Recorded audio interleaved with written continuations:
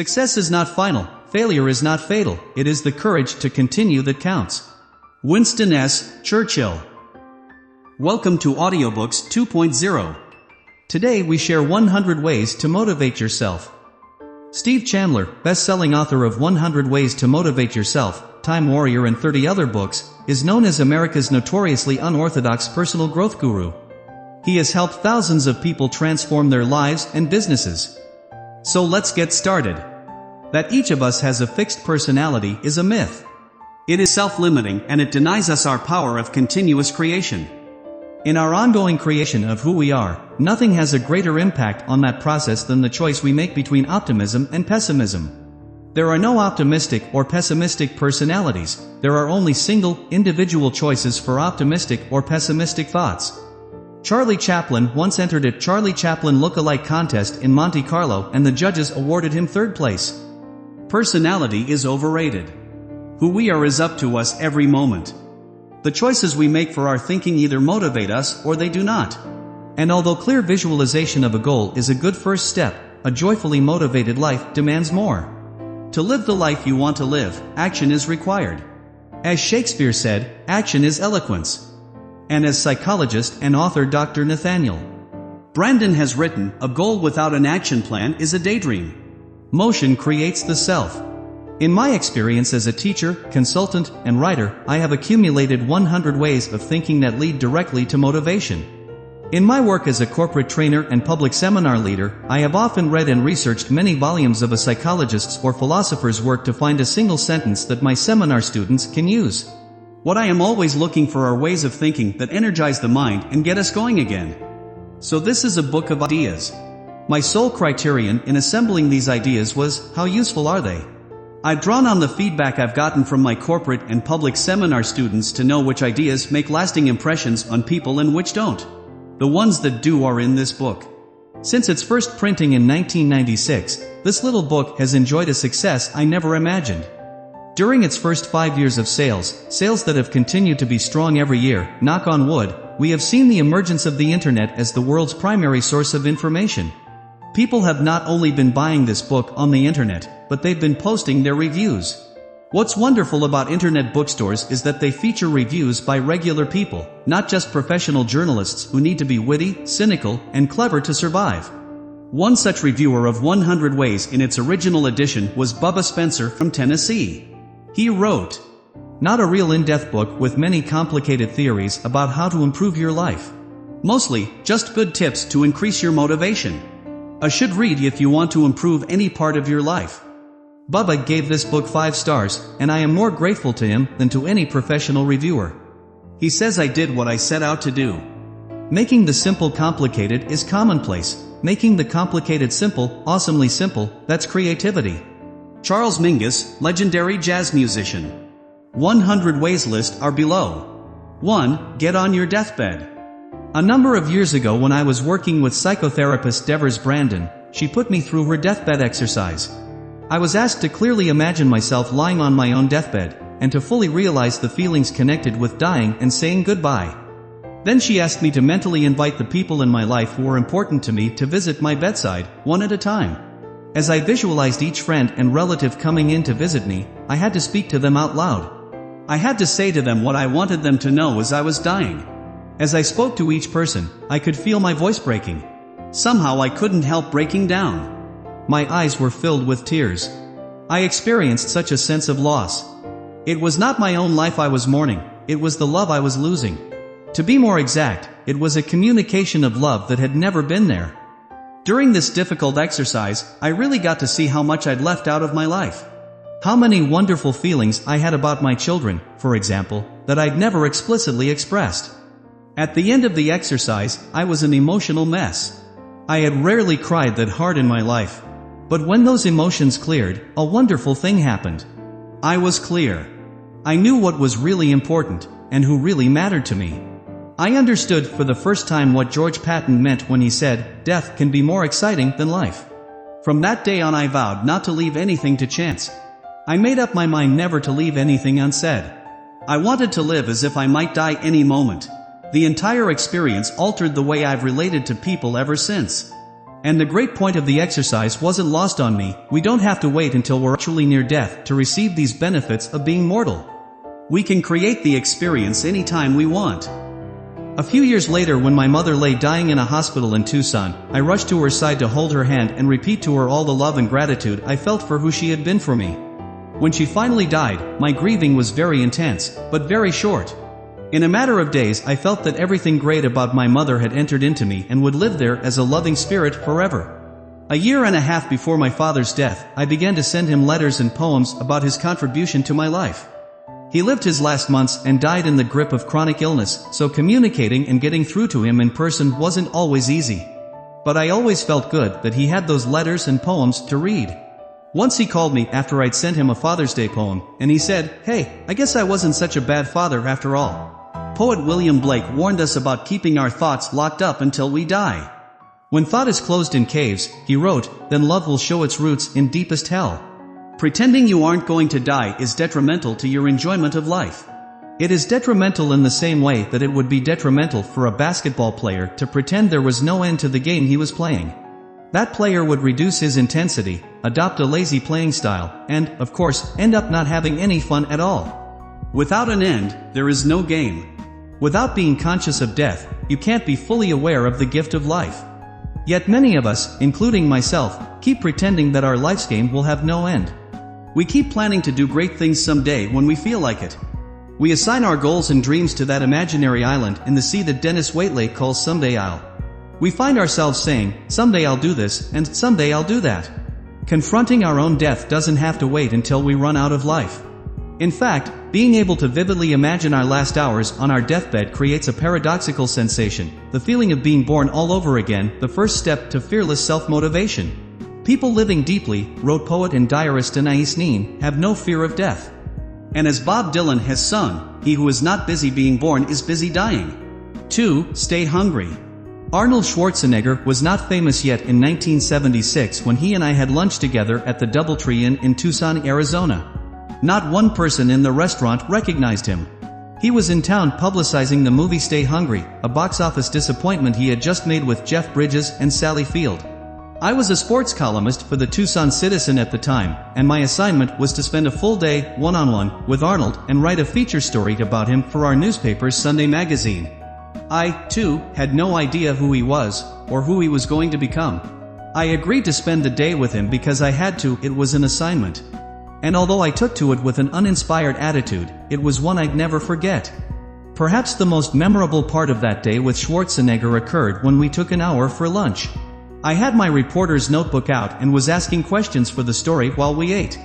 At one point I casually asked him, "Now that you have retired from bodybuilding, what are you going to do next?" And with a voice as calm as if he were telling me about some mundane travel plans, he said, "I'm going to be the #1 box office star in all of Hollywood." Mind you, this was not the slim, aerobic Arnold we know today. This man was pumped up and huge. And so for my own physical sense of well-being, I tried to appear to find his goal reasonable. I tried not to show my shock and amusement at his plan. After all, his first attempt at movies didn't promise much. And his Austrian accent and awkward monstrous build didn't suggest instant acceptance by movie audiences. I finally managed to match his calm demeanor, and I asked him just how he planned to become Hollywood's top star. "It's the same process I used in bodybuilding," he explained. "What you do is create a vision of who you want to be, and then live into that picture as if it were already true." It sounded ridiculously simple. Too simple to mean anything. But I wrote it down. And I never forgot it. I'll never forget the moment when some entertainment TV show was saying that box office receipts from his second Terminator movie had made him the most popular box office draw in the world. Was he psychic?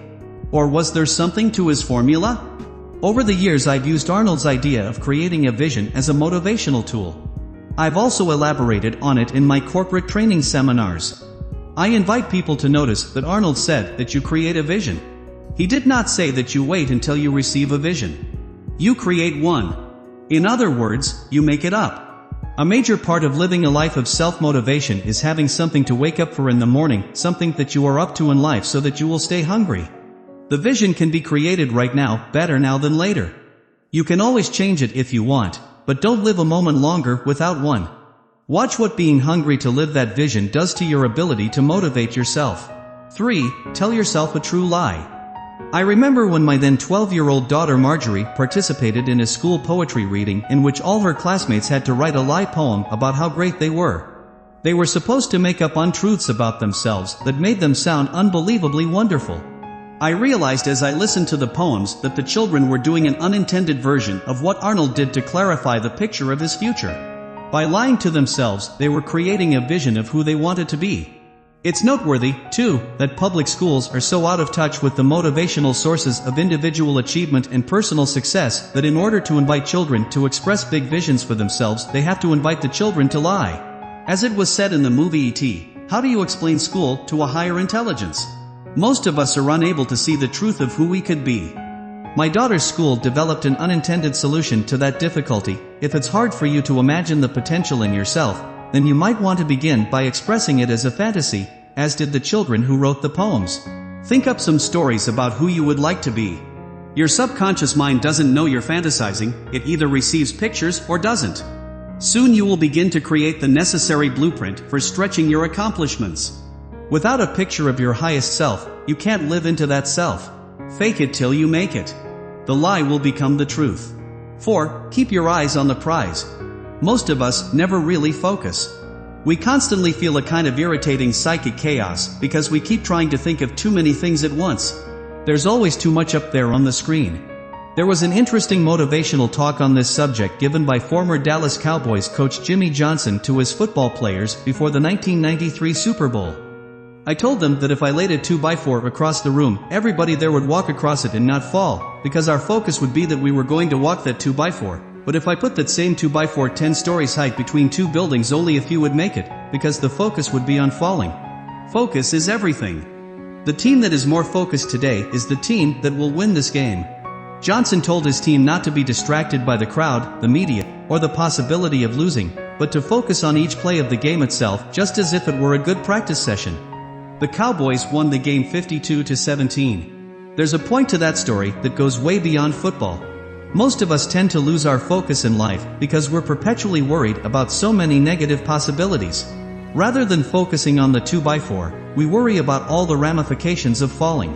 Rather than focusing on our goals, we are distracted by our worries and fears. But when you focus on what you want, it will come into your life. When you focus on being a happy and motivated person, that is who you will be. 5. Learn to sweat in peace. The harder you are on yourself, the easier life is on you. Or, as they say in the Navy SEALs, the more you sweat in peacetime, the less you bleed in war. My childhood friend Rhett Nichols was the first to show me this principle in action. When we were playing Little League Baseball, we were always troubled by how fast the pitchers threw the ball. We were in an especially good league, and the overgrown opposing pitchers, whose birth certificates we were always demanding to see, fired the ball into us at alarming speeds during the games. We began dreading going up to the plate to hit. It wasn't fun. Batting had become something we just tried to get through without embarrassing ourselves too much. Then Rhett got an idea. What if the pitches we faced in games were slower than the ones we face every day in practice? Rhett asked. That's just the problem, I said. We don't know anybody who can pitch that fast to us. That's why, in the games, it's so hard. The ball looks like an aspirin pill coming in at 200 miles an hour. I know we don't know anyone who can throw a baseball that fast, said Rhett. But what if it wasn't a baseball? I don't know what you mean, I said. Just then Rhett pulled from his pocket a little plastic golf ball with holes in it. The kind our dads used to hit in the backyard for golf practice. Get a bat, Rhett said. I picked up a baseball bat and we walked out to the park near Rhett's house. Rhett went to the pitcher's mound but came in about 3 feet closer than usual. As I stood at the plate, he fired the little golf ball past me as I tried to swing at it. Ha ha! Rhett shouted. That's faster than anybody you'll face in Little League. Let's get going. We then took turns pitching to each other with this bizarre little ball humming in at incredible speeds. The little plastic ball was not only hilariously fast, but it curved and dropped more sharply than any Little Leaguer's pitch could do. By the time Rhett and I played our next league game, we were ready.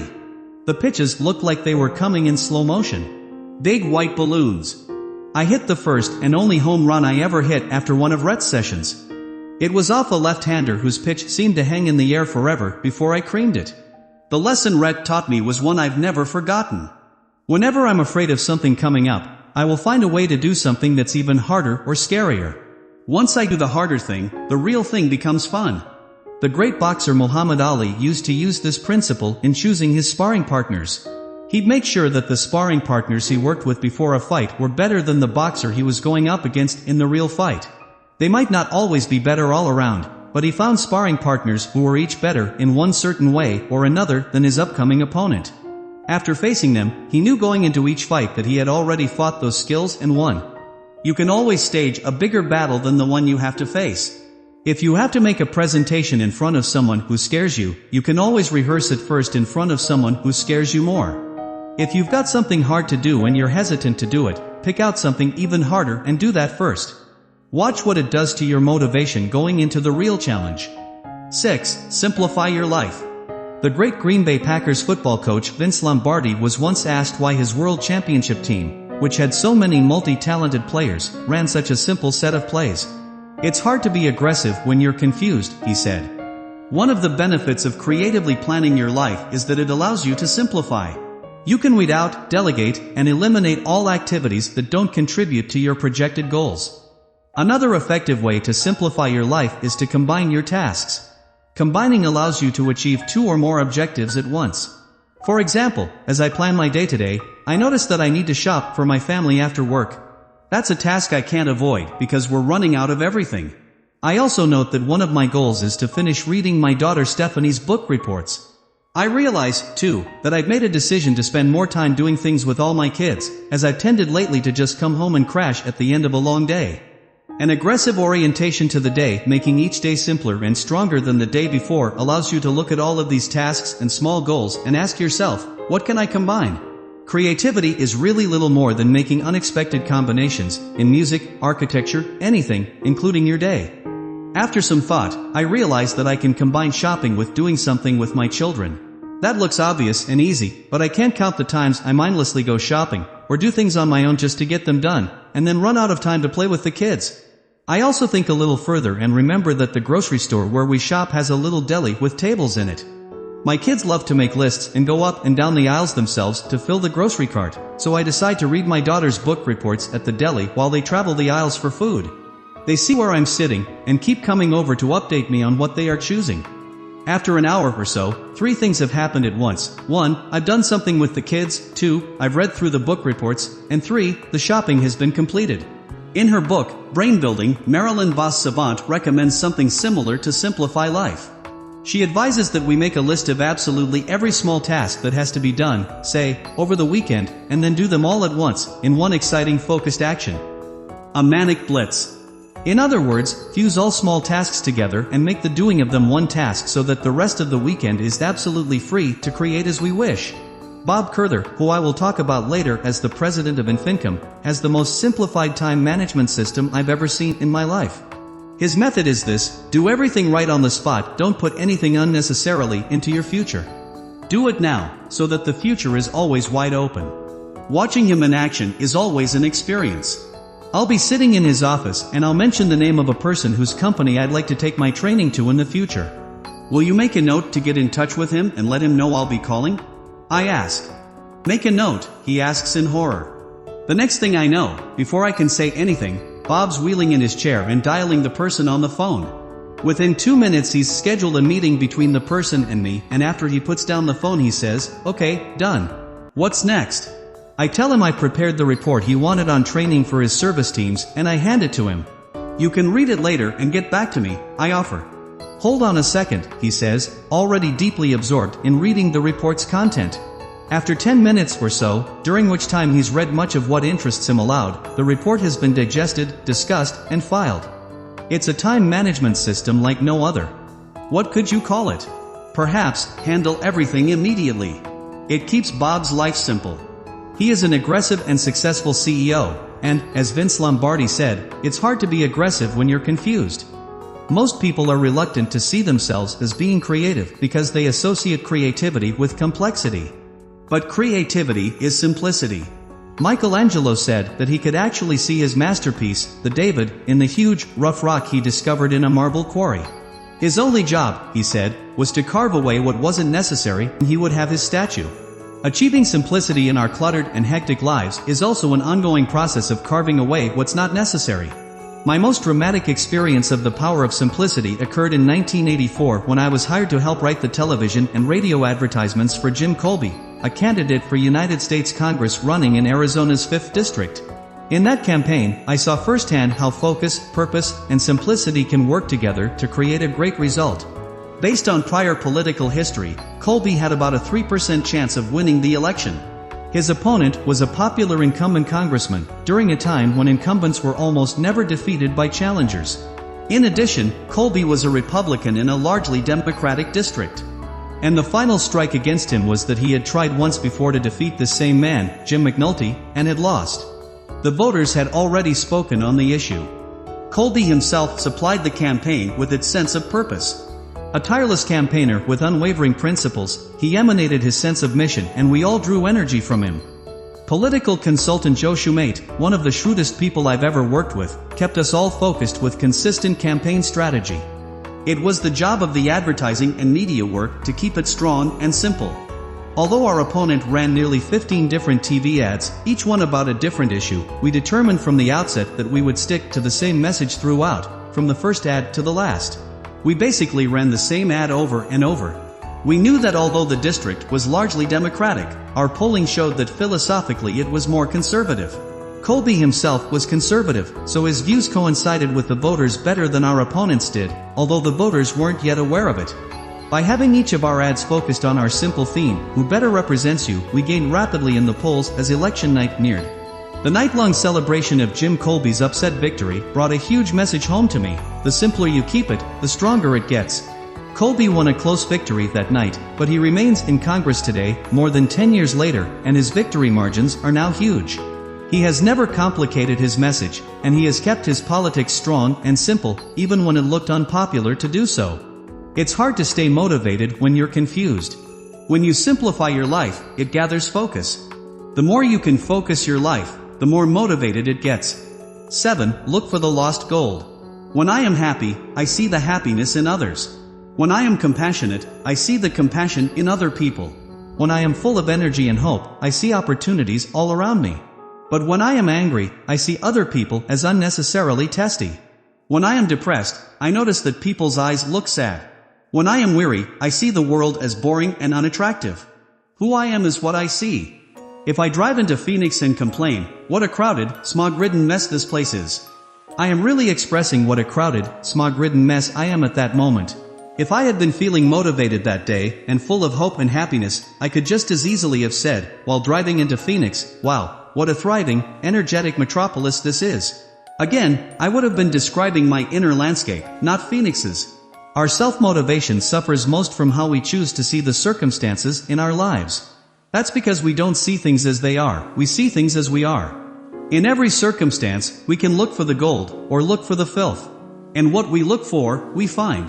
The best starting point for self-motivation is in what we choose to look for in what we see around us. Do we see opportunity everywhere? When I open my eyes in the morning, said Colin Wilson, I am not confronted by the world, but by a million possible worlds. It is always our choice. Which world do we want to see today? Opportunity is life's gold. It's all you need to be happy. It's the fertile field in which you grow as a person. And opportunities are like those subatomic quantum particles that come into existence only when they are seen by an observer.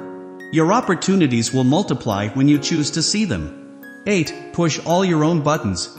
Have you ever peeked into the cockpit of a large airliner as you boarded a plane? It's an impressive display of buttons, levers, dials, and switches under one big windshield. What if, as you were boarding, you overheard the pilot say to the co-pilot, Joe, remind me, what does this set of buttons do? If I heard that, it would make it a rough flight for me. But most of us pilot our own lives that way, without much knowledge of the instruments. We don't take the time to learn where our own buttons are, or what they can do. From now on, make it a personal commitment to notice everything that pushes your buttons. Make a note of everything that inspires you. That's your control panel. Those buttons operate your whole system of personal motivation. Motivation doesn't have to be accidental. For example, you don't have to wait for hours until a certain song comes on the radio that picks up your spirits. You can control what songs you hear. If there are certain songs that always lift you up, make a tape or CD of those songs and have it ready to play in your car. Go through all of your music and create a greatest motivational hits tape for yourself. Use the movies, too. How many times do you leave a movie feeling inspired and ready to take on the world? Whenever that happens, put the name of the movie in a special notebook that you might label The Right Buttons. 6 months to a year later, you can rent the movie and get the same inspired feeling. Most movies that inspire us are even better the second time around. You have much more control over your environment than you realize. You can begin programming yourself consciously to be more and more focused and motivated. Get to know your control panel and learn how to push your own buttons. The more you know about how you operate, the easier it will be to motivate yourself. 9. Build a track record. It's not what we do that makes us tired, it's what we don't do. The tasks we don't complete cause the most fatigue. I was giving a motivational seminar to a utility company recently, and during one of the breaks a small man who looked to be in his 60s came up to me. My problem, he said, is that I never seem to finish anything. I'm always starting things, this project and that, but I never finish. I'm always off onto something else before anything is completed. He then asked whether I could give him some affirmations that might alter his belief system. He correctly saw the problem as being one of belief. Because he did not believe he was a good finisher, he did not finish anything. So he wanted a magical word or phrase to repeat to himself that would brainwash him into being different. Do you think affirmations are what you need? I asked him. If you had to learn how to use a computer, could you do it by sitting on your bed and repeating the affirmations, I know how to use a computer. I am great at using computers. I am a wizard on a computer. He admitted that affirmations would probably have no effect on his ability to use a computer. The best way to change your belief system is to change the truth about you, I said. We believe the truth faster than we believe false affirmations. To believe that you are a good finisher, you must begin by building a track record of finished tasks. He followed my suggestions with great enthusiasm. He bought a notebook and at the top of the first page he wrote, "Things I've finished." Each day, he made a point of setting small goals and finishing them. Whereas in the past he would be sweeping his front walk and leave it unfinished when the phone rang, now he'd let the phone ring so he could finish the job and record it in his notebook. The more things he wrote down, the more confident he became that he was truly becoming a finisher. And he had a notebook to prove it. Consider how much more permanent his new belief was than if he had tried to do it with affirmations. He could have whispered to himself all night long, "I am a great finisher," but the right side of his brain would have known better. It would have said to him, "No, you're not." Stop worrying about what you think of yourself and start building a track record that proves that you can motivate yourself to do whatever you want to do. 10. Welcome the unexpected. Most people do not see themselves as being creative, but we all are. Most people say, "My sister's creative, she paints," or "My father's creative, he sings and writes music." We miss the point that we are all creative. One of the reasons we don't see ourselves that way is that we normally associate being creative with being original. But in reality, creativity has nothing to do with originality, it has everything to do with being unexpected. You don't have to be original to be creative. In fact, it sometimes helps to realize that no one is original. Even Mozart said that he never wrote an original melody in his life. His melodies were all recombinations of old folk melodies. Look at Elvis Presley. People thought he was a true original when he first came upon the scene. But he wasn't. He was just the first white person to ever sing with enthusiasm. His versions of songs, however, were often direct copies from African American rhythm and blues singers. Elvis acknowledged that his entire style was a combination of Little Richard, Jackie Wilson, and James Brown, as well as a variety of gospel singers. Although Elvis wasn't original, he was creative. Because he was so unexpected. If you believe you were created in the image of your Creator, then you must, therefore, be creative. Then, if you're willing to see yourself as creative, you can begin to cultivate it in everything you do. You can start coming up with all kinds of unexpected solutions to the challenges that life throws at you. 11. Find your master key. I used to have the feeling that everyone else in life had at one time or another been issued instruction books on how to make life work. And I, for some reason, wasn't there when they passed them out. I felt a little like the Spanish poet Cesar Vallejo, who wrote, "Well, on the day I was born, God was sick." Still struggling in my mid-30s with a pessimistic outlook and no sense of purpose, I voiced my frustration once to a friend of mine, Dr. Mike Killebrew, who recommended a book to me. Until that time, I didn't really believe that there could be a book that could tell you how to make your life work. The name of the book was The Master Key to Riches by Napoleon Hill. It sat on my shelf for quite a while. I didn't believe in motivational books or self-help.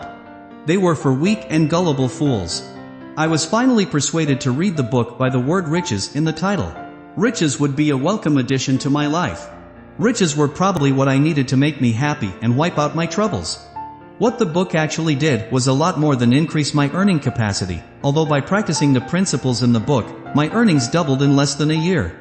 Napoleon Hill's advice ultimately sparked a fire in me that changed my entire life. I soon acquired an ability that I would later realize was self-motivation. After reading that book, I read all of Napoleon Hill's books. I also began buying motivational audiobooks for listening to in my car and for playing by my bed as I went to sleep each night. Everything I had learned in school, in college, and from my family and friends was out the window. Without fully understanding it, I was engaging in the process of completely rebuilding my own thinking. I was, thought by thought, replacing the old cynical and passive orientation to life with a new optimistic and energetic outlook. So, what is this master key to riches? The great master key to riches, said Hill, is nothing more or less than the self-discipline necessary to help you take full and complete possession of your own mind. Remember, it is profoundly significant that the only thing over which you have complete control is your own mental attitude. Taking complete possession of my own mind would be a lifelong adventure, but it was one that I was excited about beginning. Maybe Hill's book will not be your own master key, but I promise you that you'll find an instruction book on how to make your life work if you keep looking. It might be The Power of Now by Eckhart Tolle, The Last Word in Power by Tracy Goss, Frankenstein's Castle by Colin Wilson, or The 6 Pillars of Self-Esteem by Nathaniel Branden. All those books would have worked the primary transformation for me, and they have all taken me higher up the motivational ladder. Your own key might even come from the spiritual literature of your choice. You'll find it when you're ready to seek. It's out there waiting for you. 12. Put your library on wheels. One of the greatest opportunities for motivating yourself today lies in the way you use your drive time. There is no longer any excuse for time in the car to be downtime or frustrating or time that isn't motivating. With the huge variety of audio tapes and CDs now available, you can use your time on the road to educate and motivate yourself at the same time. When we use our time in the car to simply listen to hip-hop or to curse traffic, we are undermining our own frame of mind. Moreover, by listening to tabloid-type news programs for too long a period of time, we actually get a distorted view of life. News programs today have one goal: to shock or sadden the listener. The most vulgar and horrific stories around the state and nation are searched for and found. I experienced this firsthand when I worked for a daily newspaper. I saw how panicked the city desk got if there were no murders or rapes that day. I watched as they tore through the wire stories to see if a news item from another state could be gruesome enough to save the front page. If there's no drowning, they'll reluctantly go with a near drowning. There is nothing wrong with this. It's not immoral or unethical. It feeds the public's hunger for bad news. It's exactly what people want, so, in a way, it is a service. But it reaches its most damaging proportions when the average listener to a car radio believes that all this bad news is a true and fair reflection of what's happening in the world. It's not. It is deliberately selected to spice up the broadcast and keep people listening.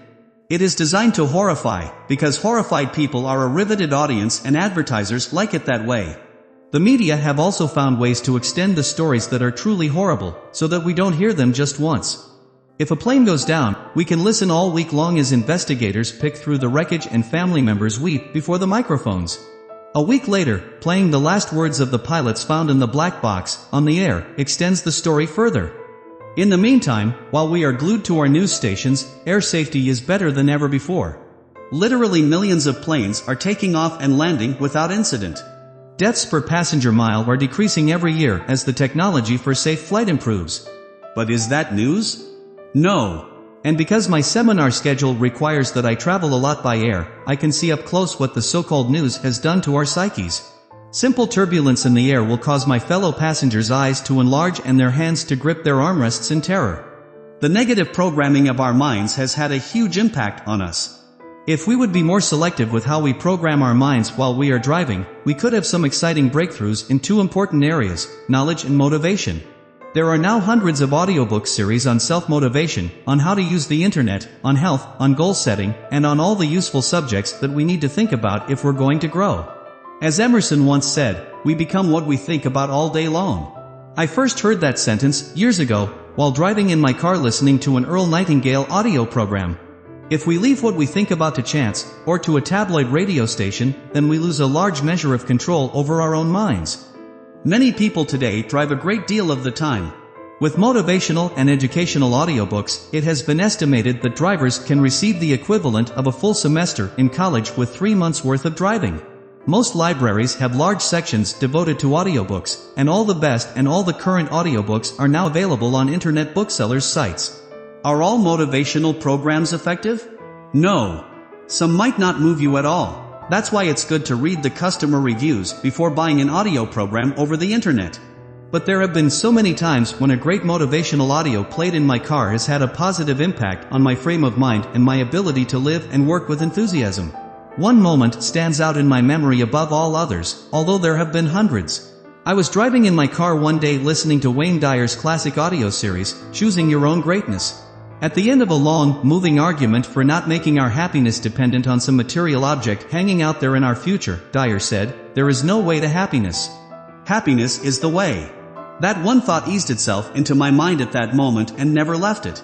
It is not an original thought, but Dyer's gentle presentation, so filled with serene joy and so effortlessly spoken, changed me in a way that no ancient volume of wisdom ever could have. That's one of the powers of the audiobook form of learning. It simulates an extremely intimate one-on-one experience. Wayne Dyer, Marianne Williamson, Caroline Moises, Barbara Sher, Tom Peters, Nathaniel Branden, Earl Nightingale, Alan Watts, and Anthony Robbins are just a few motivators whose tapes have changed my life. You'll find your own favorites. You don't have to find time to go read at the library. Forget the library. You are already driving in one. 13. Definitely plan your work. Some of us may think we're too depressed right now to start on a new course of personal motivation. Or we're too angry. Or we're too upset about certain problems. But Napoleon Hill insisted that that's the perfect time to learn one of life's most unusual rules. There is one unbeatable rule for the mastery of sorrows and disappointments, and that is the transmutation of those emotional frustrations through definitely planned work. It is a rule which has no equal. Once we get the picture of who we want to be, definitely planned work is the next step on the path. Definitely planned work inspires the energy of purpose. Without it, we suffer from a weird kind of intention deficit disorder. We're short on intention. We don't know where we're going or what we're up to. When I was a training instructor at a time management company many years ago, we taught people in business how to maximize time spent on the job. The primary idea was this: 1 hour of planning saves 3 hours of execution. However, most of us don't feel we have time for that hour of planning. We're too busy cleaning up yesterday's problems that were caused by lack of planning. We don't yet see that planning would be the most productive hour we spend. Instead, we wander unconsciously into the workplace and react to crises. Again, most of which result from a failure to plan. A carefully planned meeting can take a third of the time that an unplanned free-for-all takes. A carefully planned day can take a third of the time that an unplanned free-for-all day takes. My friend Kirk Nelson manages a large sales staff at a major radio station.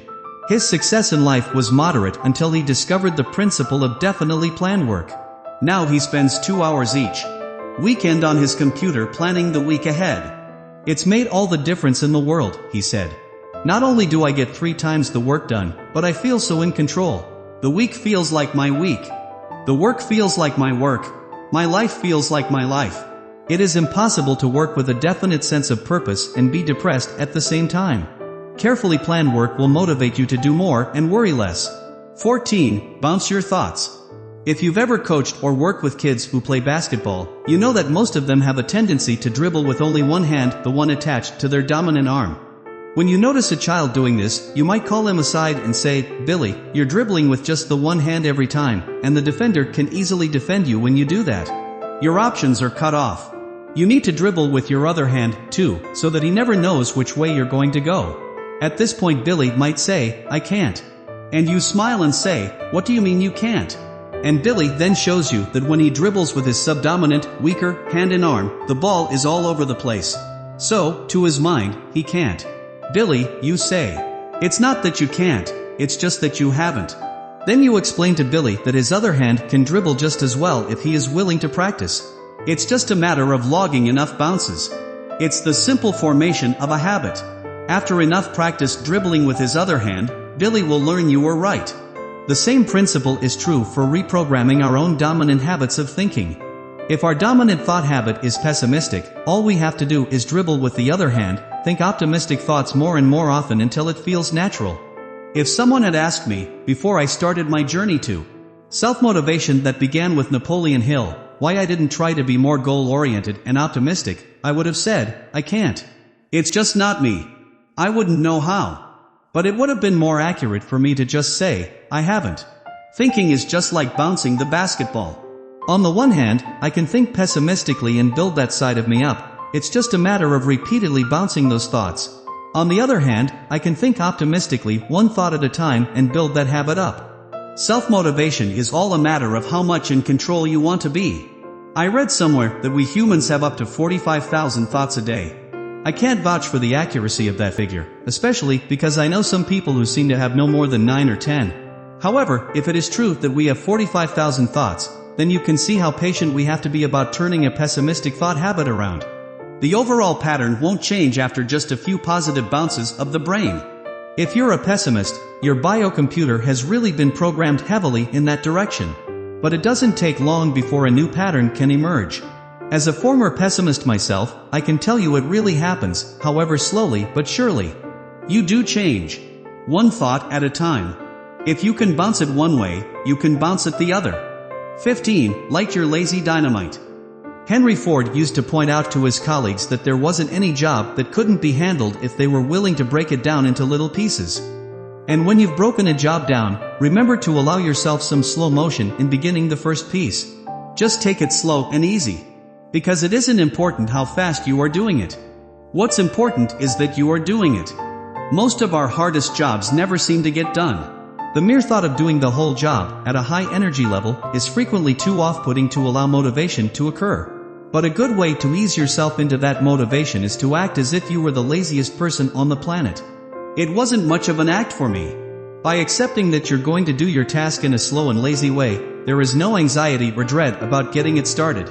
In fact, you can even have fun by entering into it as if you were in a slow-motion comedy, flowing into the work like a person made of water. But the paradox is that the slower you start something, the faster you will be finished. When you first think about doing something hard or overwhelming, you are most aware of how you don't want to do it at all. In other words, the mental picture you have of the activity, of doing it fast and furiously, is not a happy picture. So you think of ways to avoid doing the job altogether. The thought of starting slowly is an easy thought. And doing it slowly allows you to actually start doing it. Therefore, it gets finished. Another thing that happens when you flow into a project slowly is that speed will often overtake you without your forcing it. Just as the natural rhythm inside you will get you in sync with what you are doing. You'll be surprised how soon your conscious mind stops forcing the action and your subconscious mind supplies you with easy energy. So take your time. Start out lazy. Soon your tasks will be keeping the slow but persistent rhythm of that hypnotic song on Paul McCartney's Red Rose Speedway album, Oh Lazy Dynamite. The dynamite is living inside you. You don't have to be frenzied about setting it off. It lights just as well to a match struck slowly. 16. Choose the happy few. Politely walk away from friends who don't support the changes in your life. There will be friends who don't. They will be jealous and afraid every time you make a change. They will see your new motivation as a condemnation of their own lack of it.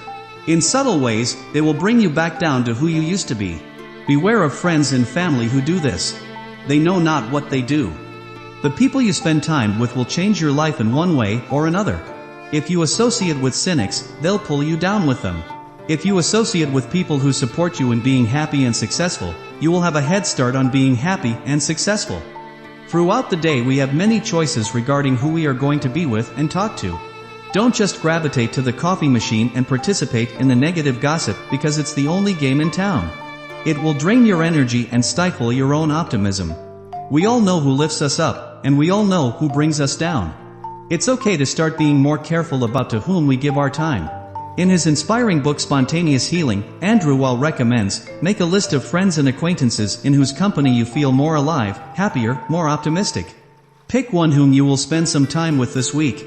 When you're in a conversation with a cynic, possibilities seem to have a way of disappearing. A mildly depressing sense of fatalism seems to take over the conversation. No new ideas and no innovative humor. Cynics, observed President Calvin Coolidge, do not create. On the other hand, enthusiasm for life is contagious. And being in a conversation with an optimist always opens us up to see more and more of life's possibilities. Kierkegaard once said, "If I were to wish for anything, I should not wish for wealth and power, but for the passionate sense of the potential, for the eye which, ever young and ardent, sees the possible. Pleasure disappoints, possibility never." 17. Learn to play a role. Your future is not determined by your personality. In fact, your personality is not even determined by your personality. There is no genetic code in you that determines who you will be. You are the thinker who determines who you will be. How you act is who you become.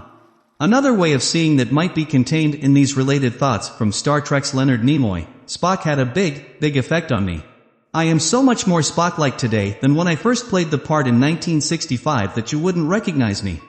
I'm not talking about appearance, but thought processes. Doing that character, I learned so much about rational logical thought that it reshaped my life. You'll gather energy and inspiration by being the character you want to play. I took an acting class a few years ago because I thought it would help me deal with my overwhelming stage fright. But I learned something much more valuable than how to relax in front of a crowd. I learned that my emotions were tools for me to use, not demonic forces. I learned that my emotions were mine to work with and change at will. Although I had read countless times that our own deliberate thoughts control our emotions, and that the feelings we have are all caused by what we think, I never trusted that concept as real, because it didn't always feel real. To me, it felt more like emotion was an all-powerful thing that could overcome my thinking and ruin a good day, or a good relationship. It took a great acting teacher, Judy Rawlings, and my own long struggles with performing difficult scenes to show me that my emotions really could be under the complete control of my mind. I found out that I could motivate myself by thinking and acting like a motivated person, just as I could depress myself by thinking and acting like a depressed person. With practice, the fine line between acting and being disappeared. We love great actors because it seems like they are the characters they play. Poor actors are those who can't be their part and therefore don't convince us of their character's reality. We hoot at those people. We call it bad acting. Yet we don't realize that we ourselves miss the same opportunities in life when we can't be the person we want to be. It doesn't take authentic circumstances to be who you want to be. It just takes rehearsal. 18. Don't just do something, sit there. For a long time, all by yourself, sit quietly, absolutely alone. Completely relax. Don't allow the television or music to be on. Just be with yourself. Watch for what happens. Feel your sense of belonging to the silence. Observe insights starting to appear. Observe your relationship with yourself starting to get better and softer and more comfortable. Sitting quietly allows your true dream life to give you hints and flashes of motivation. In this information-rich, interactive, civilized life today, you are either living your dream or living someone else's. And unless you give your own dream the time and space it needs to formulate itself, you'll spend the better part of your life simply helping others make their dreams come true. All of man's troubles, said Blaise Pascal, stem from his inability to sit alone, quietly, in a room for any length of time. Notice that he did not say some of man's troubles, but all. Sometimes, in my seminars on motivation, a person will ask me, why is it that I get my best ideas when I'm in the shower? I usually ask the person, when else during your day are you alone with yourself, without any distractions? If the person is honest, the answer is never. Great ideas come to us in the shower when it's the only time in the day when we're completely alone. No television, no movies, no traffic, no radio, no family, no talkative pets, nothing to distract our mind from conversing with itself. Thinking, said Plato, is the soul talking to itself. People worry they will die of boredom or fear if they are alone for any length of time. Other people have become so distraction addicted that they would consider sitting alone by themselves like being in a sensory deprivation tank. The truth is that the only real motivation we ever experience is self-motivation that comes from within. And being alone with ourselves will always give us motivating ideas if we stay with the process long enough. The best way to truly understand the world is to remove yourself from it. Psychic entropy, the seesaw mood swing between boredom and anxiety, occurs when you allow yourself to become confused by massive input.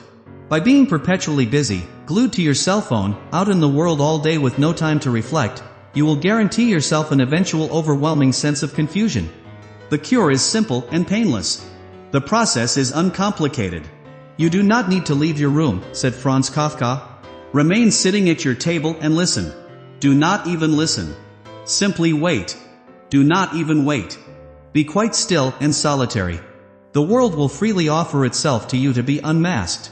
It has no choice, it will roll in ecstasy at your feet. In other words, don't just do something, sit there. 19. Use your brain chemicals. There are drugs that you can use to motivate yourself with, and I'm not talking about amphetamine or crack, a deadly form of child's play. Instead, you can get into those energizing chemicals in your system that get activated when you laugh, or sing, or dance, or run, or hug someone. When you're having fun, your body chemistry changes and you get new biochemical surges of motivation and energy. And there isn't anything you do that can't be transformed into something interesting and uplifting. Viktor Frankl has written startling accounts of his life in the Nazi concentration camps, and how some prisoners created new universes unto themselves inside their own minds. It might sound absurd, but truly imaginative people can access their inner chemical creativity in the loneliness of a prison cell. Don't keep trying to go outside yourself searching for something that's fun. It's not out there anywhere. It's inside. The opportunity for fun is in your own energy system, your synergy of heart and mind. That's where you'll find it. Pro Football Hall of Famer Fran Tarkenton recommends looking at any task you do as fun. If it's not fun, he says, you're not doing it right. People who get high on marijuana often find they can laugh at anything. The problem with them is that they think this kind of fun is inherent in the marijuana. It's not. The capacity for fun was already there inside of them. The marijuana just artificially opened them up to it. But the physical and psychological price paid for such a drugged opening is not worth the high. I wish I didn't know this firsthand, but I do. The price drug users pay is this: their self-esteem suffers because they didn't create the fun they thought the drugs did it for them. So they keep shrinking, the more they use, into greater paranoia and self-disgust. Soon they're using the drug just to feel normal. William Burroughs, a former drug addict and author of Naked Lunch, discovered something that was very interesting and bitterly amusing to him after finally recovering from his addictions. There isn't any feeling you can get on drugs, he said, that you can't get without drugs. Make a commitment to yourself to find the natural highs you need to stay motivated. Start by finding out what it does to your mood and energy to laugh, to sing, to dance, to walk, to run, to hug someone, or to get something done. Then support your experiments by telling yourself that you're not interested in doing anything that isn't fun. If you can't immediately see the fun in something, find a way to create it. Once you have made a task fun, you have solved the problem of self-motivation. 20. Leave high school forever. Most of us feel like we've been left stranded in high school forever. Like something happened there that we've never shaken off. Before high school, in our earlier and more carefree childhoods, we were creative dreamers filled with a boundless sense of energy and wonder. But in high school something got turned around. For the first time in our lives, we began fearing what other people were thinking of us. All of a sudden our mission in life became not to be embarrassed. We were afraid to look bad, and so we made it a point not to take risks. I'll never forget something that happened to my friend, Richard Schwartz, in high school. He is now a respected photographer, and I won't need to ask his permission to tell this story about him. Richard and I were walking home from school one day, and all of a sudden he stopped in his tracks, his face frozen with horror. I looked at him and asked what was wrong. I thought he was about to suffer some kind of seizure. He then pointed down at his pants and wordlessly showed me where his belt had missed a loop. I spent the whole day like this, he finally said. It was impossible for him to measure what everybody thought of him as they passed him in the halls, perhaps seeing the belt had missed a loop. The damage to his reputation was probably beyond repair. That was high school. Today, when I give my seminars on motivation, I love the periods when I take questions from the audience. But many times I can see the painfully adolescent looks of self-consciousness on people's faces when they ponder the risk of asking a question in front of the group. This habit of worrying more about what others think of our thoughts than we do about our own thinking usually begins in high school, but it can last a lifetime. It is time to be aware of what we're doing and, once again, leave high school. It's time to reach back to those pre-high school days of innocent creativity and social fearlessness, and draw on that former self. By the way, I finally came up with a way to deal with the moments of silence that fill a seminar room when I ask for questions. I go to the board and make 5 circles. Then I tell the audience that I used to say in my classes, if there are no questions at this point, we'll take a break. People always want to take a break, so there wasn't much incentive for asking questions. But questions are the most fun part of a seminar for me, so I came up with this game. After 5 questions, we take a break. Now I find people in the audience urging people around them to join in asking questions so we can take our break sooner.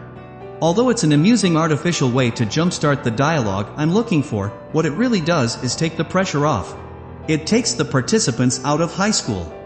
Most people don't realize how easily they can create the social fearlessness they want to have. Instead, they live like they are still teenagers, reacting to the imagined judgments of other people. They end up designing their lives based on what other people might be thinking about them. A life designed by a teenager. Would you want one? But you can leave that mindset behind. You can motivate yourself by yourself, without depending on the opinions of others. All it takes is a simple question. As Emerson asked, why should the way I feel depend on the thoughts in someone else's head? 21. Learn to lose your cool. You can create a self that doesn't care that much about what people think. You can motivate yourself by leaving the painful self-consciousness of high school behind. Because our tendency is to go so far in the timid, non-assertive direction, it might be a profitable overcorrection to adopt these internal commands. Look bad. Take a risk. Lose face. Be yourself. Share yourself with someone. Open up. Be vulnerable. Be human. Leave your comfort zone. Get honest. Experience the fear. Do it anyway. Show me a guy who's afraid to look bad, said actor René Aubergenois, and I'll show you a guy you can beat every time. The first time that I ever spoke to author and psychotherapist Devers Brandon, it was over the telephone, and she agreed to work with me on building my own self-confidence and personal growth. It wasn't long into the phone conversation before she asked me about my voice. I am very interested in your voice, she said, with a tone of curiosity. Hoping she might be ready to give me a compliment, I asked her to explain. Well, she said, it's so lifeless. A real monotone. I wonder why that is. Embarrassed, I had no explanation. This conversation took place long before I had become a professional speaker, and it was also long before I ever took any acting lessons. It was long before I learned to sing in my car, too. Yet I was completely unaware and very surprised that it seemed to her that I was coming across with a voice like someone out of Night of the Living Dead. The truth was that during that period in my life, I was living scared. Things weren't going well for me financially, I had serious health problems in my family, and I had that mildly suicidal feeling that accompanies an increasing sense of powerlessness over one's problems. I now think one way a lot of men hide their fears is by assuming a macho kind of dull indifference. I know now that's what I had done. That a psychotherapist could hear it immediately in my voice was unnerving, though. Trying to understand why I covered fear with indifference, I remembered that back in my high school the cool guys were always the least enthusiastic guys. They spoke in monotones, emulating their heroes James Dean and Marlon Brando. Brando was the coolest of all. He was so indifferent and unenthusiastic you couldn't even understand him when he spoke. One of the first homework assignments Devers Brandon gave me was to rent the video Gone with the Wind and study how fearlessly Clark Gable revealed his female side. This sounded weird to me. Gable a female? I knew Gable was always considered a true man's man in all those old movies, so I couldn't understand what Devers was talking about, or how it would help me. But when I watched the movie, it became strangely clear. Clark Gable allowed himself such a huge emotional range of expression that I could actually identify scenes where he was revealing a distinctly female side to his character's personality. Did it make him less manly? No. Curiously, it made him more real and more compelling. From that time on, I lost my desire to hide myself behind an indifferent, monotonous person. I committed myself to get on the road to creating a self that included a wider range of expression, without a nervous preoccupation with coming off like a man's man. I also started noticing how much we seem to love vulnerability in others but don't trust it in ourselves. But we can learn to trust it. Just a little at first. Then we can build that vulnerability until we're not afraid to open up into an ever-widening spectrum of self-revelation. By losing face, we connect to the real excitement of life. And what if I don't always come off as an indifferent man's man? Frankly, my dear, I don't give a damn. 22. Kill your television.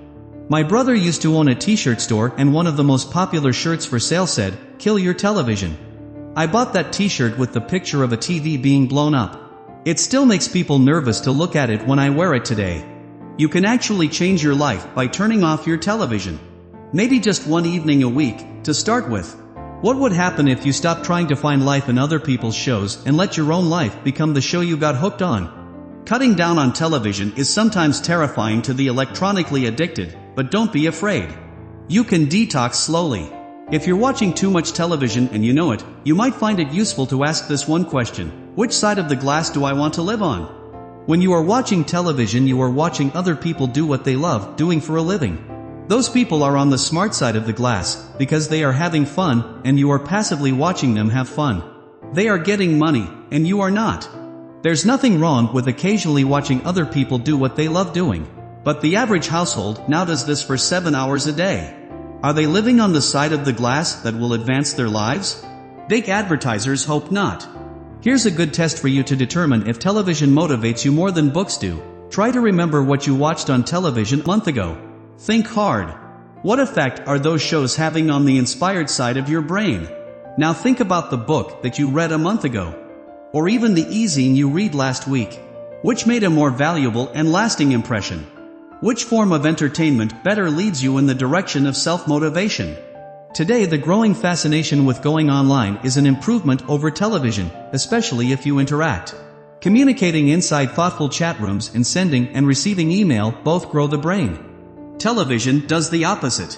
Groucho Marx once said he found television very educational. Every time someone turns it on, he said, I go in the other room to read a book. 23. Break out of your soul cage. Our society encourages us to seek comfort. Most products and services advertised day and night are designed to make us more comfortable and less challenged. And yet, only challenge causes growth. Only challenge will test our skills and make us better. Only challenge and the self-motivation to engage the challenge will transform us. Every challenge we face is an opportunity to create a more skillful self. So it is up to you to constantly look for challenges to motivate yourself with. And it's up to you to notice when you're buried alive in a comfort zone. It's up to you to notice when you are spending your life, in the image of the poet William Olson, like a flower living under the wind. Use your comfort zones to rest in, not to live in. Use them consciously to relax and restore your energy as you mentally prepare for your next challenge. But if you use comfort zones to live in forever, they become what rock singer Sting calls your soul cages. Break free. Fly away. Experience what the philosopher Fichte meant when he said, being free is nothing. Becoming free is heavenly. 24. Run your own plays. Design your own life's game plan. Let the game respond to you rather than the other way around. Be like Bill Walsh, the former head coach of the San Francisco 49ers. Everybody thought he was a kind of eccentric because of how extensively he planned his plays in advance of each game. Most coaches would wait to see how the game unfolded, then respond with plays that reacted to the other team. Not Bill Walsh. Walsh would pace the sidelines with a big sheet of plays that his team was going to run, no matter what. He wanted the other team to respond to him. Walsh won a lot of Super Bowls with his unorthodox proactive approach. But all he did was to act on the crucial difference between creating and reacting. You can create your own plans in advance so that your life will respond to you. If you can hold the thought that at all times your life is either a creation or a reaction, you can continually remind yourself to be creating and planning. Creation and reaction have the same letters in them, exactly, they are anagrams. Perhaps that's why people slip so easily out of one and into the other. Many of us can spend whole days reacting without being aware of it. We wake up reacting to news on the clock radio. Then we react to feelings in our body. Then we start reacting to our spouses or our children. Soon we get in the car and react to traffic, honking the horn and using sign language. Then, at work, we see an email on our computer screen and react to that. We react to stupid customers and insensitive bosses who are intruding on our day. During a break, we react to a waitress at lunch. This habit of reacting can go on all day, every day. We become goalies in the hockey game of life, with pucks flying at us incessantly. It's time to play another position. It's time to fly across the ice with the puck on our own stick ready to shoot at another goal. Robert Fritz, who has written some of the most profound and useful books on the differences between creating and reacting, says, when your life itself becomes the subject matter of the creative process, a very different experience of life opens to you, one in which you are involved with life at its very essence. Plan your day the way Bill Walsh planned his football games. See the tasks ahead as plays you're going to run. You'll feel involved in your life at its very essence, because you'll be encouraging the world to respond to you. If you don't choose to do that, the life you get won't be an accident. As an old Jewish folk saying puts it, a person who does not make a choice makes a choice. 25. Find your inner Einstein. The next time you see a picture of Albert Einstein, realize that that's actually you. See Albert Einstein and say, there I am. Every human has the capacity for some form of genius. You don't have to be good with math or physics to experience genius level in your thinking. To experience Einstein's creative level of thinking, all you have to do is habitually use your imagination. This is a difficult recommendation for adults to follow, though, because adults have become accustomed to using their imaginations for only one thing, worrying.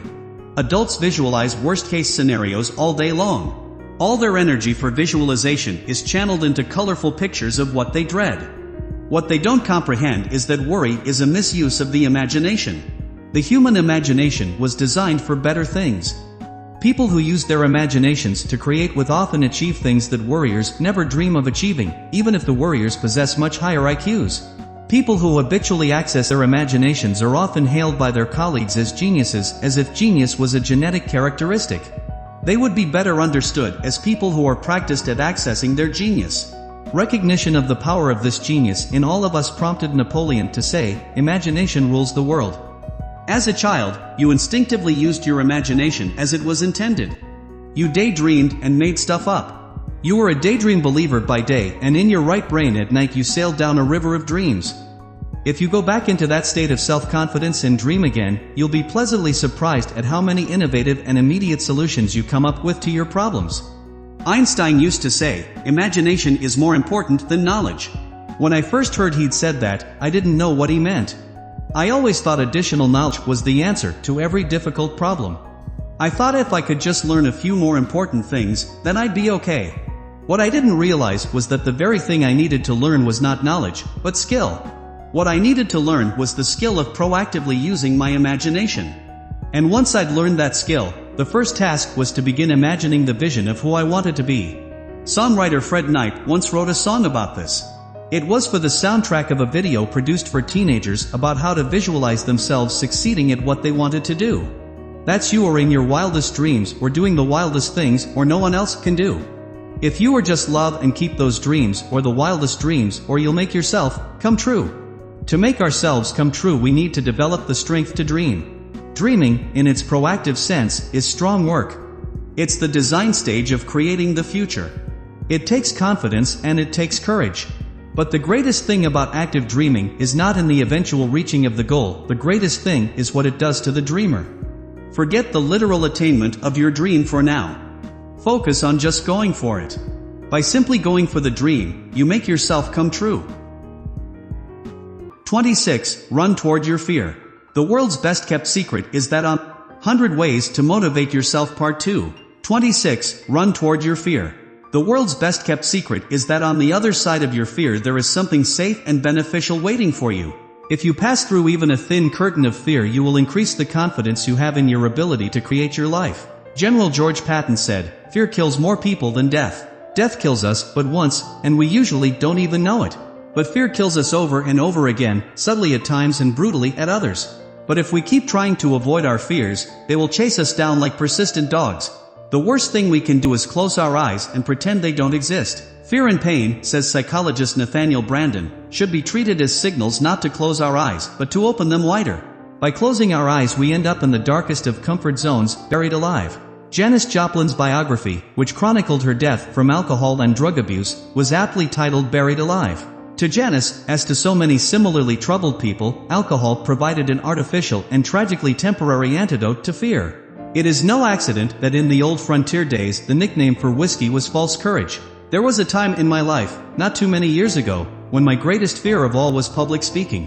It didn't even help that fear of speaking in front of people was people's number one fear, even greater than the fear of death. This fact once caused comedian Jerry Seinfeld to point out that most people would rather be in the coffin than delivering the eulogy. For me, it ran even deeper than that. As a child I could not give oral book reports. I'd plead with my teachers to let me off the hook. I would offer to do 2, even 3 written book reports if I didn't have to do the oral one. Yet as my life went on, I wanted to be a public speaker more than anything. My dream was to teach people everywhere to learn the ideas that lead to self-motivation, the ideas that I had learned. But how could I ever do this if stage fright left me frozen with fear? Then one day, as I was driving in Phoenix flipping through the radio stations looking for good music, I accidentally happened upon a religious station where a histrionic preacher was yelling, "Run toward your fear. Run right at it." I hastened to change the station, but it was too late. Deep down I knew that I had just heard something I needed to hear. No matter what station I turned to, all I could hear was that madman's words, "Run toward your fear." The next day I still couldn't get it out of my mind, so I called a friend of mine who was an actress. I asked her to help me get into an acting class she had once told me about. I told her I thought I was ready to overcome my fear of performing in front of people. Although I lived in a high state of anxiety the first weeks of that class, there was no other way around my fear. There was no real way to run from it any longer, because the more I ran, the more pervasive it got. I knew I had to turn around and run toward the fear or I would never pass through it. Emerson once said, "The greater part of courage is having done it before," and that soon became true of my speaking in public. Fear of doing it can only be cured by doing it. And soon my confidence was built by doing it again and again. The rush we get after running through the waterfall of fear is the most energizing feeling in the world. If you are ever in an undermotivated mood, find something you fear and do it, and watch what happens. 27. Create the way you relate. We can't create our truest selves without creating relationships in the process. Relationships are everywhere. Relationships are everything. There is no end to relationship, said the Indian spiritual leader Krishnamurti. There may be the end of a particular relationship, but relationship can never end. To be is to be related. I have trained many corporations with a 4-part seminar series. The first 3 parts are on self-motivation, and the final part is on relationship building. Sometimes CEOs ask me up front, ahead of the training, if I don't have that ratio out of balance. Shouldn't you have more of it be on relationship building, they ask. After all, team building and customer relations are surely more important than self-motivation. I stand by my ratio. We can't relate to others if our relationship with ourselves is poor. A commitment to personal motivation comes first. Because who wants to have a relationship with someone who is not motivated in any way? When we do get to the 4th part, relationship building, the focus is on creativity. Creativity is the most neglected and yet most useful aspect of relationship building. In relationships most of us think with our emotions rather than our minds. But to think with our feelings instead of our minds puts us in the unresourceful state that Colin Wilson describes as being upside down. When we view relationships as opportunities for creativity, they always get better. When our relationships get better, we are even more motivated. My youngest daughter, Margie, was in 4th grade when a very shy girl in her class accidentally put a large black mark on her own nose with an indelible marker. Many of the kids in the class pointed at her and started to laugh. The little girl was finally reduced to tears of embarrassment. At some point Margie walked over to the girl to give her some comfort. Margie's astonished teacher related this story to me. Impulsively, Margie picked up the marker and marked her own nose, and then handed the marker to another classmate and said, "I like my nose this way. What about you?" In a few moments the entire class had black marks on their noses, and the shy girl who was once crying was laughing. At recess, Margie's class all went out on the playground with marked noses, and they were the envy of the school, obviously into something unusual and cool. This story is interesting to me because of how Margie used her creativity and her mind instead of her emotions to solve a problem. She elevated herself up into her mind, where something clever could be done. If she had used her feelings to think with, she might have expressed anger at the class for laughing at the girl, or sadness and depression. Anytime you take a relationship problem up into the mind, you have unlimited opportunities to get creative. Conversely, when you send a relationship problem down the elevator into the lower half of the heart, you risk staying stuck in the problem forever. This doesn't mean that you shouldn't feel anything. Feel everything. Notice your feelings. Just don't think with them. When there's a relationship problem to be solved, travel up your ladder to the most creative you. You'll soon realize that we create the relationships we have in our lives. They don't just happen. We are each of us angels with only one wing, said the Italian artist Luciano de Crescenzo, and we can only fly embracing each other. 28. Try interactive listening.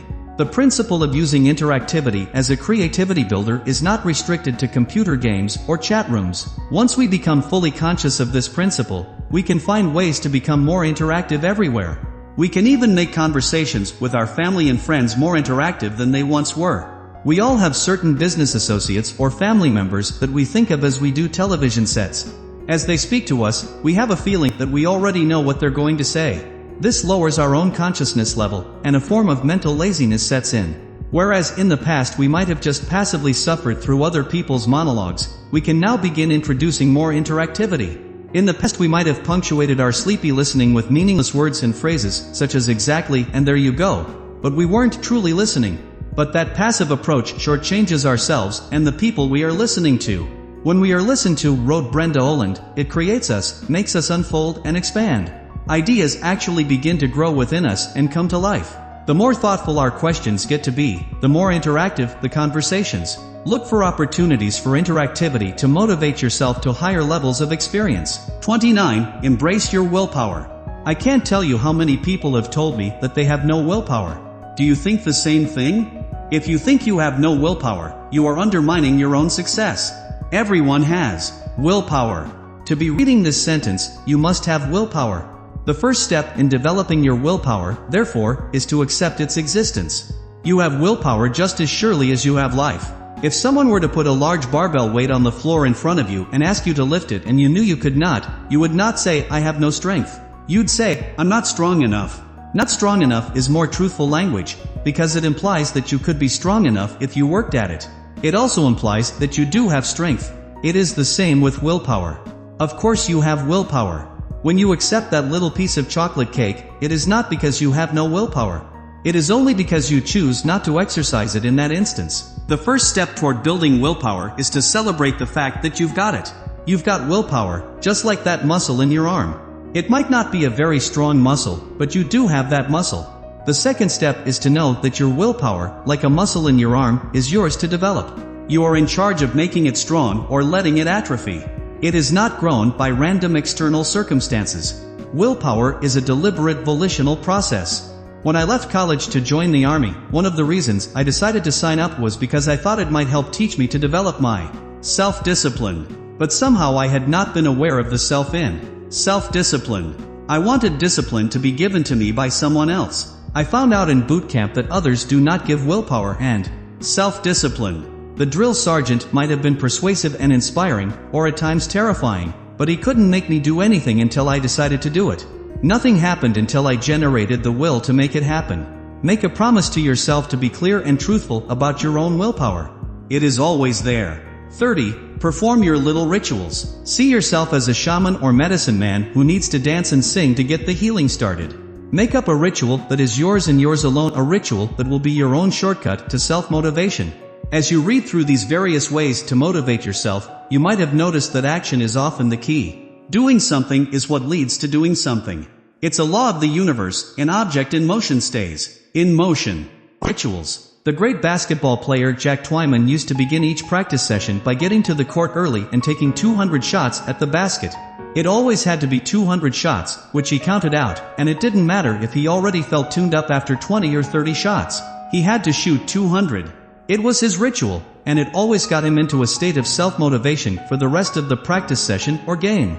My friend Fred Knight, now an Emmy Award-winning television writer and comedian, does something he calls driving for ideas. When he has a major creative project to accomplish, he gets in his car and drives around the desert near Tucson until ideas begin to come to him. His theory is that the act of driving gives the anxious, logical left side of his brain something to do so the right side of his brain can be freed up to suggest ideas.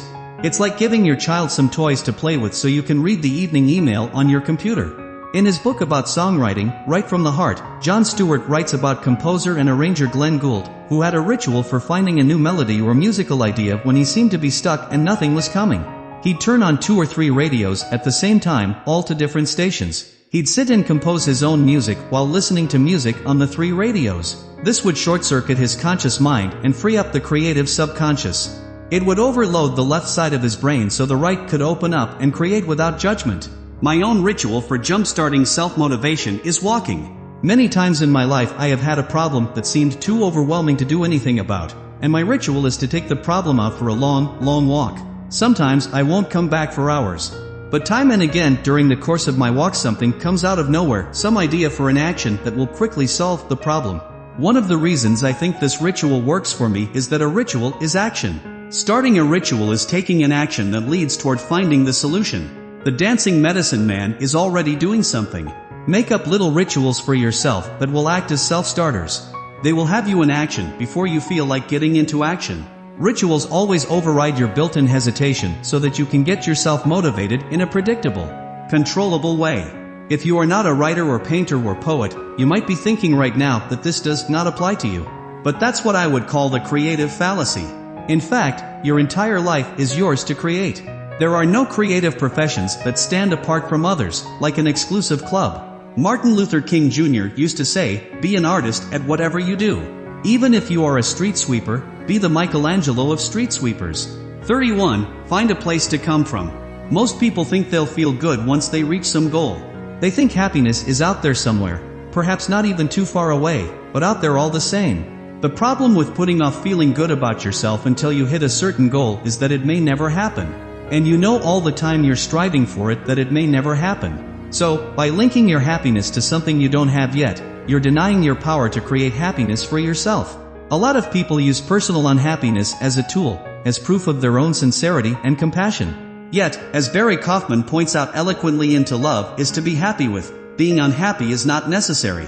You can be happy and also be sincere. You can be happy and also be compassionate.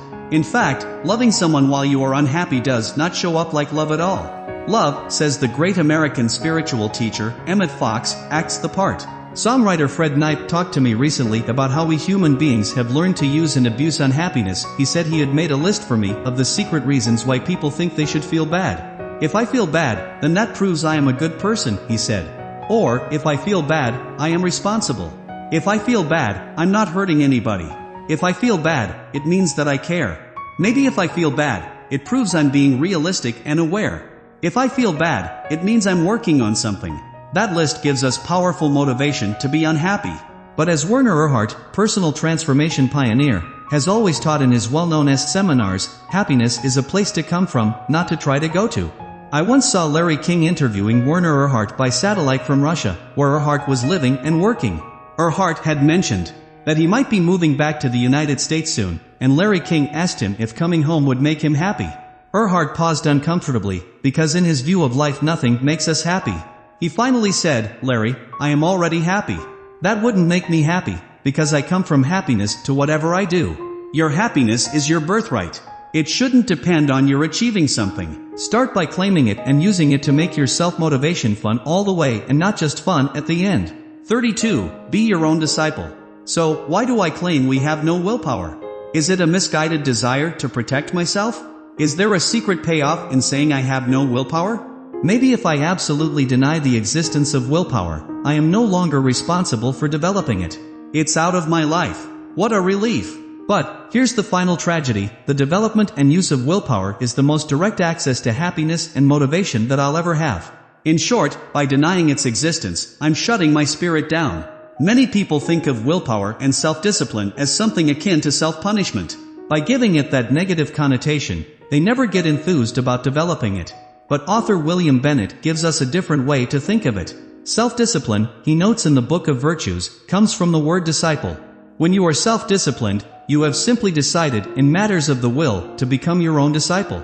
Once you make that decision, your life's adventure gets more interesting. You start to see yourself as a stronger person. You gain self-respect. American philosopher Ralph Waldo Emerson used to talk about the Sandwich Island warriors who believed that when they killed an enemy tribesman, the courage of that dead enemy passed into the warrior's living body. Emerson said that the same thing happens to us when we say no to a temptation. The power of that dead temptation passes into us. It strengthens our will. When we resist a small temptation, we take on a small power. When we resist a huge temptation, we take on huge power. William James recommended that we do at least 2 things every day that we don't want to do for the very reason that we don't want to do them, just to keep willpower alive. By doing this, we maintain our awareness of our own will. 33. Turn into a word processor. If you associate the word willpower with negative things, such as harsh self-denial and punishment, you will weaken your resolve to build it.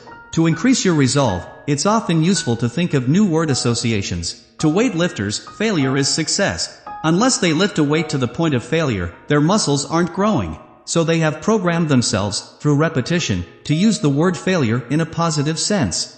They also call what we would call pain something positive, the burn. Getting to the burn is the goal. You'll hear bodybuilders call out to each other, "Roast M." By consciously using motivated language, they acquire access to inner power through the use of the human will. Zen philosopher and scholar Alan Watts also used to hate the word discipline because it had so many negative connotations.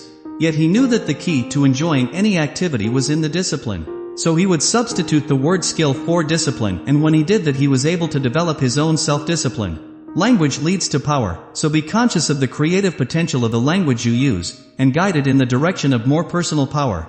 34. Program your biocomputer.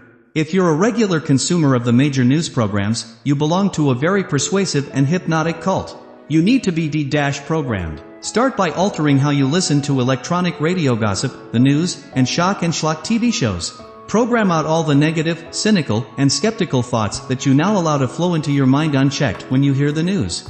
Headless woman found in topless bar. That was an actual headline in a daily New York City newspaper. I used to work for a city newspaper, and I remember how hard the editors in the newsroom would search for the most shocking stories they could find. The news is not the news. It is the bad news. It is deliberate shock. The more you accept it as the news, the more you believe that that's the way it is, and the more fearful and cynical you will become. If we realized exactly how much vulgar, pessimistic, and manipulative negativity was deliberately packed into every daily newspaper and most television shows and Hollywood movies, we would resist the temptation to flood our brains with their garbage. Most of us are more particular about what we put in our automobile's gas tank than we are about what we put in our own brain every night. We passively feed ourselves with stories about serial killers and violent crime without any conscious awareness of the choice we're making. How do we change it? By worrying about it? No. Rather than fretting about crime and apathy and whatever you wish would change in the world, it's often very motivational to heed the words of Gandhi, who said, "You must be the change you wish to see." San Francisco writer and musician Gary Lockman wrote a captivating essay called World Rejection and Criminal Romantics, in which he observed, "It's the Ted Bundys that get television coverage, not the thousands of self-actualizers who work away at self-transformation quietly and anonymously. And it's their influence, not that of the Ted Bundys, that will shape the face of the coming century." Often we don't have an opportunity to skip the media reports of crime and scandal, so it's important that we listen in a way that always programs out the effect. We are pretty good at doing this when we pass the tabloids in the grocery store checkout line. We smile at them even before reading that aliens are living in the White House. We need to take that same attitude toward what passes as serious media. Once you've gotten good at factoring out the negative aspects of the media today, take it a step further, make your own news. Be your own breaking story. Don't look to the media to tell you what's happening in your life. Be what's happening. 35. Open your present. Practice being awake in the present moment. Make the most of your awareness of this hour. Don't live in the past, unless you want guilt, or worry about the future, unless you want fear, but stay focused on today, in case you want happiness.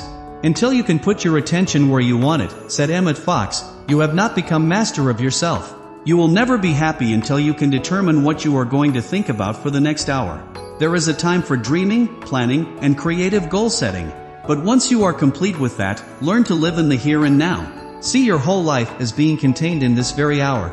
Let the microcosm become the macrocosm. Live the words of the poet William Blake and his description of enlightenment. To see a world in a grain of sand and heaven in a wild flower. Hold infinity in the palm of your hand and eternity in an hour. Sir Walter Scott said he would trade whole years filled with mindless conformity for 1 hour of life crowded to the full with glorious action, and filled with noble risks. It's amazing what can be done by people who learn to relax, pay attention, and focus, appreciating the present hour and all the opportunity it contains. It is said that in America we try to cultivate an appreciation of art, while the Japanese cultivate the art of appreciation. You, too, can cultivate the art of appreciation. Appreciate this hour. This hour, right now, is pure opportunity. The great French philosopher Voltaire was on his deathbed when someone asked him, if you had 24 more hours to live, how would you live them? Voltaire said, one at a time. 36. Be a good detective. In your professional life, whatever it is, always be curious. When you meet with someone, think of yourself as a bumbling but friendly private detective.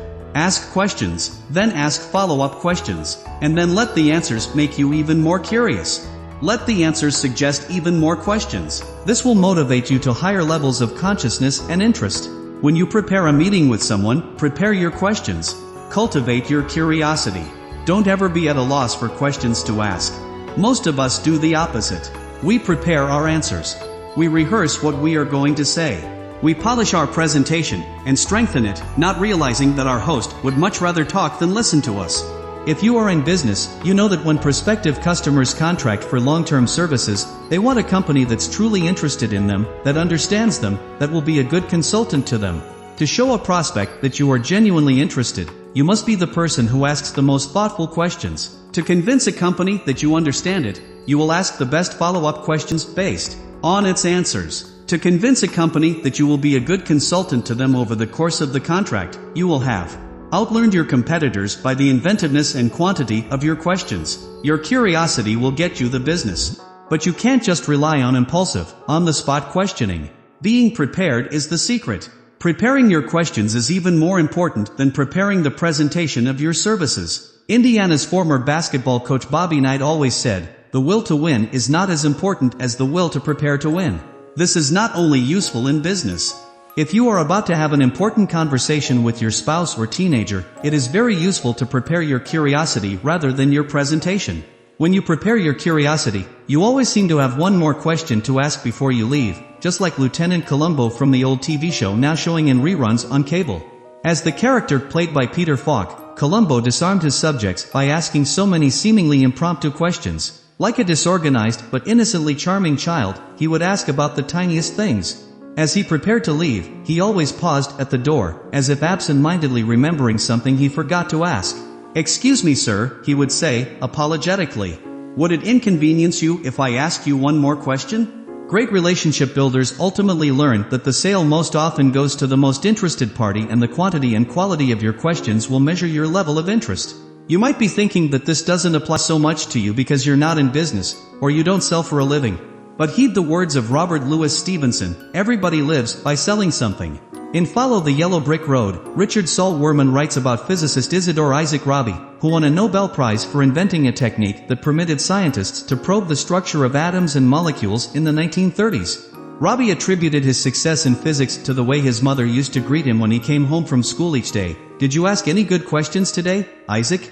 By asking questions in your relationships, you are already creating the relationship, and you are already self-motivated. You don't have to wait for the other person to make it happen. 37. Make a relationship. Motivate yourself by giving someone else the ideas necessary for self-motivation. You can have any experience you want in life simply by giving that experience away to someone else. John Lennon called it instant karma. In most of our relationships we stay focused on ourselves. We're fascinated by how we're coming off. We're constantly monitoring what others must now be thinking of us. We live as if mirrors surround us.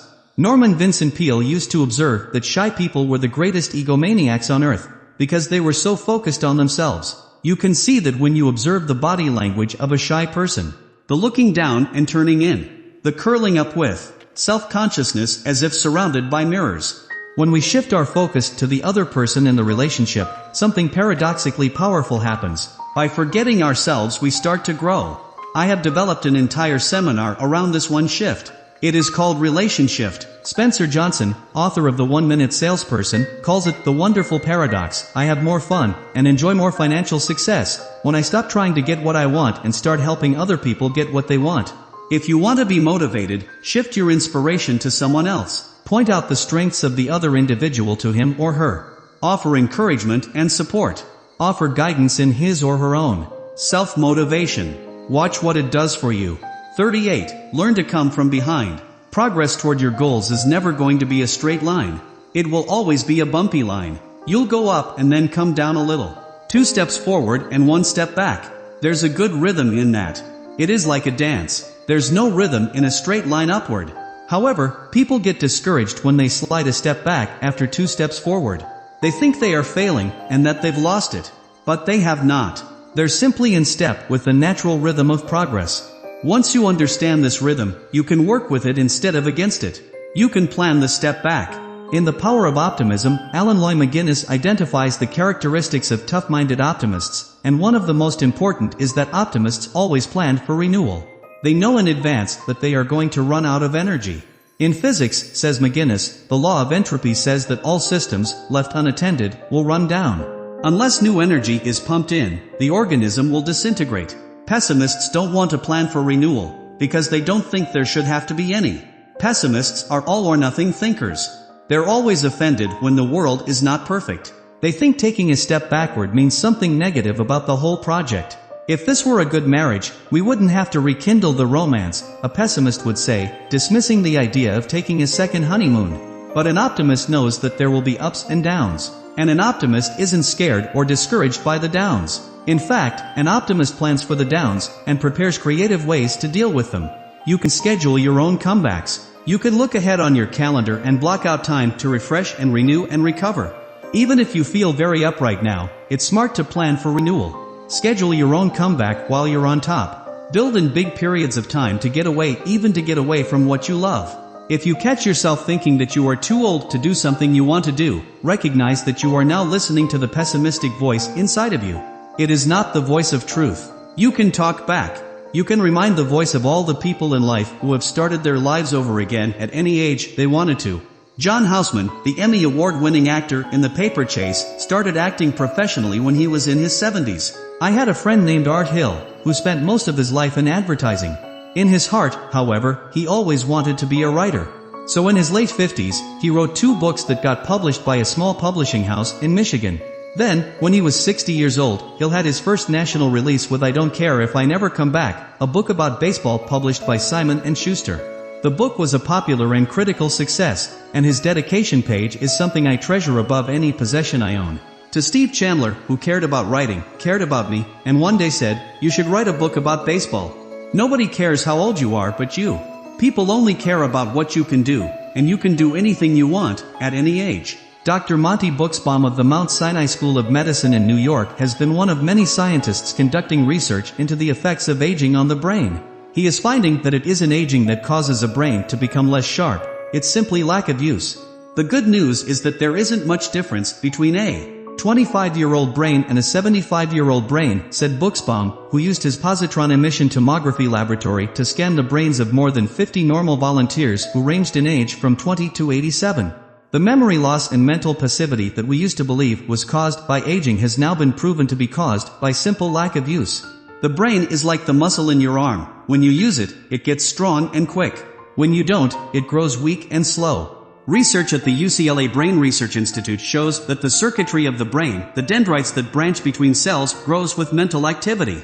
Anything that's intellectually challenging, said Arnold Scheibel, head of the institute, can probably serve as a kind of stimulus for dendritic growth, which means it adds to the computational reserves in the brain. Translation, you can make yourself smarter. Whoever told you that you cannot increase your intelligence, asks Dr. Robert Jarvik, inventor of the artificial heart. Whoever taught you not to try?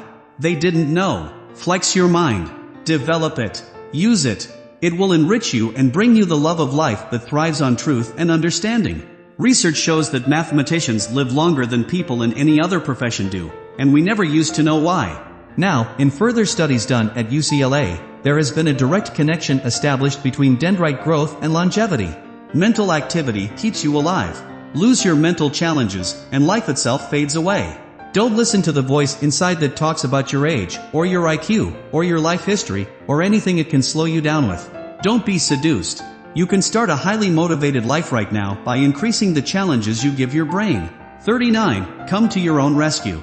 After a seminar I gave in Vancouver, Canada, Don Beach, the sales manager of Bendorf Förster, one of that city's top businesses, sent me a tape of a song that he wanted me to hear. He said it reminded him of what I had been teaching his team about self-esteem. The song was a live performance by the old folk singing duo, Sonny Terry and Brownie McGee. The song is called Love, Truth, and Confidence.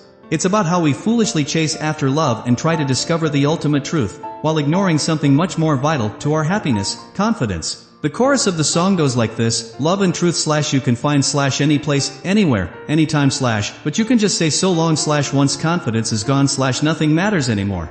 I never knew the true power of self-confidence until I began working with Dr. Nathaniel Brandon and his wife Devers Brandon.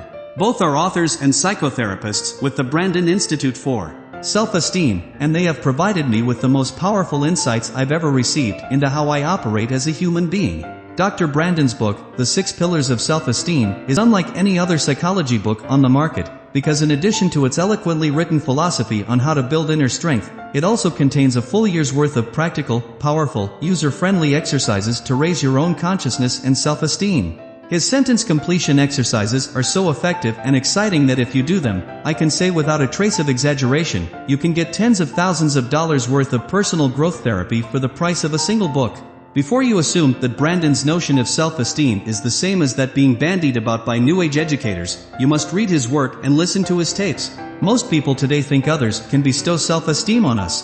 Such misguided thinking leads to phenomena such as classes without grades and work without standards for excellence. Perhaps you have heard about that little league group in Pennsylvania that wanted to eliminate keeping score from baseball games because of the damage that losing does to children's self-esteem.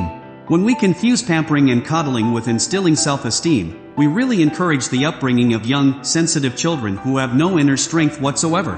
When it comes time for such overpraised, underachieving kids to find success in the competitive global marketplace, they will be confused, fearful, and ineffective. The concepts taught by Nathaniel and Devers Brandon are intellectually ruthless and unsentimental. Some of the best ideas go all the way back to Brandon's years working with the great novelist and objectivist philosopher Ayn Rand. The Brandons have taught me how to objectively explore the weaknesses in my own thinking and to challenge the self-deception that was undermining my effectiveness in life. To trust one's mind and to know that one is worthy of happiness is the essence of self-esteem, writes Dr. Brandon. The value of self-esteem lies not merely in the fact that it allows us to feel better, but that it allows us to live better, to respond to challenges and opportunities more resourcefully and appropriately. The two ideas contained in the Brandon's work that have most helped me are, 1, you can't leave a place you've never been, and 2, no one is coming. I used to believe that I could run from all my frightening thoughts and beliefs about myself. But all that ever did was create deeper internal fears and conflicts. What I really needed was to get all my fears into the sunshine and demystify them. Once I systematically began to do that, I was able to dismantle those fears, as a bomb squad dismantles a bomb. Acceptance and full consciousness of those fears and the self-sabotaging behavior they led to was the place I had never been. Once I was in that place, I could leave. The notion that no one is coming was somehow terrifying to accept. The idea that no one was going to rescue me from my circumstances is an idea that I might never have accepted. That idea sounded too much like the final abandonment. It contradicted all my childhood self-programming. Many of us, even as grown-ups, devise very elaborate and subtle variations on the "I want my mommy" theme. The Brandons showed me that I could be much happier and more effective if I valued independence and self-responsibility above dependency on someone else. When you accept the idea that no one is coming, it is actually a very powerful moment, because it means that you are enough. No one needs to come. You can handle your problems yourself. You are, in a larger sense, appropriate to life. You can grow and get strong and generate your own happiness. And paradoxically, from that position of independence, truly great relationships can be built, because they aren't based on dependency and fear. They are based on mutual independence and love. Once, in a group therapy session, a client of Dr. Brandon's challenged him on his principle that no one is coming. "But Nathaniel," the client said, "it's not true. You came." "Correct," admitted Dr. Brandon, "but I came to say that no one is coming." 40. Find your soul purpose. How do you know what your true life is? Or what your soul's purpose is? How do you know how to live this purpose? The answers to these questions are yours for the taking, but you must seize the answers and not wait to be given them. No one will give you the answers. One good clue as to whether you are living your true life is how much you fear death. Do you fear death a lot, just a little, or not at all? When you say you fear death, wrote David Viscott, you are really saying that you fear you have not lived your true life. This fear cloaks the world in silent suffering. When mythologist Joseph Campbell recommended that we follow our bliss, many people misunderstood him. They thought he meant to become a pleasure seeker, a selfish hedonist from the me generation. Instead, he meant that in order to find out what your true life could be, you should look for clues in whatever makes you happy. What gets you excited? In the answer to that question, you'll discover where you can be of most service. You can't live your true life if you're not serving people, and you can't serve people very well if you are not excited about what you're doing. What makes you happy? I know I already asked, but the fear that cloaks the world in silent suffering comes from not asking that question enough times. In my own professional life, I have finally found that teaching makes me happy, writing makes me happy, and performing makes me happy. It took me many years of unhappiness to finally reach the point of despair necessary to ask the question, what makes me happy? I was the creative director for an ad agency and I was making a good deal of money producing commercials, meeting with clients, and designing marketing strategies. I could have done this type of work forever, but my horrible fear of death was my clue that I was not living my true life. People living deeply, wrote Anais Nin, have no fear of death. I was not living deeply. And it took me a long time to get clear answers to my question, what makes me happy? But any question we ask ourselves often enough will eventually yield the right answer. The problem is, we quit asking. Fortunately for me, in this rare instance of persistence in the face of extreme discomfort, I didn't quit asking. The answer came to me in the form of a memory, so colorful it was almost like a movie scene. I was driving at night in my car 10 years earlier, and I was as happy as I had ever been. In fact, I was driving around aimlessly so that I could keep my feeling of happiness preserved and contained within that car. I didn't want anything to interrupt it. It was so profound that it lasted for hours. The occasion had been a speech I had just given. The subject of it was my recovery from an addiction, and the night that I spoke I was running such a high fever, and I had such a fear of speaking in public that I tried to call the talk off. My hosts wouldn't hear of it. Somehow I made it to the podium and, probably because my fever and flu were so intense, I spoke freely, without caution or self-consciousness. The more I spoke about freedom from addiction, the more excited I got. My creativity just soared. I remember the audience laughing as I spoke. I remember them jumping to their feet and cheering when I was finished. It was the most remarkable night of my life. Somehow I had reached people in a way I'd never reached people before, and their own expressions of joy lifted me higher than I had ever been. It was that memory of that moonlit night, driving in my car, that came back to me 10 years later after I'd spent weeks repeating to myself the question, what makes me happy? Now I had the picture, but I had no idea how to act on it. But at least I knew what my true life was, and I knew that I wasn't living it. Then one day one of my major advertising clients asked me to hire a motivational speaker for a big breakfast meeting they were having for their sales staff. I didn't know of anyone in Arizona who was any good. The only motivational speakers I was familiar with were the national ones whose tapes I'd listened to so often in my car. People such as Wayne Dyer, Tom Peters, Anthony Robbins, Alan Watts, and Nathaniel Branden. But Alan Watts was dead, and the rest were probably far too expensive for our little breakfast. So I called Kirk Nelson, a friend of mine who was sales manager at KTAR in Phoenix, and asked his advice. The only person in Arizona worth hiring is Dennis Deaton, he said. He speaks all over the country, and he's usually booked, but if you can get him, do, because he's great. I finally reached Deaton in Utah, where he was giving seminars on time management. He agreed to come back to Phoenix in time for our breakfast and give a 45-minute motivational talk. Kirk Nelson was right. Deaton was impressive.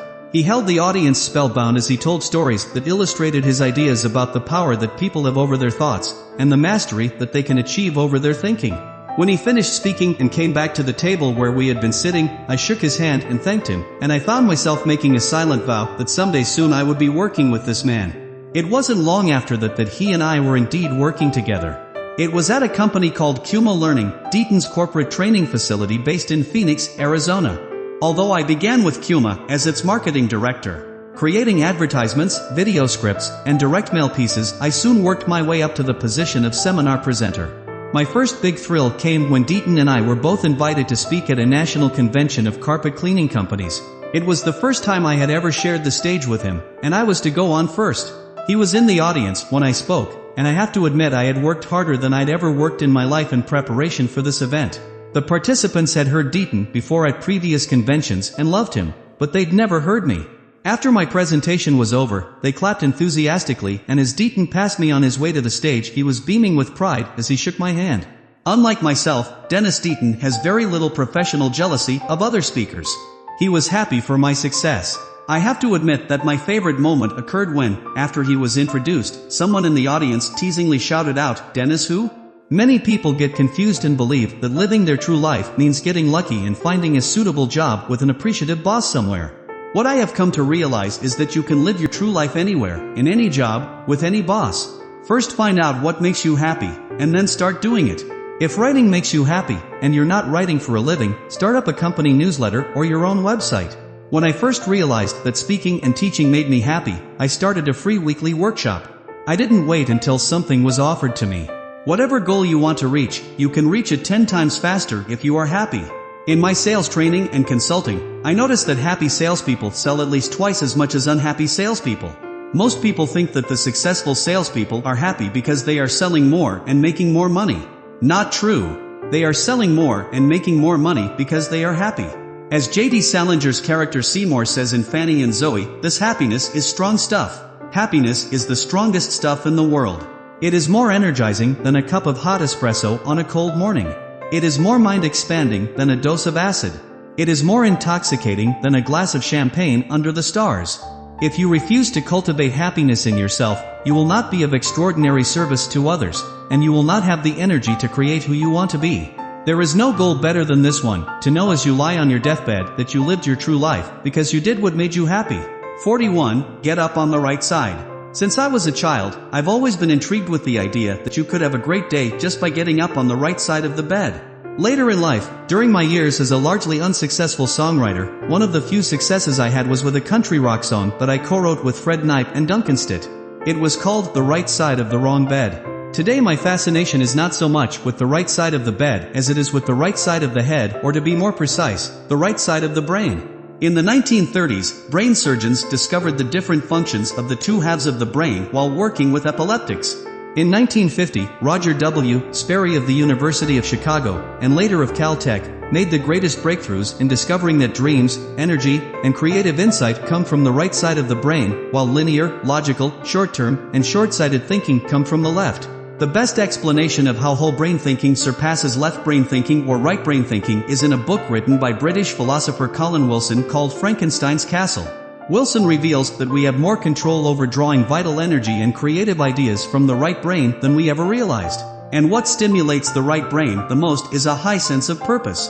If you had to carry a heavy sack of sand across town, your left brain might get upset and tell you that you were doing something boring and tedious. However, if your child were injured badly and she weighed the same as the huge bag of sand, you'd carry her the same distance to the hospital with a surprising surge of vital energy sent from the right brain. That's what purpose does to the brain. Self-motivation gets more and more exciting as the left brain gets better and better at telling the right brain what to do. 42. Let your whole brain play. Suicide rates go down during times of war because many people begin to feel useful and challenged enough times during the day. This encourages them to use both sides of the brain harmonically. In less eventful times, people tend to slip into using just one side of the brain and get trapped into feeling useless. Most people unconsciously wait for an external crisis, such as a threatened bankruptcy or an attack on the street or the burning down of their home or an unwanted divorce or a war, to kick in their whole brain thinking. But that passive misuse of the brain leads to a life of reaction rather than creation. When Oliver Wendell Holmes said most people go to their graves with their music still in them, he just as easily could have said that most people live in their left brain only. When Thoreau said most men lead lives of quiet desperation, he was describing what life is like if you stay trapped in left, linear, short-sighted thinking. But the irony is that the left brain has gotten an unfairly negative reputation, simply because people stay trapped there. When people learn that the left brain is there to connect with the right, then it takes on new power and function. When people stay trapped in linear, flat, and logical left brain thinking and never activate the creative right side of the brain, they lose their love of life. The right brain comes alive during dreaming at night while the left brain sleeps. But it is possible, as artists, poets, and saints can attest, to have the same two-sided interplay that we had as children, while we are awake. We simply have to fire it up by using the left brain to call on the right. This is what happens when we make love, play games, write poetry, hold a baby, or face a threatening crisis. The left brain commands the right brain to come alive and get involved. That is when you get whole brain thinking, or what psychologist Abraham Maslow called peak experiences. The three best ways to activate whole brain thinking are through 1. Goal visualization, 2. Joyful work, and 3. Revitalizing play. Rather than wait for external crises to appear, create internal challenge games of your own goals and purposes that lead you in growth toward the motivated person you want to become. The real excitement in studies of the power of the right brain lies in its suggestion of a neurological basis for personal transformation.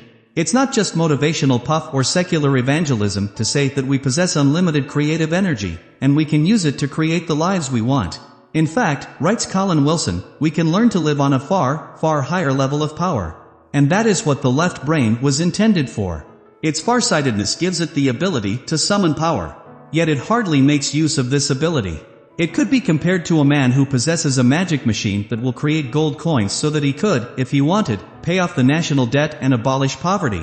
But he is so lazy and stupid that he never bothers to make more than a couple of coins every day, just enough to see him through until the evening. Or perhaps he is not lazy, only afraid of emptying the machine. If so, the fear is unnecessary. It is magical, and cannot be emptied. Most people regard their right brain with a sense of wonder. They think inspiring thoughts came to them out of the blue. Last night I had the strangest dream, they will say, not knowing how much control they really have over that magical machine. 43. Get your stars out. Terry Hill is a writer who has lived all over the world and has been a friend of mine since we met each other in the 6th grade in Birmingham, Michigan. His short story, Cafes Are for Handicapping, features an intriguing character named Joe Warner who liked to tell stories about horse racing. Joe Warner told the story of being in the press box at Belmont when Secretariat put away the Triple Crown by 31 lengths.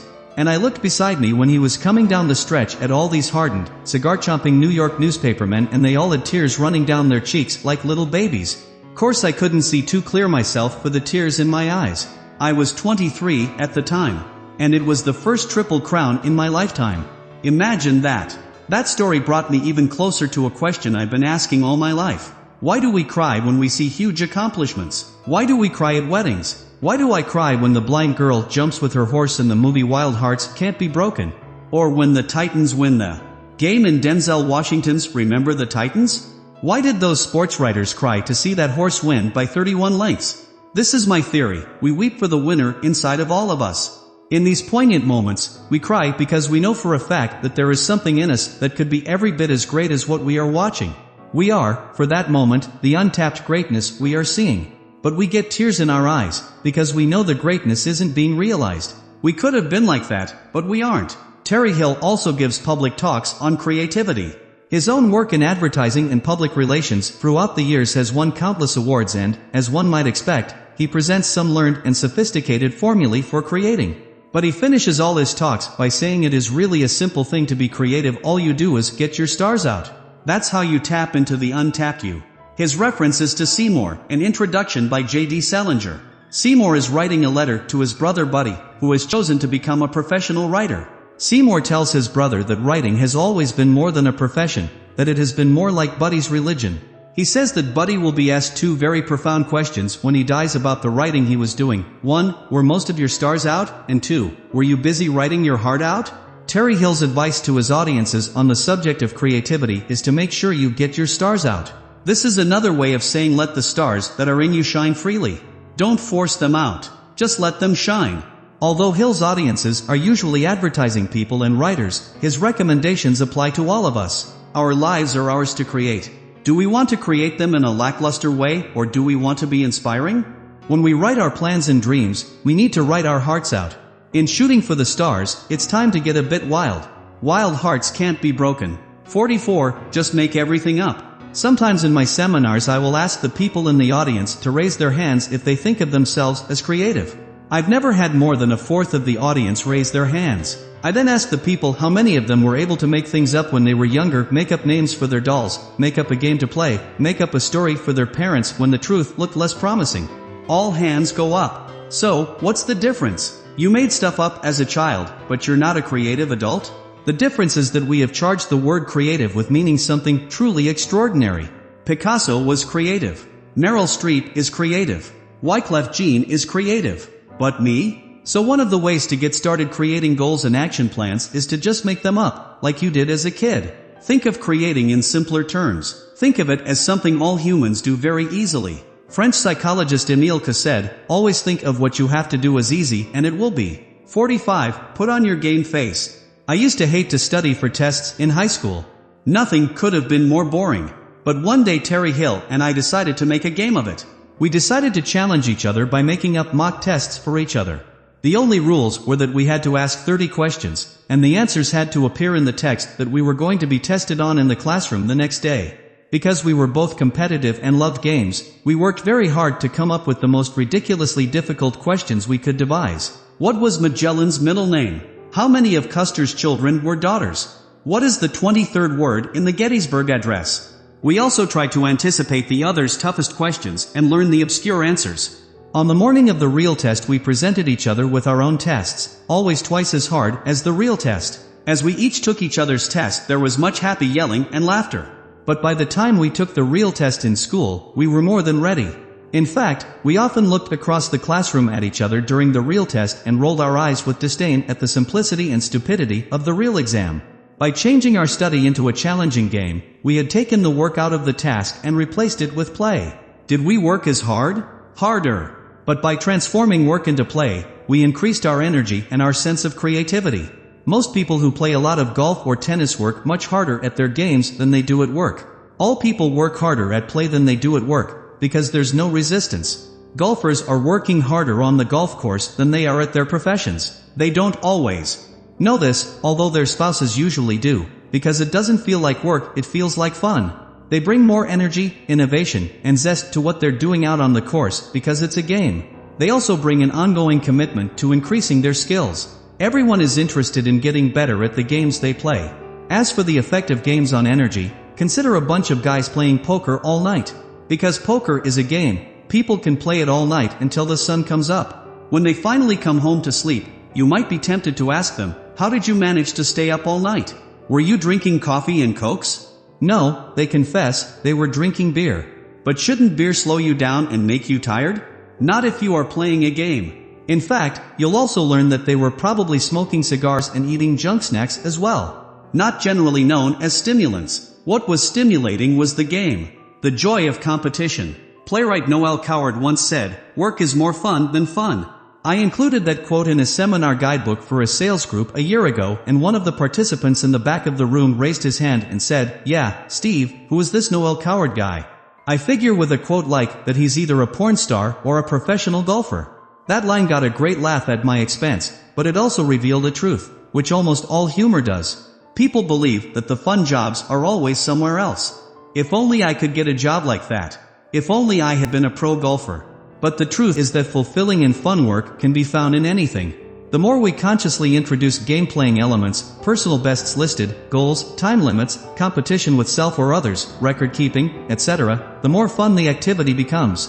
I recently worked on a project with a young man in Phoenix who was selling 3 times as much office equipment as the average salesperson on his team.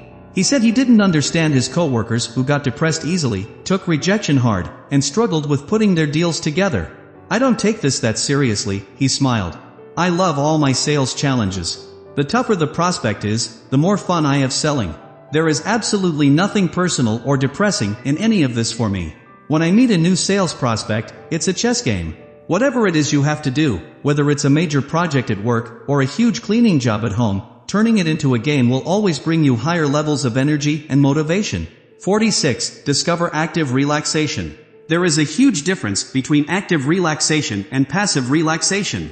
When we play video games, play computer games, play cards, work in the garden, walk the dog, go into a chat room, or play chess, we are interacting with the unexpected, and our minds are responding. All of these activities increase personal creativity and intellectual motivation. They are all active pursuits. Active relaxation refreshes and restores the mind. It keeps it flexible and toned for thinking. Great thinkers have known this secret for a long time. Winston Churchill used to paint to relax. Albert Einstein played the violin. They could relax one part of the brain while stimulating another. When they returned to workday pursuits, they were fresher and sharper than ever. Most of us try to deaden the mind in order to relax. We rent mindless videos, read Pulp Fiction, drink, smoke, and eat until we're foggy and bloated. The problem with this form of relaxation is that it dulls our spirit and makes it hard to come back to consciousness. I accidentally discovered the restorative powers of video and computer games when I played some with my then 9-year-old son Bobby. What began as a way to make him happy and spend time with him became a brain-challenging pursuit. The complexity of computer football, basketball, and hockey games now rivals chess and the New York Times Sunday crossword puzzle. It requires stimulating recreational thinking. "Thinking is the hardest work we do," said Henry Ford, which is why so few people ever do it. But when we find ways to link thinking to recreation, our lives get richer. We become players in the game of life and not just spectators. 47. Make today a masterpiece. Most of us think our lives accumulate. We think they are adding up to something. We think of our lives as being strung together like a long smoky train, so that we can add new freight cars when we're feeling right, and dump the others on a siding somewhere when we're not. But when basketball legend John Wooden's father said to him, "Make each day your masterpiece," Wooden knew something profound: life is now. Life is not later on. And the more we hypnotize ourselves into thinking we have all the time in the world to do what we want to do, the more we sleepwalk past life's finest opportunities. Self-motivation flows from the importance we attach to today. John Wooden was the most successful college basketball coach of all time. His UCLA teams won 10 national championships in a 12-year time span. Wooden created a major portion of his coaching and living philosophy from one thought, a single sentence passed on to him by his father when Wooden was a little boy: make each day your masterpiece. While other coaches would try to gear their players toward important games in the future, Wooden always focused on today. His practice sessions at UCLA were every bit as important as any championship game. In his philosophy, there was no reason not to make today the proudest day of your life. There was no reason not to play as hard in practice as you do in a game. He wanted every player to go to bed each night thinking, "Today I was at my best." Most of us, however, don't want it to be this way. If someone asks us if today can be used as a model to judge our entire life by, we would shriek, "Oh no! It isn't one of my better days. Give me a year or two and I'll live a day, I'm certain of it, that you can use to represent my life." The key to personal transformation is in your willingness to do very tiny things, but to do them today. Transformation is not an all-or-nothing game, it's a work in progress. A little touch here and a small touch there is what makes your day, and, therefore, your life, great. Today is a microcosm of your entire life. It is your whole life in miniature. You were born when you woke up, and you'll die when you go to sleep. It was designed this way, so that you could live your whole life in a day. 48. Enjoy all your problems. Every solution has a problem. You can't have one without the other. So why do we say that we hate problems? Why do we claim to want a hassle-free existence? When someone is emotionally sick, why do we say, "He's got problems"? Deep down, where our wisdom lives, we know that problems are good for us. When my daughter's teacher talks to me during open house and tells me that my daughter is going to be working more problems in math than she worked last year, I think that's wonderful. Why do I think it's wonderful when my daughter gets more problems to solve, if I think problems are a problem? Because somehow we know that problems are good for our children. By solving problems, our kids will become more self-sufficient. They'll trust their own minds more. They'll see themselves as problem solvers. Because we ourselves are so superstitious about our own problems, we tend to run from them rather than solve them. We have demonized problems to such a degree that they are like monsters that live under the bed. And by not solving them during the day, we tremble over them at night. When people took their problems to the legendary insurance giant W. Clement Stone, he used to shout out, "You've got a problem? That's great." It's a wonder he wasn't shot by someone, given our culture's deep superstition about problems. But problems are not to be feared. Problems are not curses. Problems are simply tough games for the athletes of the mind, and true athletes always long to get a game going. In The Road Less Traveled, one of M. Scott Peck's central themes is that problems call forth our wisdom and our courage. One of the best ways to approach a problem is in a spirit of play, the same way you approach a chess game or a challenge to play one-on-one playground basketball. One of my favorite ways to play with a problem, especially one that seems hopeless, is to ask myself, what is a funny way to solve this problem? What would be a hilarious solution? That question never fails to open up fresh new avenues of thought. Every problem in your life, said Richard Bach, author of Illusions, carries a gift inside it. He is right. But we have to be thinking that way first, or the gift will never appear. In his groundbreaking studies of natural healing, Dr. Andrew Wall suggests that we even regard illness as a gift. Because illness can be such a powerful stimulus to change, he writes in Spontaneous Healing, perhaps it is the only thing that can force some people to resolve their deepest conflicts.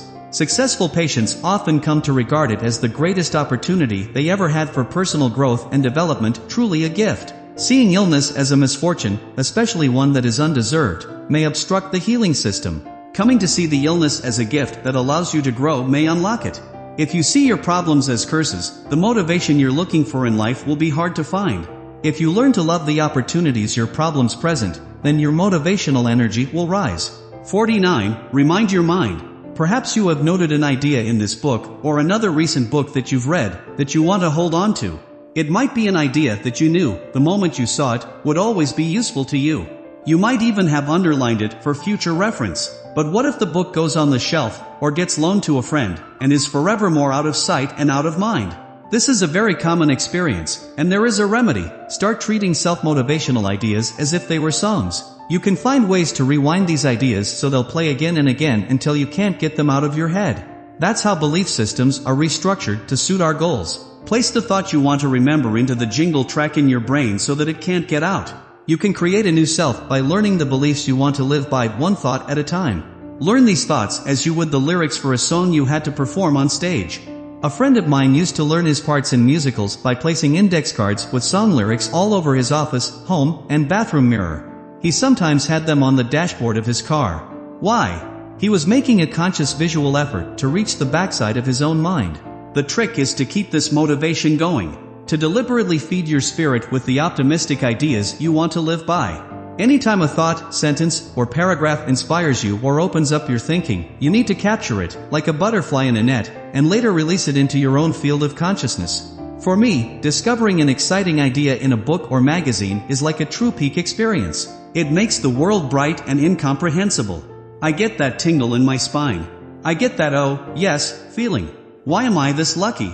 And the more I deliberately fill my mind with the words and phrases that originally stirred the peak experience, the easier it is to remember that life is good. This, writes Colin Wilson in New Pathways in Psychology, is why people who have a peak experience can go on repeating them, because it is simply a matter of reminding yourself of something you have already seen and which you know to be real.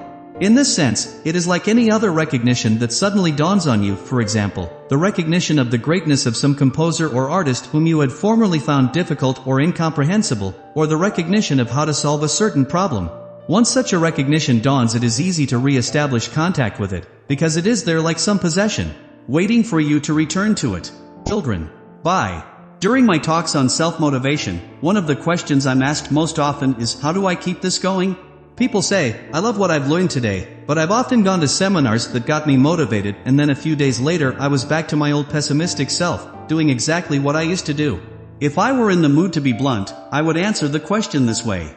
Why, if you love what you've learned about self-motivation, would you ask me how to keep it going in your life? The person in this room best equipped to answer your question is you. So I'll ask you, how will you keep this going in your life? I bet you could give me 10 ways you could do it. And I bet that if this were a foreign language you had to learn, you would set aside a certain amount of time each day to review it, to read it out loud, and to make certain you learned it. I bet you'd buy tapes or CDs for your car and even arrange small study groups. So the real question is this, is mastering the art of motivation as important as learning another language? Even a single phrase, placed prominently in a home or office, can have a huge impact on your life.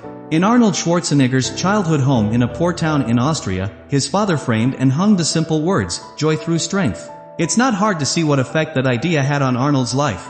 Once while I was attending a Werner Erhard seminar, I had some free time during a break, so I wrote myself a letter. I put down all the ideas I wanted to remember from the seminar and I sealed them in an envelope. I took it home and a month later I mailed it to myself.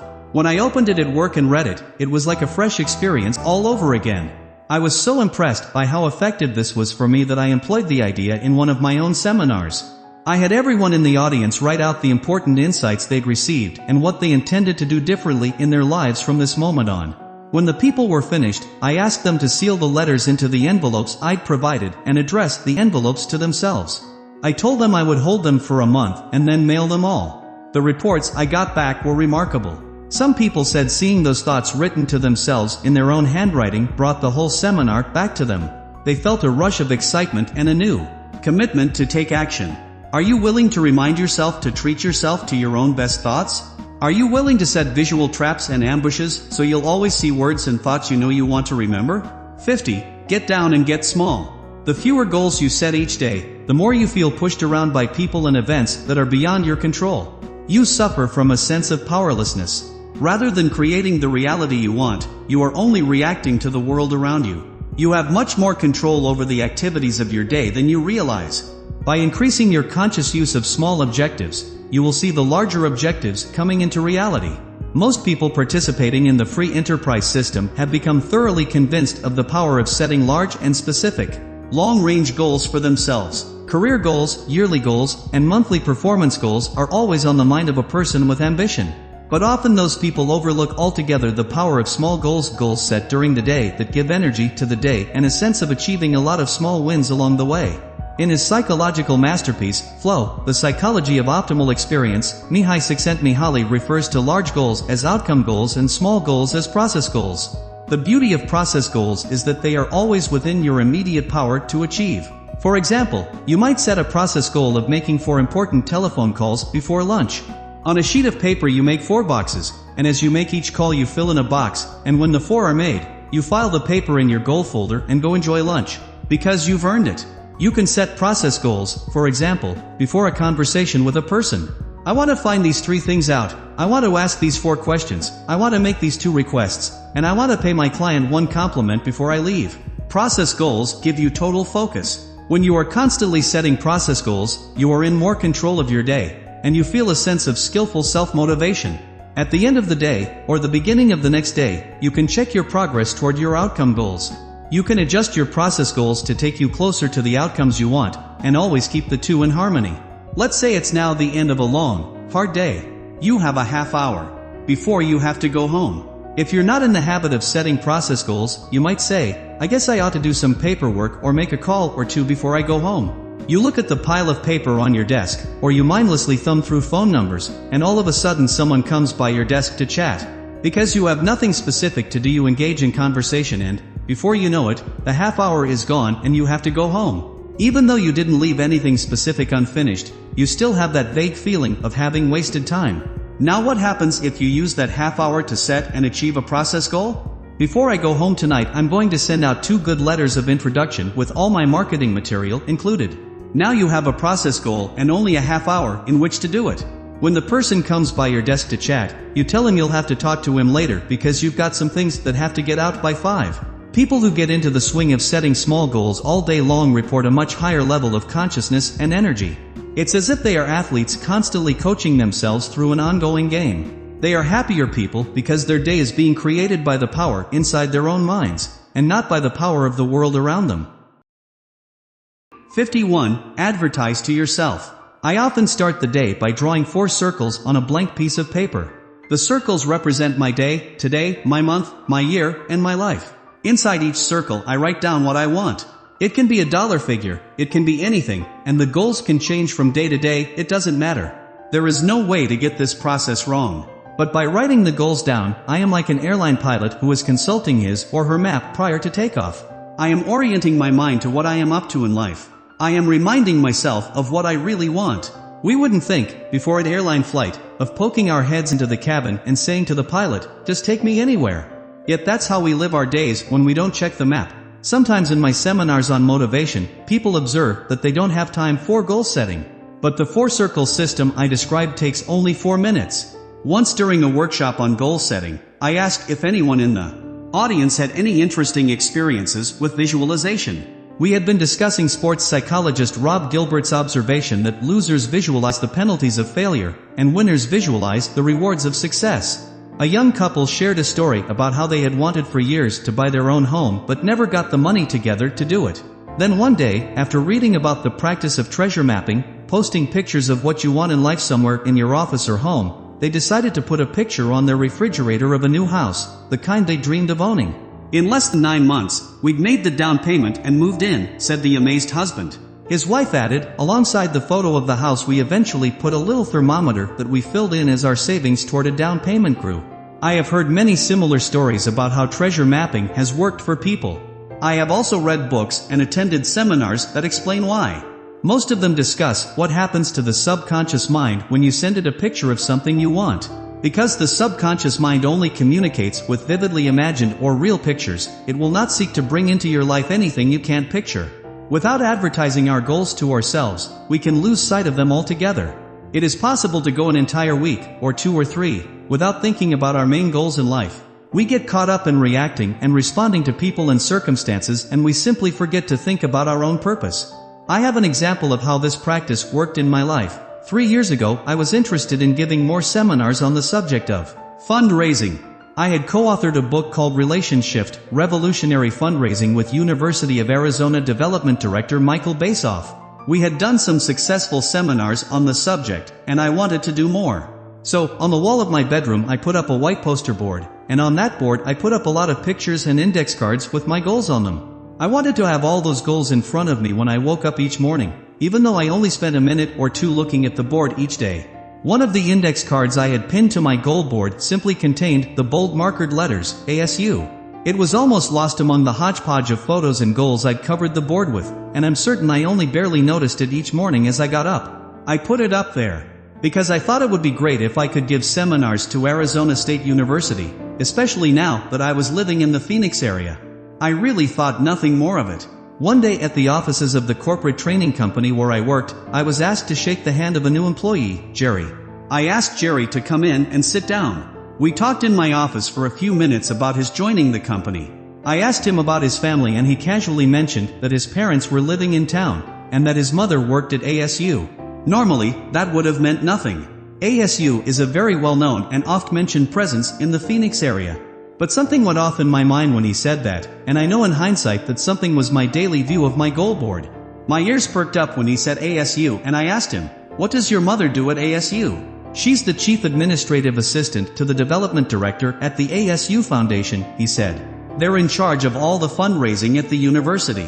I really brightened at that point, and I told Jerry about my past work in fundraising at the University of Arizona in Tucson, and how I'd always wanted to do similar work at ASU.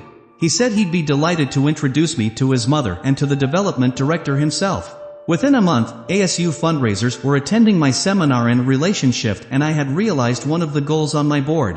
I honestly believe that if I had not had a goal board up in my bedroom, Jerry's mention of ASU would have gone right past me. And this illustrates something important. We need to advertise our own goals to ourselves. Otherwise, our psychic energy is spread too thin across the spectrum of things that aren't that important to us. 52. Think outside the box.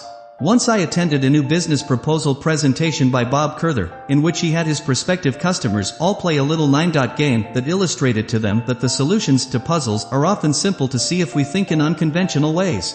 As people laughed and tore up their puzzles in frustration when Curther showed them the solution, he stood up to make his final point. "We restrict our thinking for no good reason," said Curther. "We do things simply because that's the way we always did them."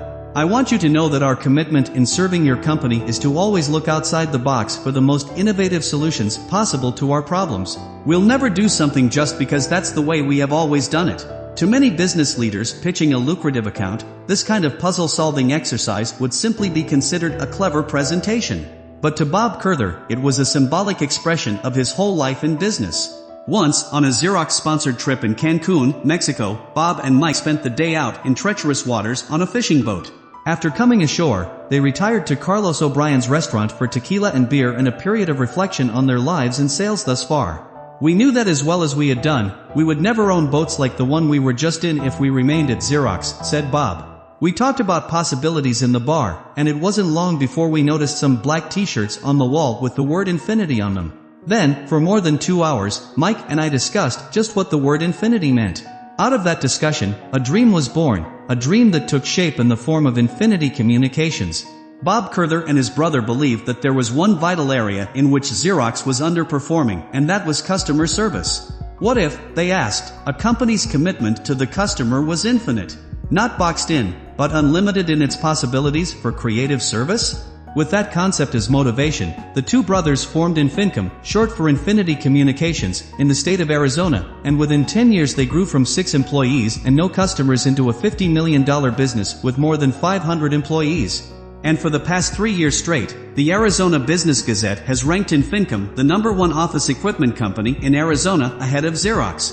All of us tend to look at our challenges from inside a box. We take what we've done in the past and put it in front of our eyes and then try to envision what we call the future. But that restricts our future. With that restricted view, the best the future can be is a new and better past. Great motivational energy occurs when we get out of the box and assume that the possibilities for creative ideas are infinite. To realize the best possible future for yourself, don't look at it through a box containing your own past. 53. Keep thinking, keep thinking. Motivation comes from thought.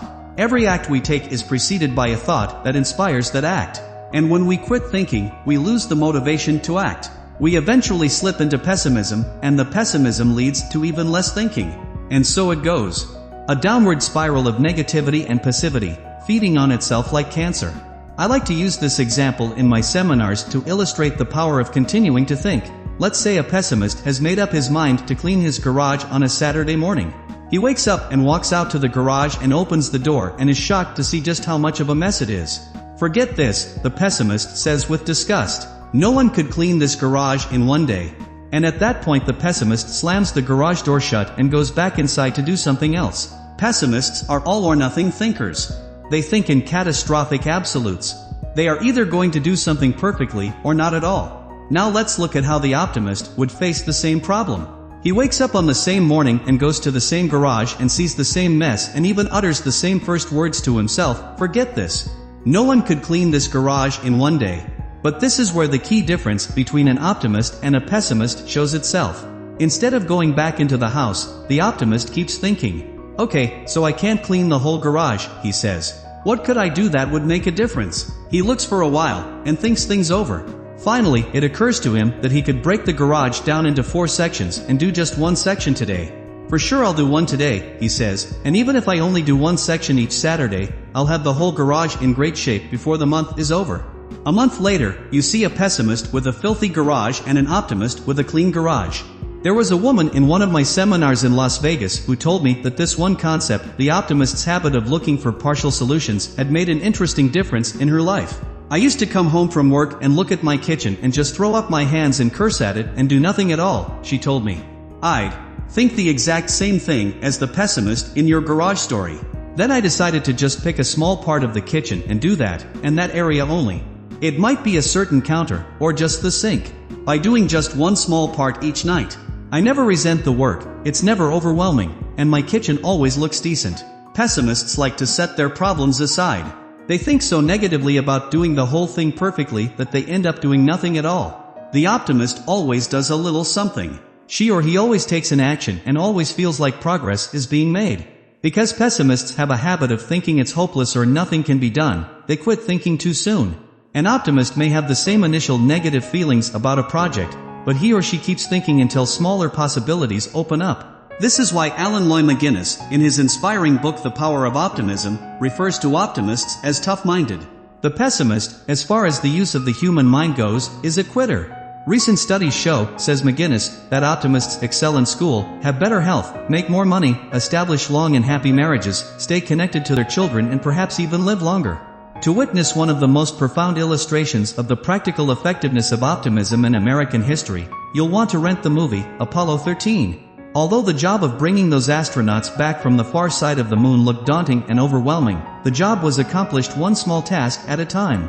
The people at Mission Control in Houston who saved the astronauts' lives did so because even in the face of impossible technological breakdowns, they kept on thinking. They never gave up. They looked for partial solutions, and they declared that they would string these partial solutions together one at a time until they brought the men home safely. While the astronauts' lives were still in doubt, there was one blaring pessimist in Houston Ground Control who made the comment that he feared that Apollo 13 might become the worst space disaster in American history. The ground commander in Houston turned to him and said with optimism and anger, "On the contrary, sir, I see Apollo 13 as being our finest hour." And he turned out to be right, which illustrates the life or death effectiveness of optimistic thinking. Whenever you feel pessimistic or overwhelmed, remember to keep thinking. The more you think about a situation, the more you will see small opportunities for action, and the more small actions you take, the more optimistic energy you will receive. An optimist keeps thinking and self-motivates. A pessimist quits thinking and then just quits. In the Broadway musical South Pacific, the heroine sings apologetically about being a cockeyed optimist. She admits she's immature and incurably green. This was an early version of a blonde joke. She confesses, as the giddy song soars melodically, that she's stuck like a dope on a thing called hope and I can't get it out of my heart, not this heart. That's how our society has viewed optimists, they are dopes. Society thinks optimistic thinking is something that comes from the heart, not the head. Pessimists, on the other hand, are realistic. In fact, pessimists will never tell you they are pessimists. In their own minds, they are realists. And when they run into habitual optimists, they sneer at them for always blue-skying everything, and not facing grim reality. Pessimists continually use their imaginations to visualize worst-case scenarios, and then concluding that those scenarios are lost causes, they take no action. That's why pessimism always leads to passivity. But even lying on his couch, bloated with junk food and foggy from too much television, the pessimist knows somewhere in his heart that his "what's the use" attitude is not effective. He is living a life that is reflected in what Nietzsche once said, "Everything in the world displeased me, but what displeased me most was my displeasure with everything." Optimists have chosen to make a different use of the human imagination. They agree with Colin Wilson's point of view that imagination should be used, not to escape from reality, but to create it. 54. Put on a good debate. Negative thinking is something we all do. The difference between the person who is primarily optimistic and the person who is primarily pessimistic is that the optimist learns to become a good debater. Once you become thoroughly aware of the effectiveness of optimism in your life, you can learn to debate your pessimistic thoughts. The most thorough and useful study I've ever seen on how to do this is contained in Dr. Martin Seligman's classical work, Learned Optimism. The studies done by Seligman demonstrate two very profound revelations. 1. Optimism is more effective than pessimism, and 2. Optimism can be learned. Seligman based his findings on years of statistical research.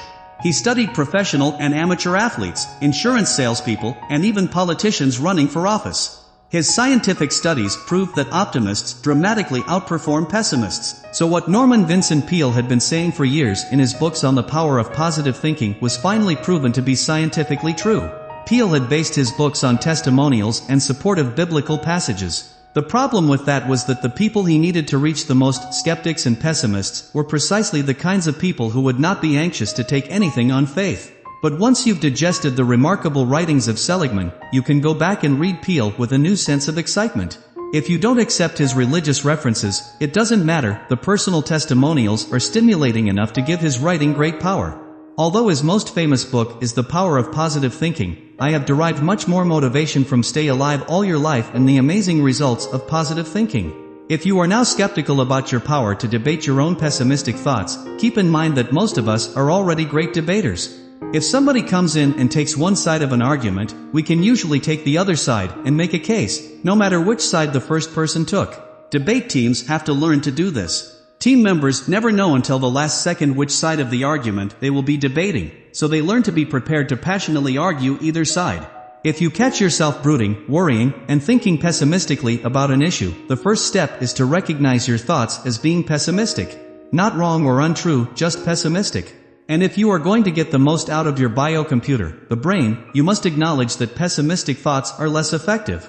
Once you've accepted the pessimistic nature of your thinking, you are ready to take the next step. This first step is crucial though. As Nathaniel Branden teaches, you can't leave a place you've never been. The second step is to build a case for the optimistic view. Start to argue against your first line of reasoning. Pretend you're an attorney whose job is to prove the pessimist in you wrong. Start off on building your case for what's possible. You'll surprise yourself. Optimism is by nature expansive, it opens door after door to what's possible. Pessimism is just the opposite, it is constrictive. It shuts the door on possibility. If you really want to open up your life and motivate yourself to succeed, become an optimistic thinker. 55. Make trouble work for you. One evening, many years ago, my then 14-year-old daughter Stephanie went for a walk with a friend, promising me she would be back home before 10 p.m. I didn't pay much attention to the clock until the 10 o'clock news ended and I realized that she hadn't come home yet. I started to get nervous and irritated. I began pacing the house, wondering what to do. At 11:30 I got in my car and started cruising the neighborhood looking for her. My thoughts were understandably anxious, part fear and part anger. Finally, at 11:45, I drove back past my own house and saw her silhouette in the window. She was home and safe. But I kept driving. I realized that I was thinking completely pessimistically about the entire incident and I needed to keep thinking before I talked to her. As I drove along I observed all the pessimism I was wallowing in. She doesn't respect me. She can't keep a promise. My rules and requests mean nothing. This is the tip of the iceberg. I'm going to have problems with her for the next 4 years at least. Who knows where she went and what she was doing? Were drugs involved? Sex? Crime? I'm losing sleep over this. This is ruining my peace of mind and my life, etc. By recognizing how pessimistic my thoughts were, I was able to let the thoughts play completely out before taking a deep breath and telling myself, okay, that's one side of the argument. Now it's time to explore the other side. One of my favorite tricks for flipping my mind over to the optimistic side is to ask myself the question, how can I use this? How could I use this incident to improve my relationship with my daughter? How could I make my rules and requests more meaningful to us both? I began to build my case for optimism. I realized that great relationships are built by incidents like these. They are not built by theoretical conversations, but by difficult experiences and what we learn and gain from them.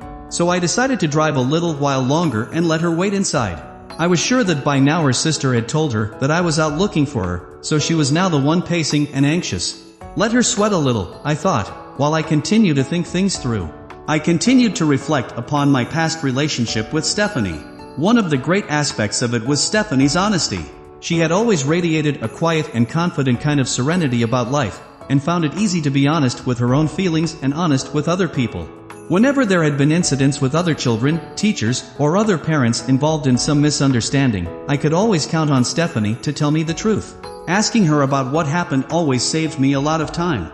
As I drove the dark neighborhood, I also ran through my happiest memories of Stephanie as a little girl, how much I loved her and how proud I was of her when I went to her concerts or talked to her teachers. I recalled the time in grade school when I embarrassed her by asking her principal if he would consider renaming the school after her. She had just won an academic award of some kind, and I was intoxicated with pride. Finally, my mind was completely won over to the optimistic side. How can I use this? Gave me the idea that this incident could be made into something bigger than it seemed, a new commitment to each other to keep agreements and trust each other. When I finally got home, I could see that she was scared. She tried to blame the incident on her not having a watch. She wanted me to appreciate that, somehow, she was a victim of the whole incident. I listened patiently, and then I told her I thought it was a much bigger deal than that. I talked about my relationship with her and how I had cherished her truthfulness throughout her childhood. I told her that I thought we might have lost all of that tonight. That we might have to figure a way to start over. It's not that big a deal, she protested. But I told her that I thought it was a very big deal, because it was all about our relationship and whether we were going to keep agreements with each other. I told Stephanie I wanted her to be as happy as she could possibly be, and the only way I could really help that happen would be if we kept agreements with each other. I told her how scared I was, how angry I was, how her staying out had ruled out a good night's sleep for me. I asked her to try to understand. I talked about our life together when she was a little girl, and I reminded her how extraordinarily truthful she was. I mentioned a few incidents when she got in trouble, but how I had gone right to her for the truth and always got it. We talked for a long time that night, and she finally saw that coming home when she says she's coming home. Indeed, doing what she says she's going to do is a really big deal. It's everything. Since that incident and conversation, Stephanie has been extremely sensitive to keeping her word. If she goes out and promises to be back at a certain time, she takes along a watch or makes certain someone she's with has one. The incident that night is something neither of us will forget, because it got us clear on the idea of trust and agreements. You could even say that it was a good thing. We have heard of so many incidents where bad events in retrospect were strokes of great fortune. A person who broke her leg skiing met a doctor in the hospital, fell in love, married him, and had a happy relationship for life. Because most of us have experienced a number of these incidents, we're aware of the dynamic. What seems bad, like a broken leg, turns out unexpectedly great. We begin to see the truth that every problem carries a gift inside it. By choosing to make use of seemingly bad events, you can access the gift much sooner. By asking yourself, how can I use this, or what might be good about this, you can turn your life around on a dime. 56. Storm your own brain. The term brainstorming is now very well known in American business life. I first learned it many years ago when I worked as a copywriter in an ad agency. Whenever we would get a new account, our agency's president would get us all together to brainstorm for creative ideas for the client. The main rules of the brainstorming session are 1. There are no stupid ideas, the more unreasonable the better, and 2. Everyone must play. I have sometimes facilitated brainstorming sessions with business managers. We go around the table and each person puts out an idea and the facilitator writes it on the flip pad. We go around and around until all the reasonable ideas are exhausted and the unreasonable ideas start to flow. It is usually among the unreasonable ideas that something great is discovered. Brainstorming works so well because the usual restraints against stupidity are lifted. It's okay to be unreasonable and far out. What most people in business don't realize is that this powerful technique can be used by an individual, alone with himself or herself. I first discovered this while driving in my car a number of years ago, listening to a motivational tape by Earl Nightingale. He talked about a system he had learned that worked wonders. On the top of a piece of paper you put a problem you want solved or a goal you want reached. You then put numbers 1 through 20 on the paper and begin your brainstorming session. The rules are the same as with a group session. You have to list 20 ideas, and they don't have to be well thought out or even reasonable. Give yourself permission to flow. Your only objective is to have 20 ideas scrawled down within a certain short amount of time. If you do this for a week, you will end up with 100 ideas. Are all of them usable? Of course not, but who cares? When you began the process, you probably didn't have any usable ideas. I have used this system myself over and over with really great results. It works so well because it relaxes the normal tensions against creative, outrageous thinking. It invites the right side of your brain to play along. Recently, a friend called for some advice about his career. He was in show business and had developed his act to the point where he was one of the top performers in the nation. His problem was marketing and self-promotion. That part of his career was lagging behind his talent. What if I told you that there is someone who can give you 100 specific marketing ideas tailored to your precise career and audience? I asked him. He was very interested. You, yourself are that person, I said. I then told him about the list of 20 self-storming technique I had personally been using for a number of years. He eagerly jotted down the rules of the game and got busy playing. 2 weeks later, he called me very excited about the results. I've got some really great marketing ideas right now, more than I've ever had in the past, he said. Thanks. Self-mentoring is the best mentoring you can get because your mentor knows you so well. And although it's often beneficial to get specific outside personal coaching, the best coaching teaches us to look within. A great mentor once said, "The kingdom of heaven is within you." 57. Keep changing your voice. There have been times when I have been told that I am lucky to have a good speaking voice. And some people are impressed that I rarely use a microphone in my seminars, even with hundreds of people in the audience. People will conclude that I have been blessed with a powerful set of vocal cords, but it is not true. As I related in an earlier chapter, my voice used to be no better than a feeble monotone. That is, until I got motivated to change it.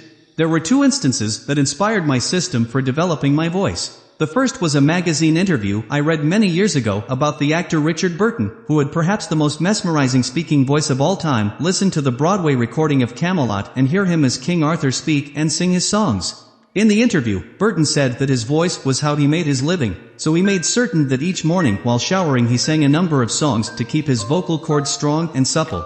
Later, on a television talk show, actor Tony Randall told the host how he developed his trademark sing-song acting voice. I took up opera, he said. I found that singing opera did more for my stage voice than anything else I ever tried. Those 2 interviews have stayed in my mind ever since, and I always carry a number of tapes and CDs in my car to sing along with. I crank them up good and loud. This is best done while driving alone, and sing at the top of my lungs. I make certain that I do this every day, even when I don't feel like singing. In the words of William James, there's another benefit. We don't sing because we're happy because we sing. Prior to a major public speech, I'll often get to my location more than an hour ahead of time and then just drive around the neighborhood singing like a madman. Sometimes I worry that my host client might drive by and spot me in my car singing along with Elvis and looking dangerously psychotic. But the benefits are worth that risk. I find that when I drive and sing like that, my breathing is better, my timing is better, and when I speak, my voice effortlessly fills the hall. You might think, I don't speak for a living, so such a weird practice might not be necessary for you. But we all speak. A pleasant, relaxed, and strong speaking voice is a priceless asset to anyone whose job involves communicating with other humans. When referring to people whose speaking voices are pleasing to listen to, many people use words like melodious and well-modulated. This is a good hint to tell if someone is complimenting a great speaking voice. You are not stuck with the voice you have now. Start singing, and soon you'll be creating the voice you'd like to have. The stronger your voice, the stronger your confidence, and the stronger your confidence, the easier it is to motivate yourself. 58. Embrace the new frontier. Fortunately, for all of us, a new frontier is upon us. Because our nation and world has entered the information age, the old patterns for living are gone. An article by business writer John Huey appeared in the June 27, 1994 edition of Fortune. In it, Huey observed, let's say you're going to a party, so you pull out some pocket change and buy a little greeting card that plays happy birthday when it's opened. After the party, someone casually tosses the card into the trash, throwing away more computer power than existed in the entire world before 1950. In the old paradigm, forged in the industrial age, we human beings became less and less useful and adventurous. We found lifelong employment in guaranteed jobs and did our jobs the same way until retirement. Then, once we reached retirement age, we became thoroughly useless to society and lived lives dependent on the government, our relatives, or our own savings that we accumulated in our useful years. Now, with the technological explosion and entry into the information age, employers are no longer as interested in our job histories as they used to be.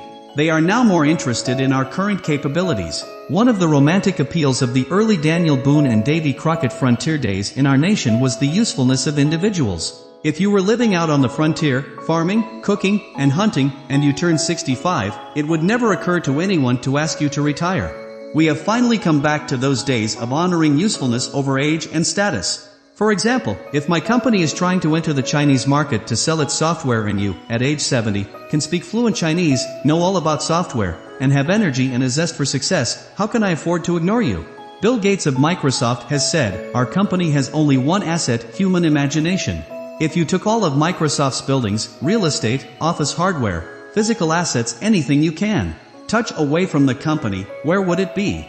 Almost exactly where it is now. Because in today's world a company's value is in its thinking, not in its possessions. This is great news for the individual, because usefulness is back in style. If you can cultivate your skills, keep learning new things, study computers, learn a foreign language, or become expert in a foreign culture and market, you can make yourself useful. The great basketball coach John Wooden recommended that we live by this credo, especially apt for the new technological frontier. Learn as if you were to live forever. Live as if you were to die tomorrow. Gone are the days when your employability depended primarily on your job history, your school ties, your connections, your family, or your seniority. Today your employability depends on one thing, your current skills. And those skills are completely under your control. This is the new frontier. And where we once entered retirement age nervous about the wolves at our door, today, with a commitment to lifelong growth through learning, we can be as useful to the world community as we are motivated to be. The more we learn about the future, the more motivated we become to be a valuable part of it. 59. Upgrade your old habits. Supermotivation is much more difficult to achieve when we are held back mentally by bad habits. Trying to move toward the life we want while dragging along our bad habits was described in the Scottish rock group Del Amitri's song lyrics. It's like driving with the brakes on. It's like swimming with your boots on. But here's the catch. Bad habits simply cannot be broken. Nor can they be gotten rid of. Ask the millions who continue to try.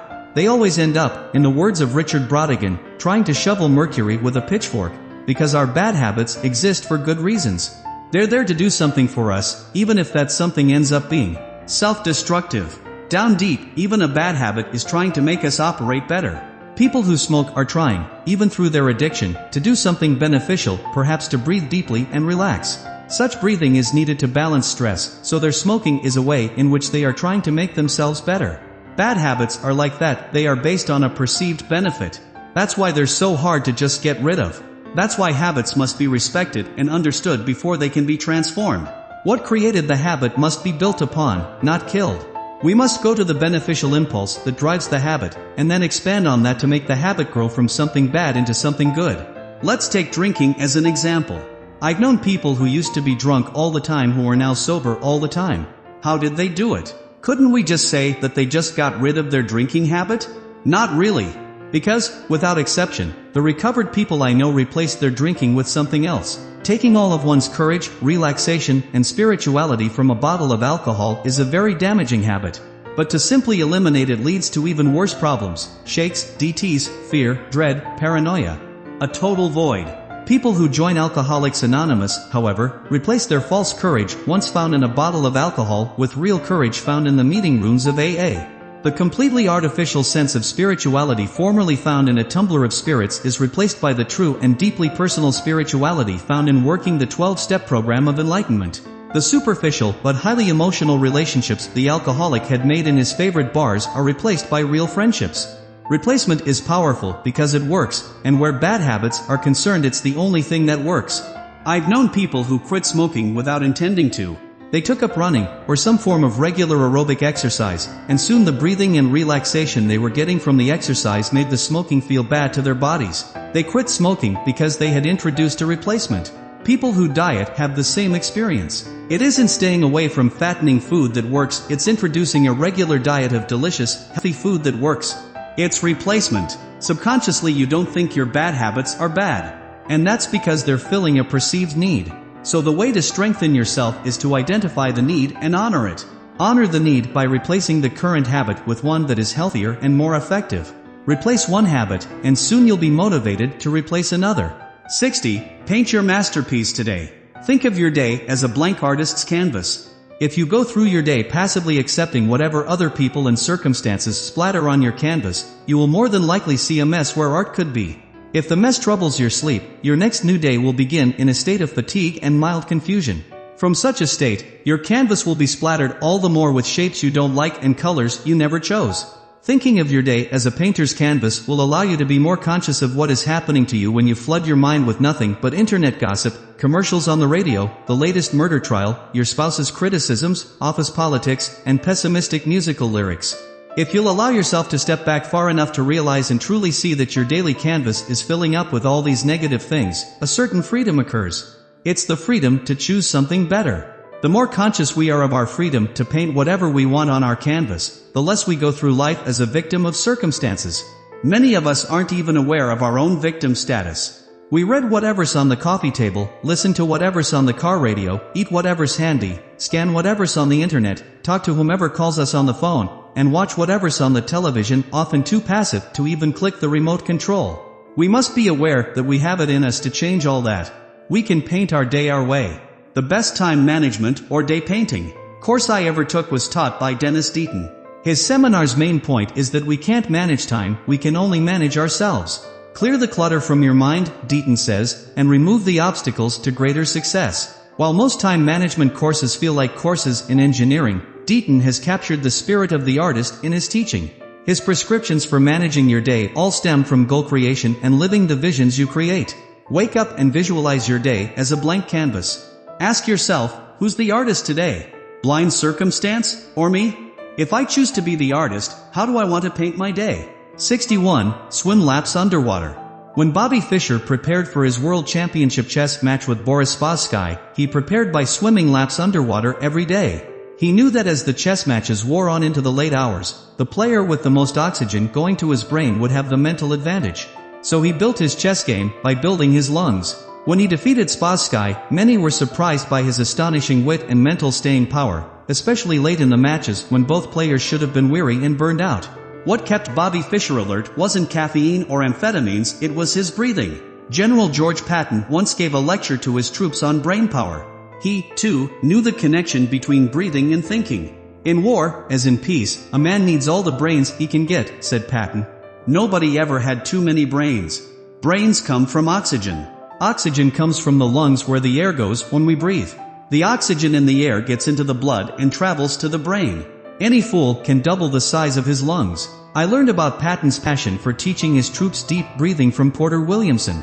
I had once written a few political radio and television commercials that caught Mr. Williamson's attention, so he called me and asked me to lunch one day. Because he had identified himself as the author of Patton's Principles, I eagerly accepted his invitation, having coincidentally read the marvelous book a few weeks earlier. Williamson had served in the Army for many years as Patton's most trusted legal advisor. Williamson told me many stories about serving with Patton, and how truly extraordinary a motivator the general was. Most of the Patton quotes in this book come from Williamson's own memories of his service with the great general. Williamson told me about how he himself had lost his leg to bone cancer, and how the doctors had erroneously forecasted his death twice. His inner strength, he said, often came from the inspiration he received in his days of serving with Patton. Frequently, General Patton would stop at my desk, recalled Williamson, and ask, "How long you been sitting at that desk? Get up and get out of here. Your brain stops working after you sit in a swivel chair for 20 minutes. Keep the body moving around so the juices will run to the right places. It'll be good for the brain. If you sit in that chair too long, all of your brain power will be in your shoes. You cannot keep your mind active when your body is inactive."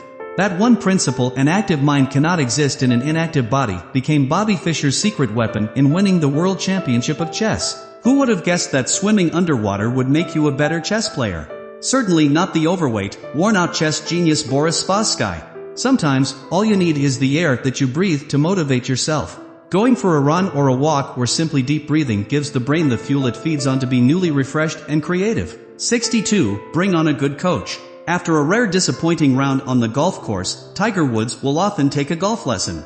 When I first heard about this, I asked myself, who could give Tiger Woods a lesson in golf? But that was before I ever really understood the value of coaching. The person who taught me that value was a young business consultant named Steve Hardison. Hardison taught me this: Tiger takes a lesson not because his coach is a better player who can give advice and tips, but because his coach can stand back from Tiger Woods and see him objectively. Steve Hardison had created an art form of coming into corporations and seeing things objectively. In fact, his perception ran deeper than that. He had near psychic power to see what was missing. It was a gift he could also apply to individuals, but only if they were ready for the rigors of his coaching. I used to teasingly call one of his illustrative personal stories the parable of the mission. As a young missionary for his church in England, Hardison broke all records for enrolling congregants. He contrasted his own method with that of the other missionaries. While the others would rush out and knock on doors all day, Hardison would spend the first part of each day planning and plotting his activities. By creating his day before it happened, he was able to combine visits, economize on travel time, and increase the number of enrollment conversations in a given day. He also used his creative planning time to set up intra-neighborhood referrals for himself so that many of his visits came with a reference. The other missionaries were very active, but they were focused on the activity, not the result. They were in the business of knocking on doors and scurrying about. Steve was in the business of enrolling people into the church.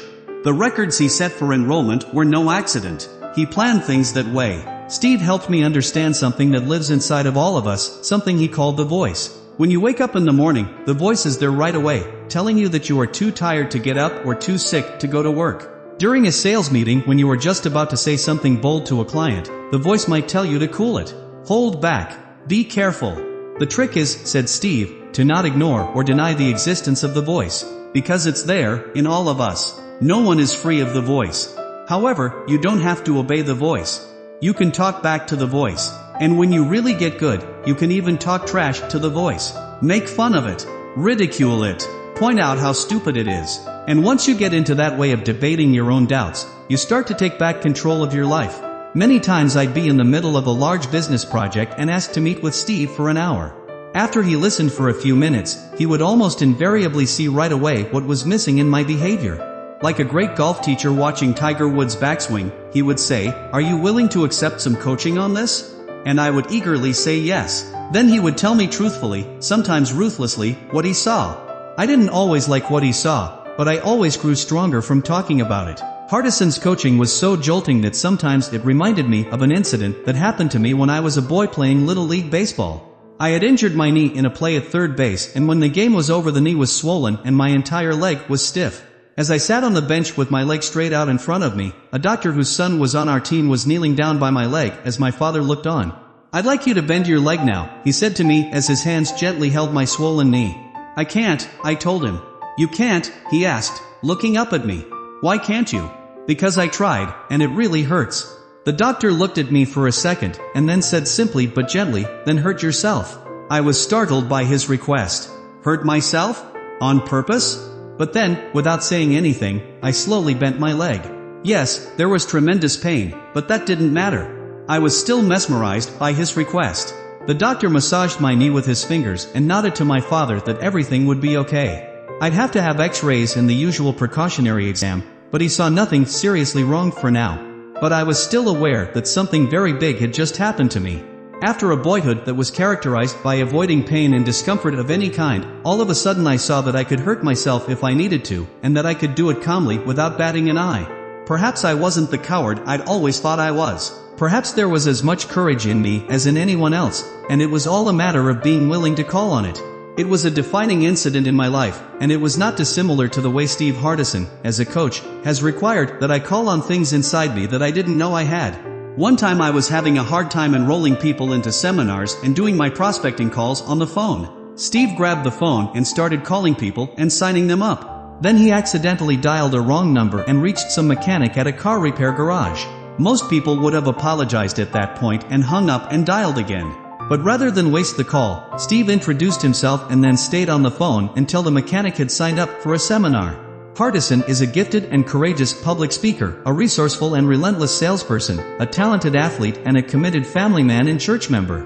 The kind of guy who used to make me sick. I could write an entire book about Steve Hardison's remarkable work in coaching and consulting, and someday I just might. Examples of ways that he coached me to higher levels of performance are plentiful. But I think the greatest thing he has taught me is the value of coaching itself. Once you open yourself up to being coached, you begin to receive the same advantages enjoyed by great actors and athletes everywhere. When you open yourself up to coaching, you don't become weaker, you grow stronger. You become more responsible for changing yourself. In The Road Less Traveled, Emma Scott Peck writes, "The problem of distinguishing what we are and what we are not responsible for in this life is one of the greatest problems of human existence. We must possess the willingness and the capacity to suffer continual self-examination. The best coaches show us how to examine ourselves. It takes courage to ask for coaching, but the rewards can be great. The best moments come when your coach helps you do something you have previously been afraid to do. When Hardison would recommend that I do something I was afraid to do, I'd say, I don't know if I could do that. So don't be you, he would say. If you can't do that, then be someone else. Be someone who could do it. Be De Niro, be Bruce Lee, be anybody, I don't care, as long as you do it. Coaching's contribution to my life is illustrated in these words by French philosopher Guillaume Apollinaire.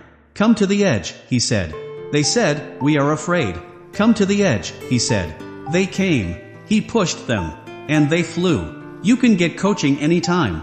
If coaching is appropriate for your golf or tennis game, it is even more appropriate for the game of life. Ask someone to be honest with you and coach you for a while.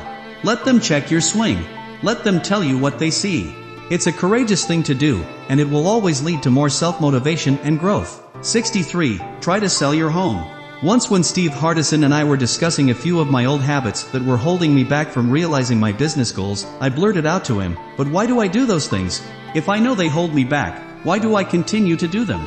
Because they are home to you, he said. They feel like home. When you do those things, you do them because that's what you're comfortable doing, and so you make yourself right at home doing them. And as they say, there's no place like home. Home can be an ugly place if it's not kept up and consciously made beautiful. Home can be a dark, damp prison, smelling of bad habits and laziness. But we still don't want to leave it, no matter how bad it gets, because we think we are safe there. However, when we inspect the worn-out house more closely, we can see that the safety we think we're experiencing is pure self-limitation. It's very hard to leave home. Many of us try and fail many times. Noel Paul Stookey wrote a hauntingly beautiful song called The House Song, which captures this feeling. The opening words are, "This house goes on sale every Wednesday morning, and is taken off the market in the afternoon." After grasping Hardison's metaphor of home, I immediately saw that I needed to move out of my house. I needed to move up in the neighborhood. I needed a better home. A home that contained habits that would keep me focused on goal-oriented activity. Hardison helped coach me in that direction until the new activities began to feel like where I should have been living all along. Hardison's metaphor of home as the equivalent of old disempowering habits has stayed with me for a long time. Recently, while I was putting together a tape of motivational music to play in my car, I included the energetic "I'm Going Home" by Alvin Lee and 10 Years After. As I drove around listening to it turned up all the way, I thought about what Hardison taught. I let the song be about the new home I would always be in the process of moving to. Don't be afraid to leave the psychic home you're in. Get excited about building a larger, newer, happier home in your mind, and then go live there. In Colin Wilson's brilliant but little-known, out-of-print novel Necessary Doubt, he created Gustav Newman, a fascinating character who made many discoveries about human beings. At one point Newman says, "I came to realize that people build themselves personalities as they build houses to protect themselves from the world. They become its prisoners. And most people are in such a hurry to hide inside their four walls that they build the house too quickly." Identify the habits that keep you trapped. Identify what you have decided is your final personality and accept that it might be a hasty construction built only to keep you safe from risk and growth. Once you've done that, you can leave. You can get the blueprints out and create the home you really want. 64. Get your soul to talk. We've always been a little nervous, culturally, about talking to ourselves. We usually associate it with insanity. But it was Plato who said that his definition of thinking was the soul talking to itself. If you really want to get your life worked out, there is no one better to talk to than yourself. No other person has as much information about your problems, and no other person knows your skills and capabilities better. And there's no one else who can do more for you than yourself. A lot of people in the motivational and psychological professions recommend affirmations. You choose a sentence to say, such as, "Every day in every way I'm getting better and better," and repeat it whether or not you think it's true. While affirmations are a good first step to reprogramming, I prefer conversations. Conversations work faster. The two most inspirational guidelines to productive self-conversational exercises are in Martin Seligman's Learned Optimism and Nathaniel Branden's The 6 Pillars of Self-Esteem. Seligman offers ways to dispute your own pessimism and create the habit of optimistic thinking. Brandon offers provocative sentence stems for you to complete. Rather than brainlessly parroting "I'm getting better and better" to myself, it makes a longer-lasting impression when I logically argue the case and win. With enough back-and-forth conversation, I can prove to myself that I am getting better. Proof beats the parrot every time. It's one thing to try to hypnotize myself through repetition of words to accept something is true, and it's quite another to convince myself that it is true. Brandon suggests that we get our creative thinking going each morning by asking ourselves 2 questions. 1. What's good in my life? And 2. What is there still to be done?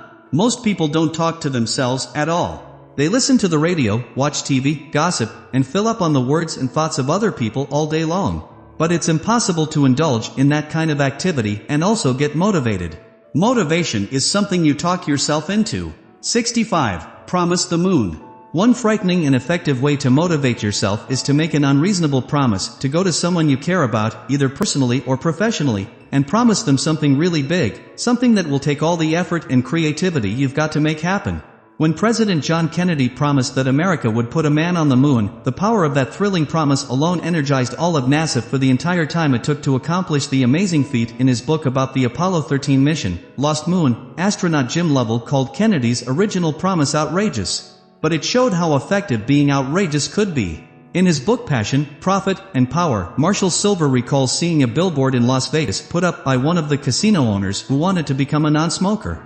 The billboard read, "If you see me smoking, in the next 90 days, I'll pay you $100,000. Can you see the power in that promise? A couple of years ago, I promised my children that I would send them to camp in Michigan.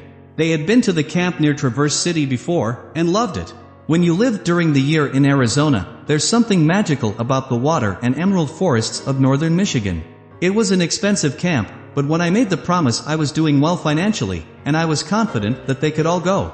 Then as the summer neared I'd run short of money and had to rearrange my priorities. My speaking schedule had replaced much of the commission selling I was doing and it looked like camp might not be in the picture. I remember specifically talking to my boy Bobby, who was 8 years old at the time, about how times were temporarily hard and how camp didn't look like a good possibility anymore this year. He was in the front seat of the car and I'll never forget for as long as I live the look on his face. He said very softly, so softly that I could barely hear him, "But you promised." He was right. I didn't say I'd try. I didn't say it was a goal. I promised. And the feelings I had at that moment were so overwhelming that I finally said to him, "Yes, I did promise. And because you reminded me that it was a promise, I will say to you right now that you're going to camp. I'll do what it takes. I'm sorry that I forgot it was a promise." The first thing I did was change jobs, and my first condition on accepting my new job was that my bonus for signing was the exact amount of money it took to send my children to camp. It was done. 66. Make somebody's day. To basketball coach John Wooden, making each day your masterpiece was not just about selfish personal achievement. In his autobiography, They Call Me Coach, he mentions an element vital to creating each day. You cannot live a perfect day, he said, without doing something for someone who will never be able to repay you. I agree with that. But there's a way to make sure you can't be repaid, and that's doing something for someone who won't even know who did it. This gets into a theory I've had all my life, that you can create luck in your life. Not from the idea that luck is needed for success, because it isn't. But from the idea that luck can be a welcome addition to your life. You can create luck for yourself by creating it for someone else. If you know about someone who is hurting financially, and you arrange for a few $100s to arrive at their home, and they don't even know who you are, then you've made them lucky. By making someone lucky, something will then happen in your own life that also feels like pure luck. I can't explain why this happens, and I have no scientific basis for it, so all I can say is try it a few times and see if you aren't as startled as I have been at the results. It doesn't have to be money, either. We have a lot of other things to give, always. When you get lucky, you'll get more motivated, because you feel like the universe is more on your side. Experiment with this a little. Don't be imprisoned by cynicism posing as rationality on this subject. See what happens to you when you make other people get lucky. 67. Play the circle game. If you use my 4-minute, 4-circle, goal-setting system described earlier, you can be the creator of your universe. You know, that's blasphemous, a seminar student once told me during a break. Only God can create the universe. But if you believe that, I said, you must also believe, as it is written, that we were all created in God's image. And if you believe in God as the creator, and that He created us in His image, then what are we doing when we don't create? Whose image are we living in when we deliberately do not create? Try this. After you wake up in the morning, wipe the sleep from your eyes, sit down with a pad of paper, and draw 4 circles. These are your own planets. Label the first circle, Lifelong Dream. And in order to keep this example simple, I'll make it strictly financial, although you can do it with any kinds of goals you want. Your lifelong dream might be to save $500,000 for your retirement years. So, put that number in your life circle. Then look at Circle 2, the next planet in your solar system. That circle you will label, my year. What do you need to save in the next year in order to be on course to hit your life savings goal? When you factor in the interest, it's less than you think. And when you arrive at the figure, make certain that it matches up mathematically with your first circle. In other words, if you save this amount and save, say 10% more each year that follows, will you achieve your life number? If not, do some more math until you get a direct connection between your yearly savings projection and your lifelong goal. Now that you've got your first 2 circles filled with a number, move to the third circle, my month. What would you have to save each month to hit your year's goal? Then put that number down. 3 circles are now filled. Now go to the final circle, my day. What do you need to do today that if you repeated it every day would ensure a successful month? By the way, as I said, this doesn't have to just be about money. It can be about physical fitness, learning a language, relationship networking, spirituality, nutrition, or anything important to you. The power of this system lies in thinking of it as a universe, which, as Wayne Dyer keeps reminding us, means one song. When you work the math, you cannot help but see that each circle, if done successfully, guarantees the success of the next circle. If you hit your daily goal every day, your monthly goal is automatically hit. In fact, you don't even have to worry about it. And if your monthly goal is reached, the yearly goal has to happen. And if your yearly goals are hit, the lifelong goal cannot not be reached. When you study the irrefutable mathematical truth contained in this system, a strange feeling comes over you. You realize that all 4 circles are ultimately dependent on the success of just one circle, the circle labeled, my day. Then you get the strangely empowering sensation that you have just proved on paper that your day and your life are the same thing. There is no future other than the future you are working on today. Your future is not stranded out there somewhere in space. This is what the great poet Rainer Maria Rilke meant when he said, "The future enters into us, in order to transform itself in us, long before it happens." Remember that once you have worked out the math for this, the circle game is only a 4-minute daily exercise. Many times in seminars I give, participants will say that they are too busy for all this goal-setting activity. They have lives to live. But I like to remind them of the words of Henry Ford, who said, "If you do not think about the future, you won't have one." And I also like to stress that I am only talking about 4 minutes a day. The purpose of making the circles mathematically sound is that you can remove the elements of faith and hoping from your action plan. You know your goals will be hit. Who would you want to bet on? The tennis player who has faith that she's going to win, or the one who knows she's going to win? By drawing these simple 4 circles, you can create your universe anywhere, anytime. Waiting in line at the bank, sitting in the doctor's office, waiting for a meeting to begin, or just doodling. Each time you do it, your universe gets closer to you. Each time you draw the circles, you are hit with this revelation: there is absolutely no difference between succeeding today and having a successful life. In The Magic of Believing, Claude Bristol recounts a particularly absent-minded habit of his that, looking back, may have had a bigger impact on shaping his universe than he ever realized. He said that whether he was on the phone, or just sitting in moments of abstraction, he would always have a pen or pencil out doodling. My doodling was in the form of dollar signs like these, $, on every paper that came across my desk. The cardboard covers of all the files that were placed before me daily were covered with these markings, so were the covers of telephone directories, scratch pads, and even the face of important correspondence. Bristol's later studies on mind stuff experiments, the power of suggestion, and the art of mental pictures caused him to conclude that his lifelong habit of doodling dollar signs had had an enormous impact on programming his mind to always be opportunistic and enterprising when it came to money. The fortune he acquired demands that we take his observations seriously. 68. Get up a game. It is said that John F. Kennedy's father's credo was, "Don't get mad, get even." And that credo has a certain vengeful, clever wisdom in it as far as it goes. But you might go even further with this credo: don't just get even, get better. When Michael Jordan was a sophomore in high school, he was cut from his high school basketball team. Michael Jordan was told by his coach that he wasn't good enough to play high school basketball. It was a crushing disappointment for a young boy whose heart was set on making the team. But he used the incident not to get mad, not to get even, but to get better. We all have those moments when people tell us, or insinuate to us, that they don't think we measure up, that they don't believe in us. Some of us have entire childhoods filled with that experience. The most common reaction is anger and resentment. Sometimes it motivates us to get even or to prove somebody wrong. But there's a better way to respond, a way that is creative rather than reactive. How can I use this, is the question that puts us on the road to creativity. It transforms the anger into optimistic energy, so we can grow beyond someone else's negative expectations. Johnny Bench, a Hall of Fame baseball player, knew what it was like to not be believed in. In the 2nd grade, he said, they asked us what we wanted to be. I said I wanted to be a ball player and they laughed. In the 8th grade they asked the same question, and I said a ball player, and they laughed a little more. By the 11th grade, no one was laughing. Our country has gone through a difficult period of time since World War II. We no longer value heroes and individual achievement as we once did. Competition has become a bad word. But competition, if confronted enthusiastically, can be the greatest self-motivating experience in the world.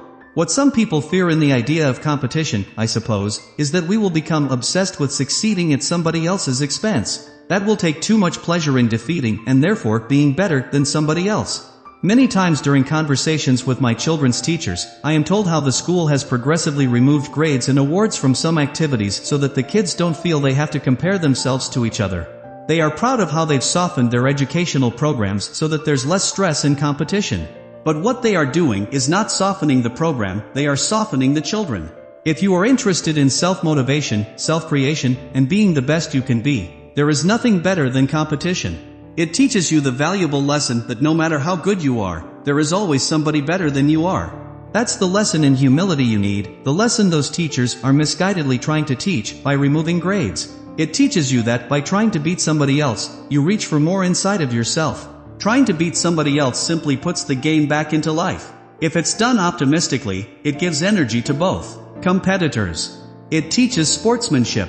And it gives you a benchmark for measuring your own growth. The poet William Butler Yeats used to be amused at how many definitions people came up with for happiness. But happiness wasn't any of the things people said it was, insisted Yeats. Happiness is just one thing, he said. Growth. We are happy when we are growing. A good competitor will cause you to grow. He will stretch you beyond your former skill level. If you want to get good at chess, play against somebody better at chess than you are. In the movie Searching for Bobby Fischer, we see the negative effects of resisting competition on a young chess genius until he starts to use the competition to grow. Once he stops taking it personally and seriously, the game itself becomes energizing. Once he embraces the intriguing fun of competition, he gets better and better as a player, and grows as a person.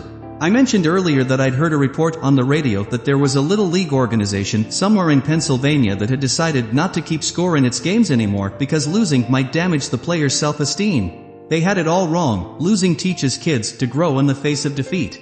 It also teaches them that losing isn't the same as dying, or being worthless. It's just the other side of winning.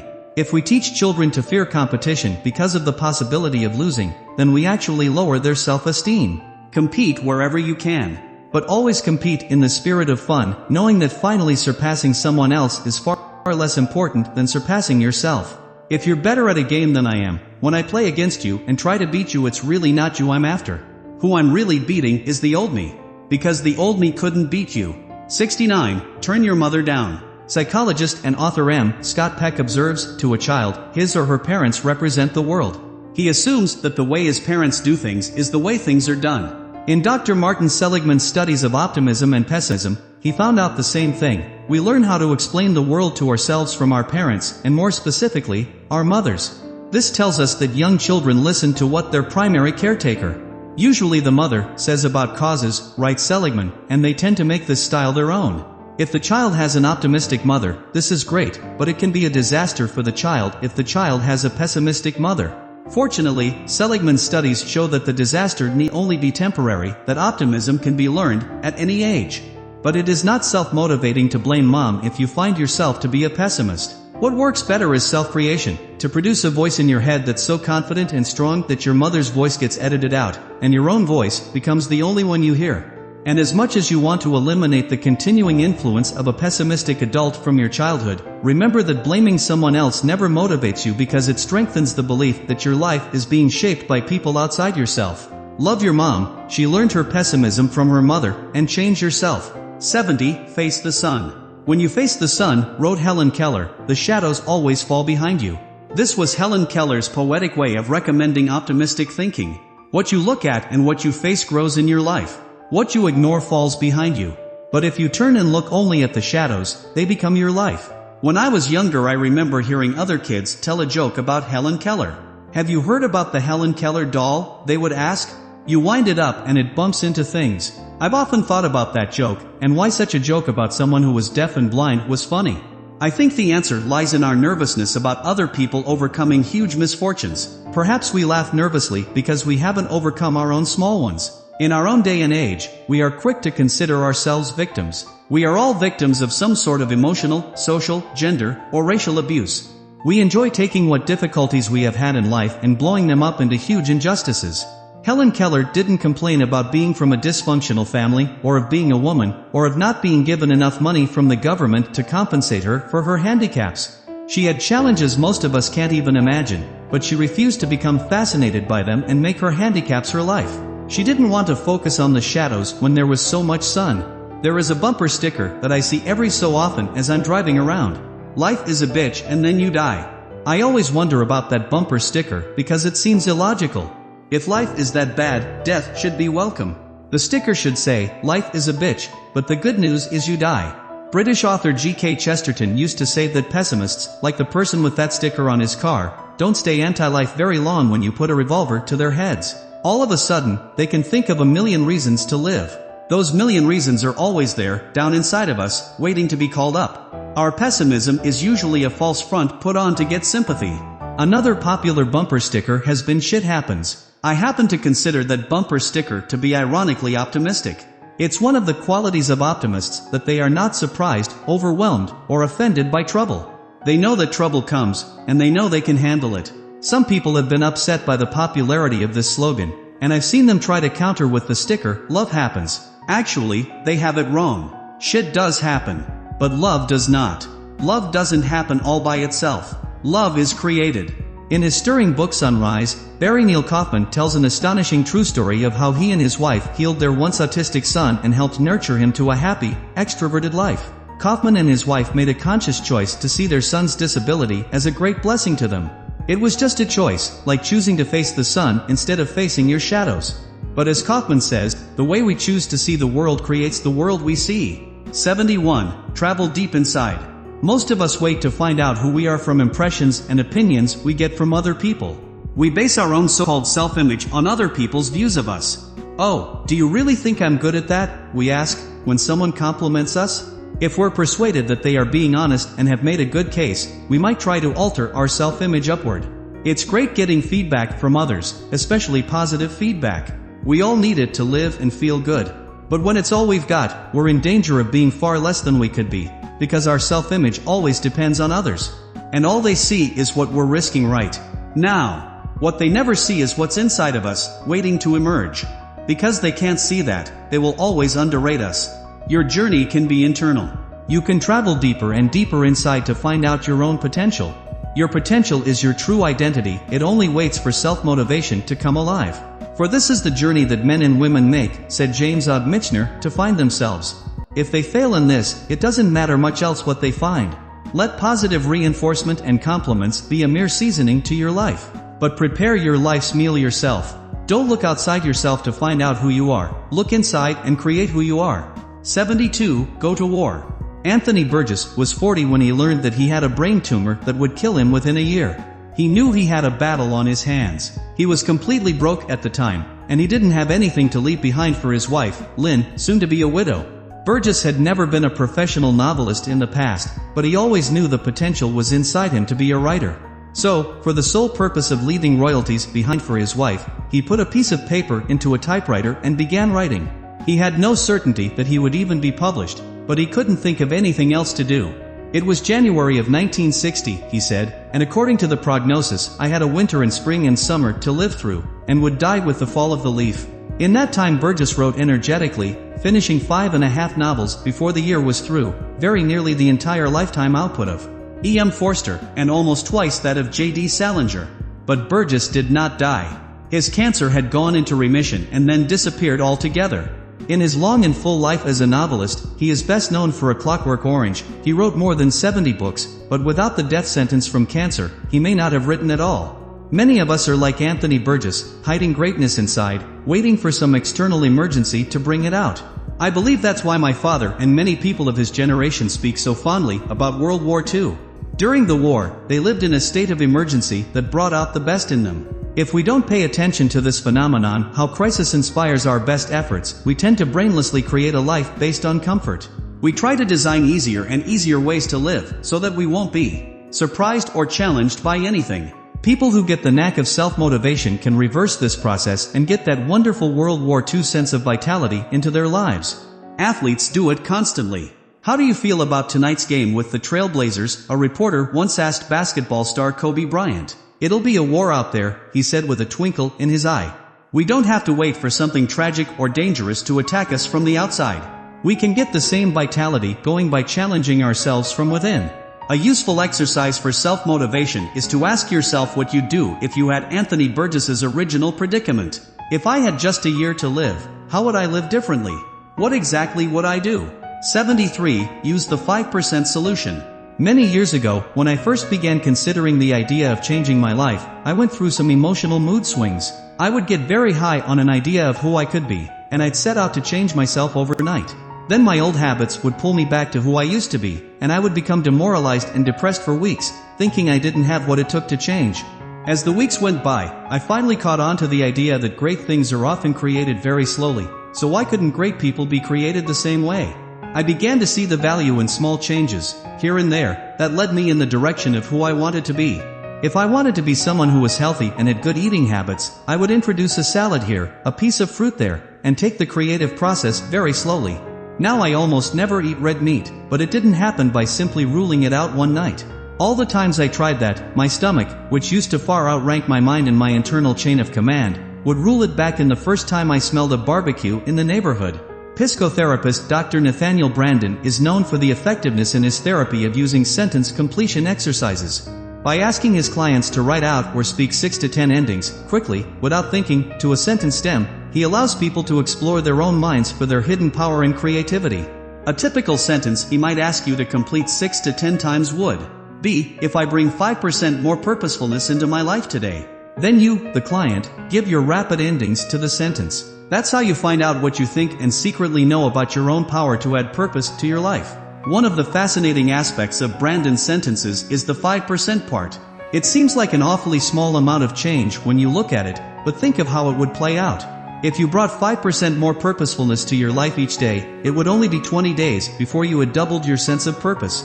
Huge things can be accomplished by focusing on one small action at a time. Novelist Anne Lamott recalls an incident in her childhood, the memory of which always helps her get a grip. 30 years ago, she remembers, my older brother, who was 10 years old at the time, was trying to get a report on birds written that he'd had 3 months to write, which was due the next day. We were out at our family cabin in Bolinas, and he was at the kitchen table close to tears, surrounded by binder paper and pencils and unopened books on birds, immobilized by the hugeness of the task ahead. Then my father sat down beside him, put his arm around my brother's shoulder, and said, "Bird by bird, buddy. Just take it bird by bird." When we stay the same, it's not because we didn't make a big enough change, but rather because we didn't do anything today that sent us moving toward change. If you continue to think of yourself as a great painting you are going to paint, then wanting to instantly change is like wanting to finish your portrait in 10 minutes and then put it up in the art gallery. If you see yourself as a masterpiece in progress, then you will relish small change. A tiny thing you did differently today will excite you. If you want a stronger body, and you took the stairs instead of the elevator, celebrate.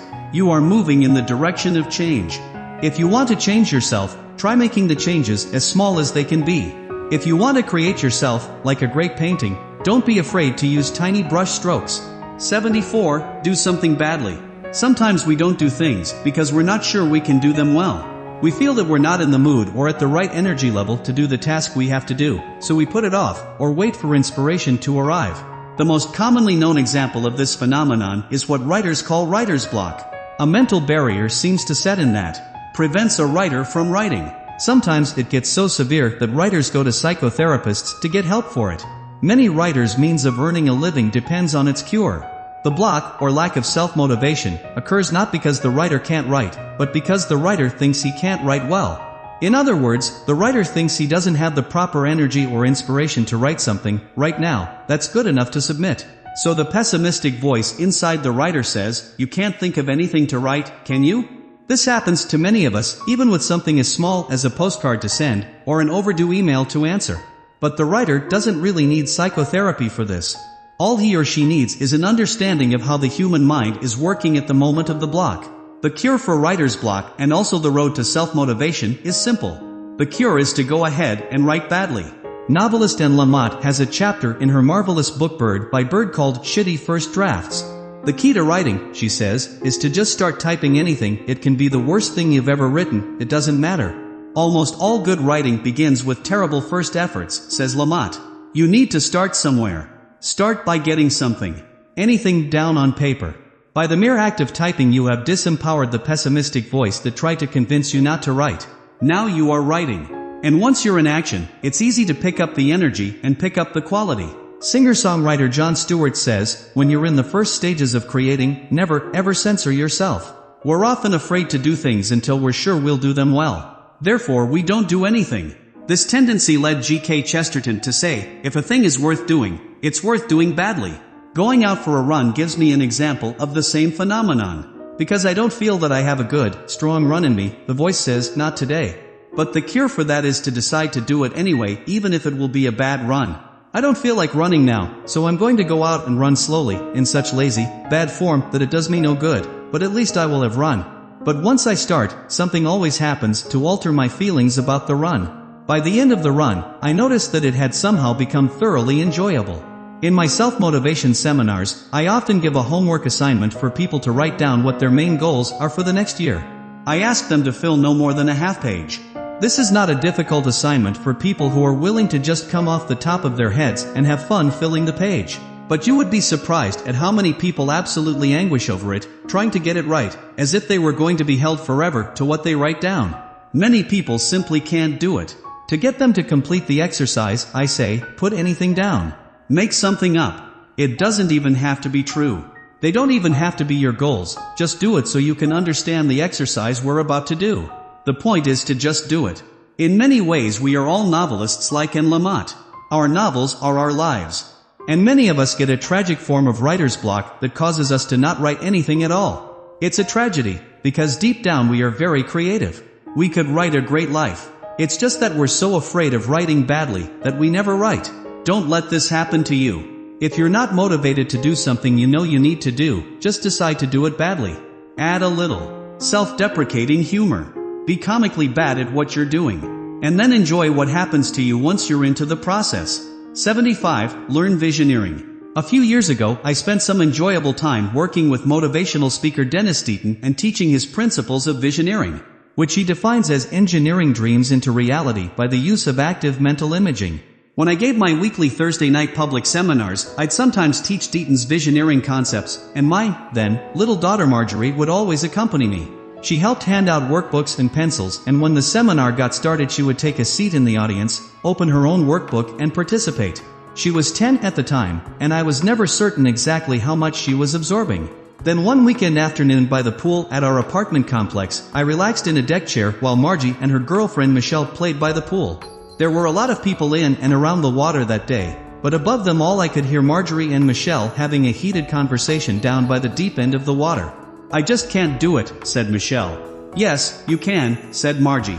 You just have to believe you can. I'm afraid to dive, said Michelle. I've never dived in my life.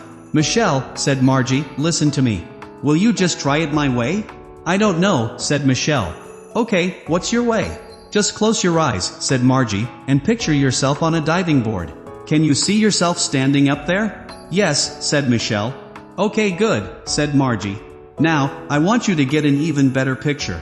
What kind of bathing suit are you wearing? Can you see it? It's red, white, and blue, said Michelle, her eyes still closed. It's like an American flag. Great, said Margie.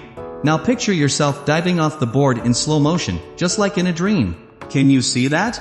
Yes, I can, said Michelle. That's great, shouted Margie. Now you can do it. Because if you can dream it, you can do it. Let's go over here and do it.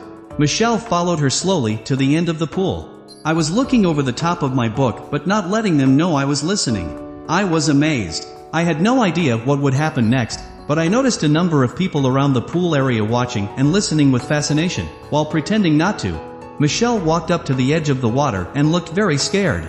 She looked at Margie, and Margie said, Michelle, I want you to keep saying, very softly, if I can dream it, I can do it, and then I want to see you dive it. Michelle kept repeating, "If I can dream it, I can do it," and all of a sudden, surprising even herself, she dove a near-perfect dive into the deep end with almost no splash. Margie was jumping up and down and clapping when Michelle came up from the water. "You did it," she shouted, and Michelle was grinning as she climbed up to do it again. Could it be, I thought to myself, that this system is this simple? The principle is this: you won't do anything you can't picture yourself doing. Visioneering is just another word for picturing yourself.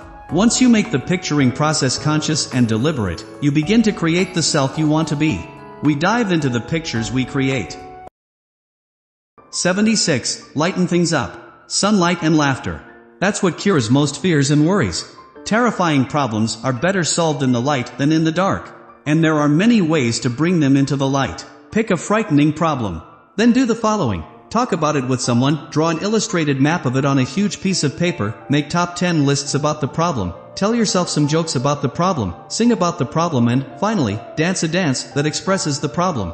If you do all these things, I promise you that your problem will seem a lot funnier and less frightening than it once did. It is impossible to laugh deeply and be frightened at the same time.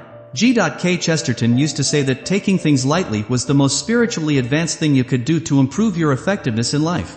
After all, said Chesterton, it's because God's angels take themselves so lightly that they are able to fly. And if his angels take themselves that lightly, imagine how much more lightly he takes himself. My friend Fred Knipe is a 3-time Emmy Award-winning television writer who also performs as a comedian in the character of Dr. M. F. Lydekker, world expert on everything. Fred is one of the funniest human beings I have ever known. He never fails to lighten me up, no matter how big the problem I have. Dr. Lydekker mounts the stage and puts his ludicrous Lydekker Institute logo in front of the podium, a logo that features a cartoon human brain hanging between two electrical towers. He then proceeds to give, in a mild Teutonic accent, his advice from hell. With the increase in domestic violence, the doctor says, I am advocating that home appliance manufacturers begin installing airbags. On the subject of our growing intolerance of crime, he says, criminals, among the most deeply tense in our communities, will soon have trouble recruiting top people because they can no longer escape the sense that there is resentment building about what they do for a living. It was inevitable, he observes, that genetic engineering would come from a generation that played Mr. Potato Head. Knipe's editing of my writing also causes me to lighten up. While making helpful handwritten notes on the manuscript for this book, he recommended that I refer to the Lakota shaman lame deer as Super Shaman Lame Deer. While going through my recovery from a frightening disease that featured, at one point, uncontrolled bleeding, he left me a comforting phone message that said, don't worry about the bleeding. It's normal for someone your age. Fred shares my long-held belief that humor is the highest form of creativity. It's the hardest to produce and the most enjoyable to receive. Humor, like all other creativity, is a matter of making unusual combinations. The more surprising the combination, the funnier the humor. Your own motivational level will always be lifted by humor. Anytime you are stuck, ask yourself to take things lightly. Ask yourself to come up with some funny solutions. Laughter will destroy all limits to your thinking. When you are laughing, you are open to anything. 77. Serve and grow rich. One good way to motivate yourself is by increasing the flow of money into your life. Most people are embarrassed to even think this way. They don't want to think and grow rich because they think they will be thought of as selfish or greedy. Or maybe they still believe in the thoroughly discredited Marxist economic superstition that to make money, you have to take it away from somebody else. Or else they don't want to come across as being obsessed with money. But do you know who is really obsessed with money? People who don't have any. They obsess about money all day long. It's in their family discussions, it's in their minds at night, and it becomes a destructive part of their relationships during the day. The best way not to be obsessed with money is to trust your game plan for earning your way to financial freedom. Our first duty, said George Bernard Shaw, is not to be poor. The road to not being poor always travels through your professional relationships in life. The more you serve those relationships, the more productive those relationships will become, and the more money you will make. Money is life energy that we exchange and use as a result of the service we provide to the universe, wrote Deepak Chopra in Creating Affluence. When you understand that money flows from service, you have a chance to understand something even more valuable. Unexpectedly large amounts of money come from unexpectedly large degrees of service. The way to generate unexpected service to the people in your life is to ask yourself, what do they expect? Once you're clear on what that is, then ask, what can I do that they would not expect? It's always the unexpected service that gets talked about. And it's always getting talked about that increases your professional value. As Napoleon Hill repeatedly pointed out, great wealth comes from the habit of going the extra mile. And it is always a smart business move to do a little more than you are paid for. It is almost impossible to enjoy a life of self-motivation when you're worried about money. Don't be embarrassed about giving this subject a great deal of thought. Thinking about money a little bit in advance frees you from having to always think about it later.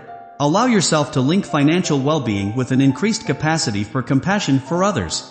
If I am living in poverty, how much love and attention can I give to my children or my fellow humans? How much help can I be if I, for sheer lack of creative planning, am always worried about being in debt? Poverty is no disgrace, said Napoleon Hill. But it is certainly not a recommendation. 78. Make a list of your life. Never hesitate to sit down with yourself and make lists. The more you write things down, the more you can dictate your own future. There is an unfortunate myth that lists make things trivial. But lists do the opposite, they make things come alive. I have a friend who made a list of all the positive things about himself that he could think of. He listed every characteristic and accomplishment that he could remember in his life that he was proud of. He keeps the list in his briefcase, and says he often reads through it when he's feeling down. By seeing all those things written down, and letting myself read them one at a time, I can change my entire attitude from being discouraged to feeling positive about myself, he says. Writing lists of goals and objectives is also a powerful self-motivator. It's one thing to go into a meeting mentally briefed on what you want to accomplish, but you'll feel even stronger having written it out. There is something about writing something down that makes it more real to the right side of your brain. My friend Fred Knight sometimes travels to Phoenix to spend a day talking with me. We've been close friends since college and share an unorthodox sense of humor.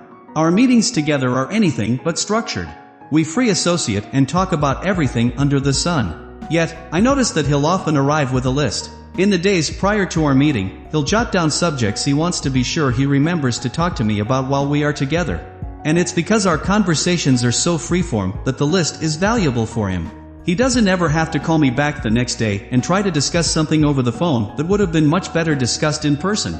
If you've ever tried grocery shopping for a large event without a shopping list, you are aware of the nightmare it can be. Most people have learned not to shop that way. I've learned by hard experience that it can mean additional trips to the store to pick up forgotten items. Yet why is it that people don't apply that same principle to their lives? Most people take more time planning a picnic than they do planning a life. Because they know that if they don't make a list and forget the hot dog buns as a result, they are going to be called an idiot by someone. But isn't a life as important as a picnic? Start by listing all the things you would like to do before you die. Keep the list somewhere handy, where you can look at it and add to it. Then list the people in your life you want to remain close to and stay in touch with. Friendship is so precious, why let it be forgotten? It sounds silly to make a list of your friends, but you'll be surprised at how it reminds you who's important and motivates you to stay in touch. My friend Terry Hill, the writer, is one of the greatest list makers of all time. He has a list of every book he has ever read, every poem he's read, and many more things I don't even know about. It gives his life a sense of history, depth, and direction. We don't have to wait to become famous so that someone else might write our history. We can be writing our history while it happens. And when we list our goals, we're writing our history before it happens. When legendary advertising executive David Ogilvy started his advertising agency by making a list of the clients that he most wanted. General Foods, Lever Brothers, Bristol-Myers, Campbell Soup Company, and Shell Oil. At the time, they were the biggest advertising accounts in the world, and he had none of them. But in a sense, he did have them, because they were in his list. It took time, said Ogilvy, but in due course I got them all. A goal gains power when you write it down, and more power every time you write it down. What motivates you most in life ought to be in your own handwriting. People all too often look for motivation in what others have written. If you become a good list maker, you will learn how to motivate yourself by what you've written. 79. Set a specific power goal. Most people are surprised to learn that the reason they're not getting what they want in life is because their goals are too small and too vague, and therefore have no power. Your goals will never be reached if they fail to excite your imagination. What really excites the imagination is the setting of a large and specific power goal. Usually, a goal is just a goal. But a power goal is a goal that takes on a huge reality. It lives and breathes. It provides motivational energy. It gets you up in the morning. You can taste it, smell it, and feel it. You've got it clearly pictured in your mind. You've got it written down. And you love writing it down because every time you do it fills you with clarity of purpose. In his audiotape series, Visioneering, my old partner Dennis Deaton teaches the transforming power of lofty goals. Deaton talks about creating a mental movie that you watch as often as possible. He urges you to make it a movie that stars you living the results of achieving your specific goal. Walt Disney left us many great things: Disneyland, Walt Disney World, great animated films, and Annette Funicello. But what I believe was his greatest gift was the summing up he did of his life's work. If you can dream it, he said, you can do it. A power goal is a dream with a deadline. The deadline itself motivates you. People who have created power goals start living on purpose. They know what they're up to in life. How can you tell if you've got a big enough and real enough power goal? Simply observe the effect your goal has on you. It's not what a goal is that matters, it's what a goal does. 80. Change yourself first. Don't change other people. It doesn't work. You'll waste your life trying. Many of us spend all our time trying to change the people in our lives. We think we can change them in ways that will make them better equipped to make us happy. This is especially true of our children. We talk to our children for hours about how we think they should change. But children don't learn from what we say. They learn from what we do. Today's children, upon hearing us talk to them about how they should change, will often say, "Yeah, right. I think they got this phrase from Bart Simpson. It's shorthand for, I'm not listening to what you say, I'm listening to what you do." Gandhi was especially tuned into the futility of changing other people. Yet Gandhi was probably responsible for more change in people than any other person in our era was. How did he do it? He had a profoundly simple formula. People would often come to Gandhi to ask how they could change others. Someone would say, "I agree with you about nonviolence, but there are others who don't. How do I change them?" And Gandhi told them they couldn't. He said you couldn't change other people. You must be the change you wish to see in others, said Gandhi. In my own seminars, I probably used that one quotation more than any other. I am always asked, how can I change my husband? Or, how can I change my wife? Or, how can I change my teenager? People who take the seminars on self-motivation at some point during the workshop agree completely with the principles and ideas. Then, they start to think about the people who don't buy in. In the question and answer period, their questions are about those poor people. How do we change them? I always quote Gandhi, "Be the change you wish to see in others." By being what you want them to be, you lead by inspiration. Nobody really wants to be taught by lectures and advice. They want to be led through inspiration. Sales managers often ask me how they can get a certain salesperson to do more self-motivated activities. I tell them that they have to be the salesperson they want to see. Take them on a call, I say, and let them watch you. Don't tell them how to do it, inspire them to do it. I once attended a concert given by my daughter's 4th grade chorus, which sang a song called "Let There Be Peace on Earth." The song's words went, "Let there be peace on earth, and let it begin with me." I beamed when I heard it. It was such a beautiful expression of being the change, a celebration of self-responsibility that rarely is portrayed in young people's lives today. What you tell people to do often goes right by them. Who you are does not. 81. Pin your life down. Car dealer extraordinaire Henry Brown once told me a story about his son, a high school wrestler. His boy had been getting only fair results as a wrestler that year, and when Henry talked to him about it, he learned the reason. Henry's son entered each wrestling match more than thoroughly prepared to counter anything his opponent tried. But no matter how gifted Henry's son was at countering moves, countering was still countering, so the other wrestler always dictated the tempo. Finally, Henry suggested to his son that he try entering a wrestling match with his own attack plan, a series of moves that he would initiate no matter what his opponent tried. The boy agreed, and the results were remarkable. He began winning match after match, pinning opponent after opponent. The young wrestler's goal had always been to win. He didn't have a problem setting goals, but what had to be added was a plan of action. In sports, as in life, goals alone aren't always enough. As Nathaniel Branden says, a goal without an action plan is a daydream. Henry Brown didn't just give that advice to his son because he bought into it theoretically. His own Brown & Brown Chevrolet dealership has many times been the #1 Chevy dealership in the nation because he plans his company's own yearly performance in the same way he coached his son. Every year, he has his general manager send me the detailed videotape that outlines the dealership's game plan for the coming year. It includes all the department's projected earnings down to the penny. By boldly charting such a specific course, Brown lets the market respond to him. Once, when I asked him how his dealership got through a previous year's nationwide automotive sales recession, he said, "We decided not to participate in it. Before any adventure, take time to plan. Design your own plan of attack. Don't just counter what some other wrestler is doing. Let life respond to you."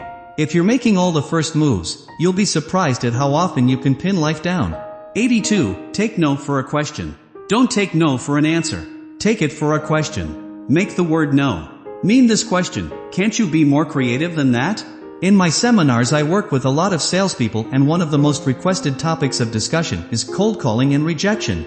One of the greatest problems salespeople, and people everywhere, face is in the meaning they give to someone else's no. Many people hear no as an absolute, final, and devastating personal rejection. But no can mean anything you want it to mean. When I graduated from college with a degree in English, I was not overwhelmed with companies trying to hire me. Most people already speak English. So I decided to try to get a job as a sports writer at the daily evening paper in Tucson, Arizona, the Tucson Citizen.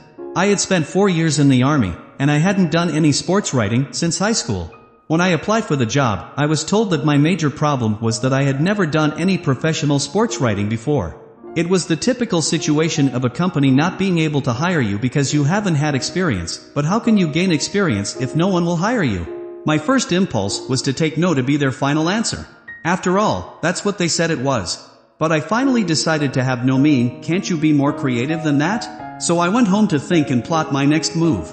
The reason they wouldn't hire me was because I had no experience. When I asked them why that was important, they smiled and said, "We have no way of knowing for sure whether you can write sports. Just being an English major isn't enough." Then it hit me. Their real problem wasn't my lack of experience, it was their lack of knowledge.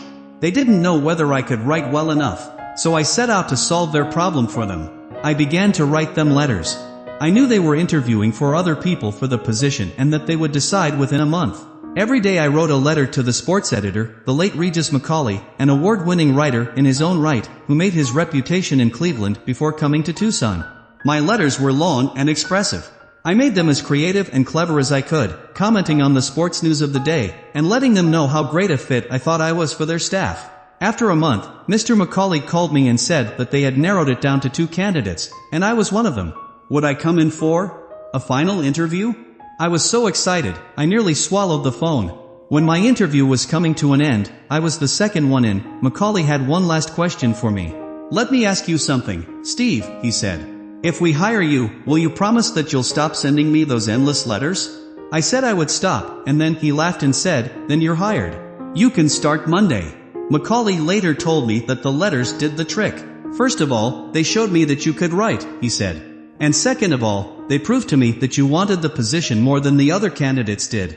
When you ask for something in professional life and it is denied to you, imagine that the no you heard is really a question. Can't you be more creative than that? Never accept no at face value. Let rejection motivate you to get more creative." 83. Take the road to somewhere. Energy comes from purpose. If the left side of your brain tells the right side of your brain that there's a sufficient crisis, the right side sends you energy, sometimes superhuman energy. That's why there's such a difference between people who set and achieve goals all day, and people who just do whatever comes up, or whatever they feel like doing. To one person, there is always added purpose. To the other, there is boredom and confusion, the 2 greatest robbers of energy. Knowing what you're up to, and why you're up to it, gives you the energy to self-motivate. Not knowing your purpose drains you of all motivation. We've all heard the stories of the diminutive mother who, seeing that her small child was trapped, lifted a tremendously heavy object, such as a car, so the child could be freed. When asked to repeat the superhuman feat later, of course the woman couldn't do it. Being a single father has put me in touch with the dramatic connection between purpose and energy. If I am cooking something, for example, and out of the corner of my eye I can see flames emerging from the kitchen, it is amazing how fast I can move from the living room into the kitchen. Crisis creates instant purpose, which creates instant energy. The "he ain't heavy, he's my brother" idea is based on purpose. When our purpose is great, so is our strength and energy. But I don't know what my purpose is, a lot of people tell me, as if someone forgot to tell them what it is. Those people may wait forever to be told how to live and what to live for.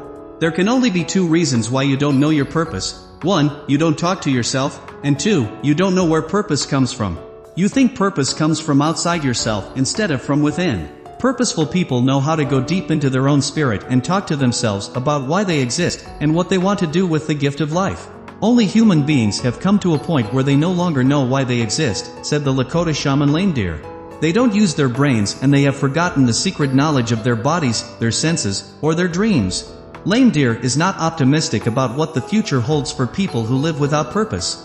They don't use the knowledge the Spirit has put into every one of them, he says. They are not even aware of this, and so they stumble along blindly on the road to nowhere, a paved highway that they themselves bulldoze and make smooth so that they can get faster to the big empty hole that they'll find at the end, waiting to swallow them up. It's a quick, comfortable superhighway, but I know where it leads. I've seen it. I've been there in my vision, and it makes me shudder to think about it. Purpose can be built, strengthened, and made more inspiring every day. We are totally responsible for our own sense of purpose. We can go inside our own spirit and create it, or not. The energy of our lives is wholly dependent on how much purpose we're willing to create. 84. Go on a news fast. I first heard the phrase news fast from Dr. Andrew Weil, who writes about natural medicine and spontaneous healing. Weil recommends going on news fasts because he believes this has a healing effect on the human system. To him, it's a genuine health issue. My own recommendation for news fasts has to do with the psychology of self-motivation. If you go for periods of time without listening to or reading the news, you will notice an upswing in your optimism about life. You'll feel a lift in energy. But shouldn't I stay informed? People ask me. Aren't I being a bad citizen if I don't keep up with what's happening in my community? Shouldn't I be watching the news? In answer to this question, I offer an observation that may startle you. The news is no longer the news. It used to be that Walter Cronkite would end his program by saying, "And that's the way it is." And we trusted that he was right. But today, it's much different. Shock value has the highest premium of all for a news story, and the lines are now blurred between the evening news and the grossest tabloids. Tom Brokaw is as likely to lead his show with a story about a woman cutting off her husband's private parts as is the National Enquirer. Today, the goal of the person putting the evening news show together is to stimulate our emotions in as many ways as possible. Every night we will see human suffering. We will also see con artists, and even whole companies getting away with scams that victimize people cruelly. If there's a report on politics, it features the most venomous attacks between two partisans. The goal of the news today is stimulation. It's to take us on an emotional roller coaster ride.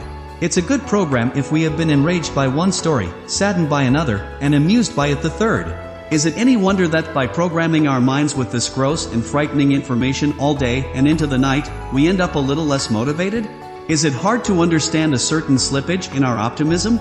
Going on a news fast is a refreshing cure for this problem. You can do it for one day a week, to begin with, and then get back into the tabloid shows the next day if you have to. Once you start fasting, you'll find your entire mood picking up. But what about staying informed, you ask? There are many ways to stay fully informed. The internet has wonderful, thoughtful sites. In fact, it is far better to be informed intellectually than to be informed emotionally. There are weekly and monthly magazines as well as e-zines that do a fine job of informing us and giving us a calm, thoughtful, overall perspective of the news. Don't worry about missing out on important news. Really big news, like a war, a natural disaster, or an assassination will get to you just as quickly during a news fast as it would if you were watching the news. Begin to experiment with news fasts today. Go on a short one at first, and then extend the periods of time as your system allows. When you do return to the news, be totally conscious of just what the show is trying to do to you. Don't passively take it in as if what you are seeing is really the way it is. It's not. They're not going to tell you how many thousands of planes landed safely today. 85. Replace worry with action. Don't worry. Or rather, don't just worry. Let worry change into action. When you find yourself worrying about something, ask yourself the action question, what can I do about this right now? And then do something. Anything. Any small thing. Most of my life, I spent my time asking myself the wrong question every time I worried. I asked myself, what should I be feeling about this?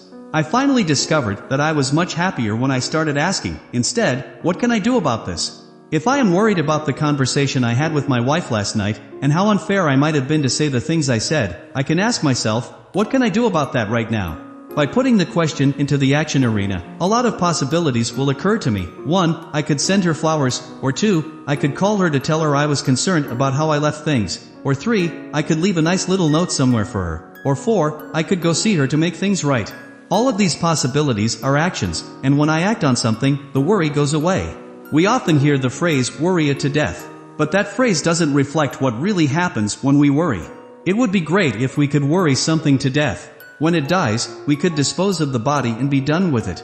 But when we worry, we don't worry a thing to death, we worry it to life. Our worrying makes the problem grow. And most of the time, we worry it into a grotesque kind of life, a kind of Frankenstein's monster that frightens us beyond all reason. I once came up with a system for action that helped turn my worrying habits completely around. I would list the 5 things that I was worried about. Perhaps they were 4 projects at work and the 5th was my son's trouble he was having with a certain teacher. I would then decide to spend 5 minutes on each problem doing something, anything. By deciding this, I knew I was committing myself to 25 minutes of activity. No more. So it didn't feel at all overwhelming. Then I could make a game of it. On Project 1, a seminar workbook. Deadline for a new course, I'd spend 5 minutes writing it. Maybe I only got the first 2 pages done, but it felt great. It felt like I'd finally started it. Then on item number 2, a meeting I knew I had to have with a client over a sticky contract issue, I would call his office and schedule the meeting and put it in my calendar. That, too, felt good. My third worry, a stack of correspondence I needed to answer, I would take 5 minutes sorting and stacking and putting them into a folder that was separate from the other clutter on my desk. That felt satisfying, too. The fourth item was a travel arrangement that had to be worked out. I'd take no more than 5 minutes looking at my calendar and leaving a voicemail for my travel agent to fax me some alternatives on the trip. Finally, on the matter of my son, I would pull out a piece of paper and write a short letter to his teacher expressing my concern for him, my support of her efforts, and my desire to arrange a meeting quickly, so all 3 of us could sit down together and make some agreements. All of that took 25 minutes. And 5 things that were worrying me the most were no longer worrying me. I could then go back anytime later and work them to completion. If something is worrying you, always do something about it. It doesn't have to be the big thing that will make it disappear. It can be any small thing. But the positive effect it will have on you will be enormous. A friend of mine was worried about her cat, which had some mild symptoms of illness, but nothing that looked severe enough to take the cat to the veterinarian. She also thought the symptoms were so subtle that they might not be easy to describe to the vet, but still she worried. She brought the subject up 2 or 3 more times before I finally said to her, "You must do something." "That's just the problem. There's nothing to do," she said. "Take some kind of action," I said. "Call the vet and talk to him." That doesn't make sense because the vet wouldn't know anything from what I told him, and he'd probably ask me to take her in to see him, and I know it's not that serious, she said. "Yes, I understand," I said. "But you should take the action for you, not for the cat or the vet. By not doing anything you're keeping yourself trapped in worrying." "Okay," she said. "I see what you mean." When she called the vet, to her surprise, the vet was able to make a good assessment of what was wrong. He recommended that she bring the cat in, and if it was what he thought it was, he could give her something to clear it up right away. Anything that worries you should be acted on, not just thought about. Don't be scared about the action. You can make it very small and easy, as long as you take an action. Even small actions will chase away your fears. Fear has a hard time coexisting with action. When there's action, there's no fear. When there's fear, there's no action. The next time you're worried about something, ask yourself, what small thing can I do right now? Then do it. Remember not to ask, what could I possibly do to make this whole thing go away? That question does not get you into action at all. Acting on your worries frees you up for other things. It removes fear and uncertainty from your life and puts you back in control of creating what you want. Just do it. 86. Run with the thinkers. The president of a major office equipment company put his problem to me this way: how do I get the whiners in my company to stop whining and start coming up with solutions? He went on to explain that he had 2 kinds of people working for him, the whiners and the thinkers. The whiners were often very smart and dedicated employees who worked long, hard hours. But when they came into the manager's office, it was almost always to complain. "They're great at finding fault with other managers and telling me what's wrong with our systems," the president said, "but they are a drain on me because they're so negative that I end up trying to make them feel better. After that, I'm depressed." The thinkers, on the other hand, had a different way of coming into the office with problems. "The thinkers come to me with ideas," he said. "They see the same problems that the whiners see, but they've already thought about possible solutions. The thinkers, in other words, have assumed ownership of the company, and are creating the future of the company with their thinking.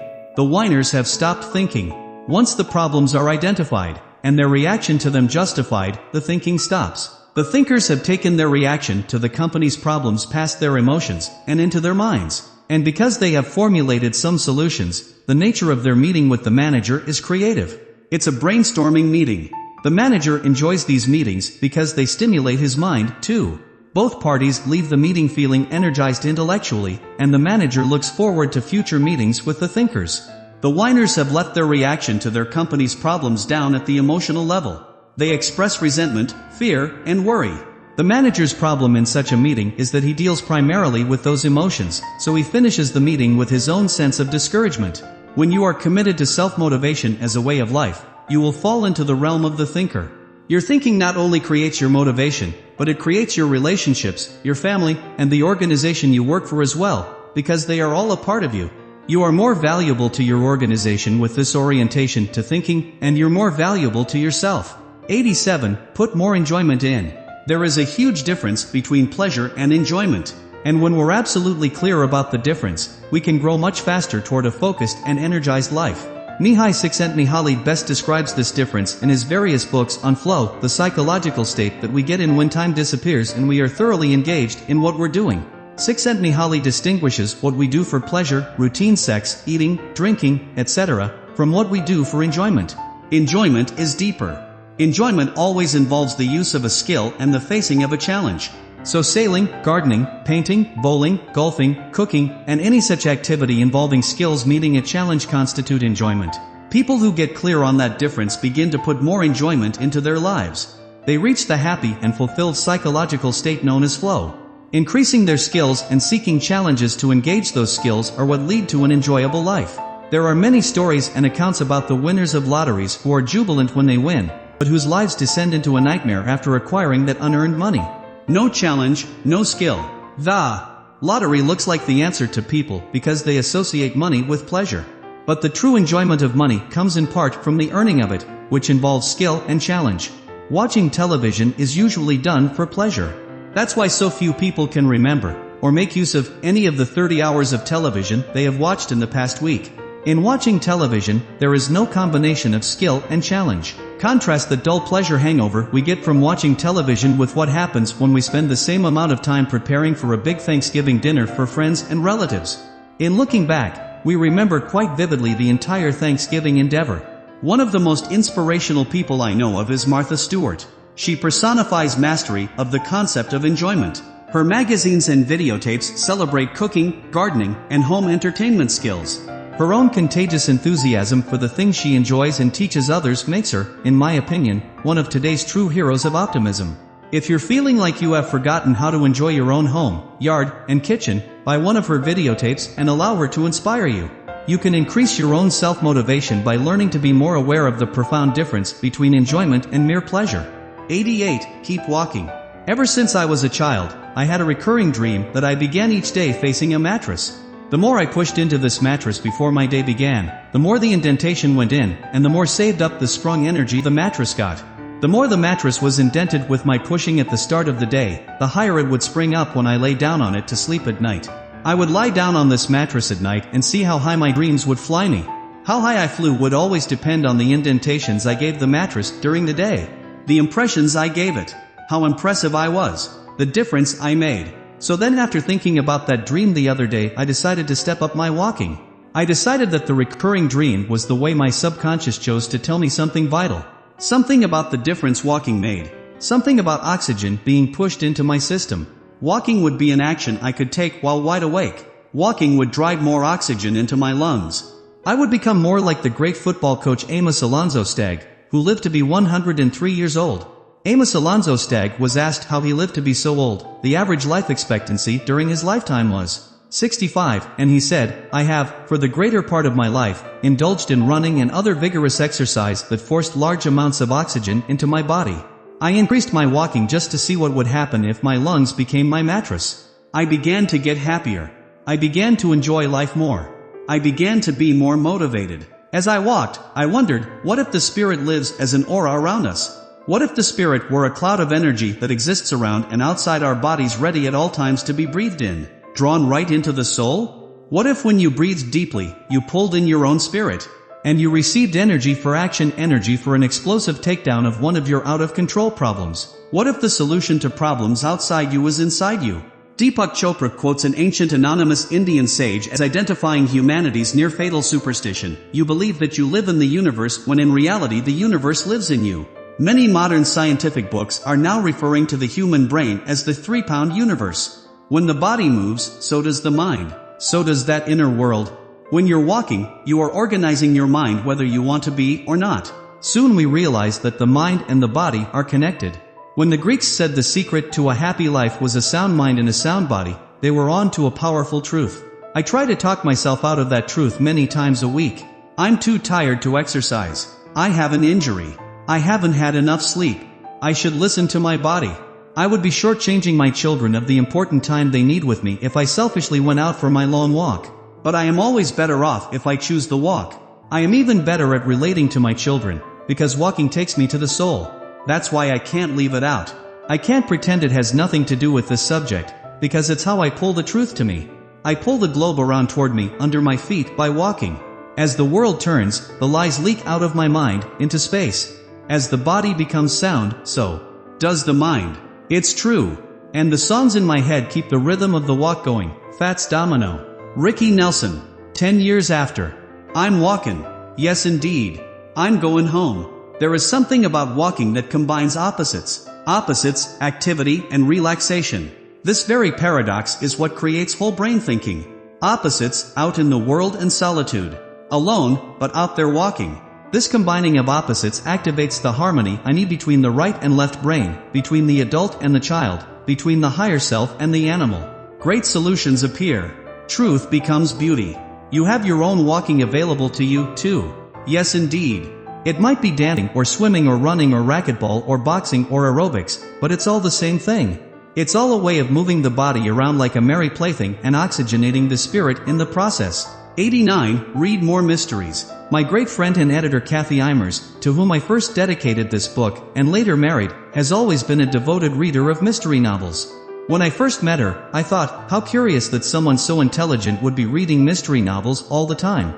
It was especially interesting to me because Kathy is one of the most literate people I'd ever met, a quick thinker and a skilled professional writer and editor. Her editing of my books had been the one thing, in my opinion, that gave them the sparkle that people said they enjoyed. In my own ignorance, I assumed mystery novels were pretty light fare. Hardly a challenge to the human mind. Now I've begun to change my mind. Not only am I peeking into some of the mystery books she has recommended, I've enjoyed Agatha Christie and Colin Dexter, but I've begun to find out more about what good mystery does to the intellectual energy of the human mind. Kathy has one of the most creative and energetic problem-solving minds I've ever encountered. I constantly marvel at her mental energy and perception because it stays clear and sharp all day and long into the night. I would often find my own mental acuity descending the evolutionary ladder as night approached, while hers stayed alive and creative. The person with the highest IQ ever measured, Marilyn Vos Savant, recommends mystery novels as brain builders. Not only is this exercise fun, but it's good for you, she says. I'm not talking about violent thrillers or police procedural novels, but instead I'm directing you to those elegant, clue-filled, intelligent mysteries solved by drawing conclusions, not guns. Vos Savant sees the reading of mysteries as something that leads to a stronger intelligence. If you try to keep one step ahead of the detective in an Agatha Christie or a Josephine Tay or a P.D. James mystery novel, it will sharpen your intuition, she writes in Brain Building. The Sherlock Holmes stories by Arthur Conan Doyle never go out of favor, and rightly so.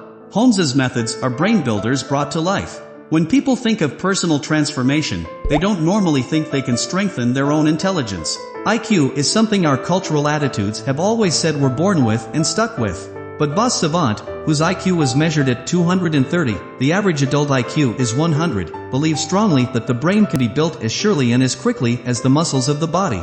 So the next time you feel like curling up with a good mystery, don't feel guilty or non-productive. It might be the most productive thing you've done all day. 90. Think your way up. In some of my seminars I like to draw a picture of a ladder on the board and call it the ladder of selves. On the very bottom I write the physical, in the middle I put the emotional, and at the top I place the mind. We can move up or down this ladder by the sheer force of will, although most people don't know they have that option. By traveling up the ladder, past the physical, through the emotional, and into your mind, you have the opportunity to be creative and thoughtful. You can see possibilities. Many of us, however, never get past the emotional section of the ladder. When we're stuck there, we begin thinking with our feelings instead of thinking with our minds. If you hurt my feelings, and I'm angry and resentful, I might give you a long and eloquent speech about what's wrong with you and how you operate. But, because I'm thinking with my feelings instead of my mind, I'm destroying something with my speech instead of creating an understanding. People do this without knowing it. They let their emotions speak for them, instead of their thoughts. So what you hear is fear, anger, sadness, or other emotions put to words, but never creating anything. If you can picture this ladder inside of you, and start to notice that you are letting your feelings do your thinking and speaking, you can move up.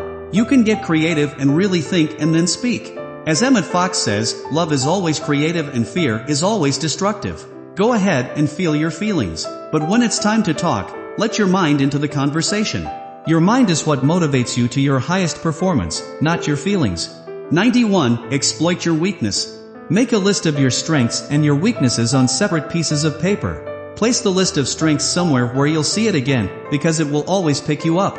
Now look at your list of weaknesses and study them for a while. Stay with them until you feel no shame or guilt about them.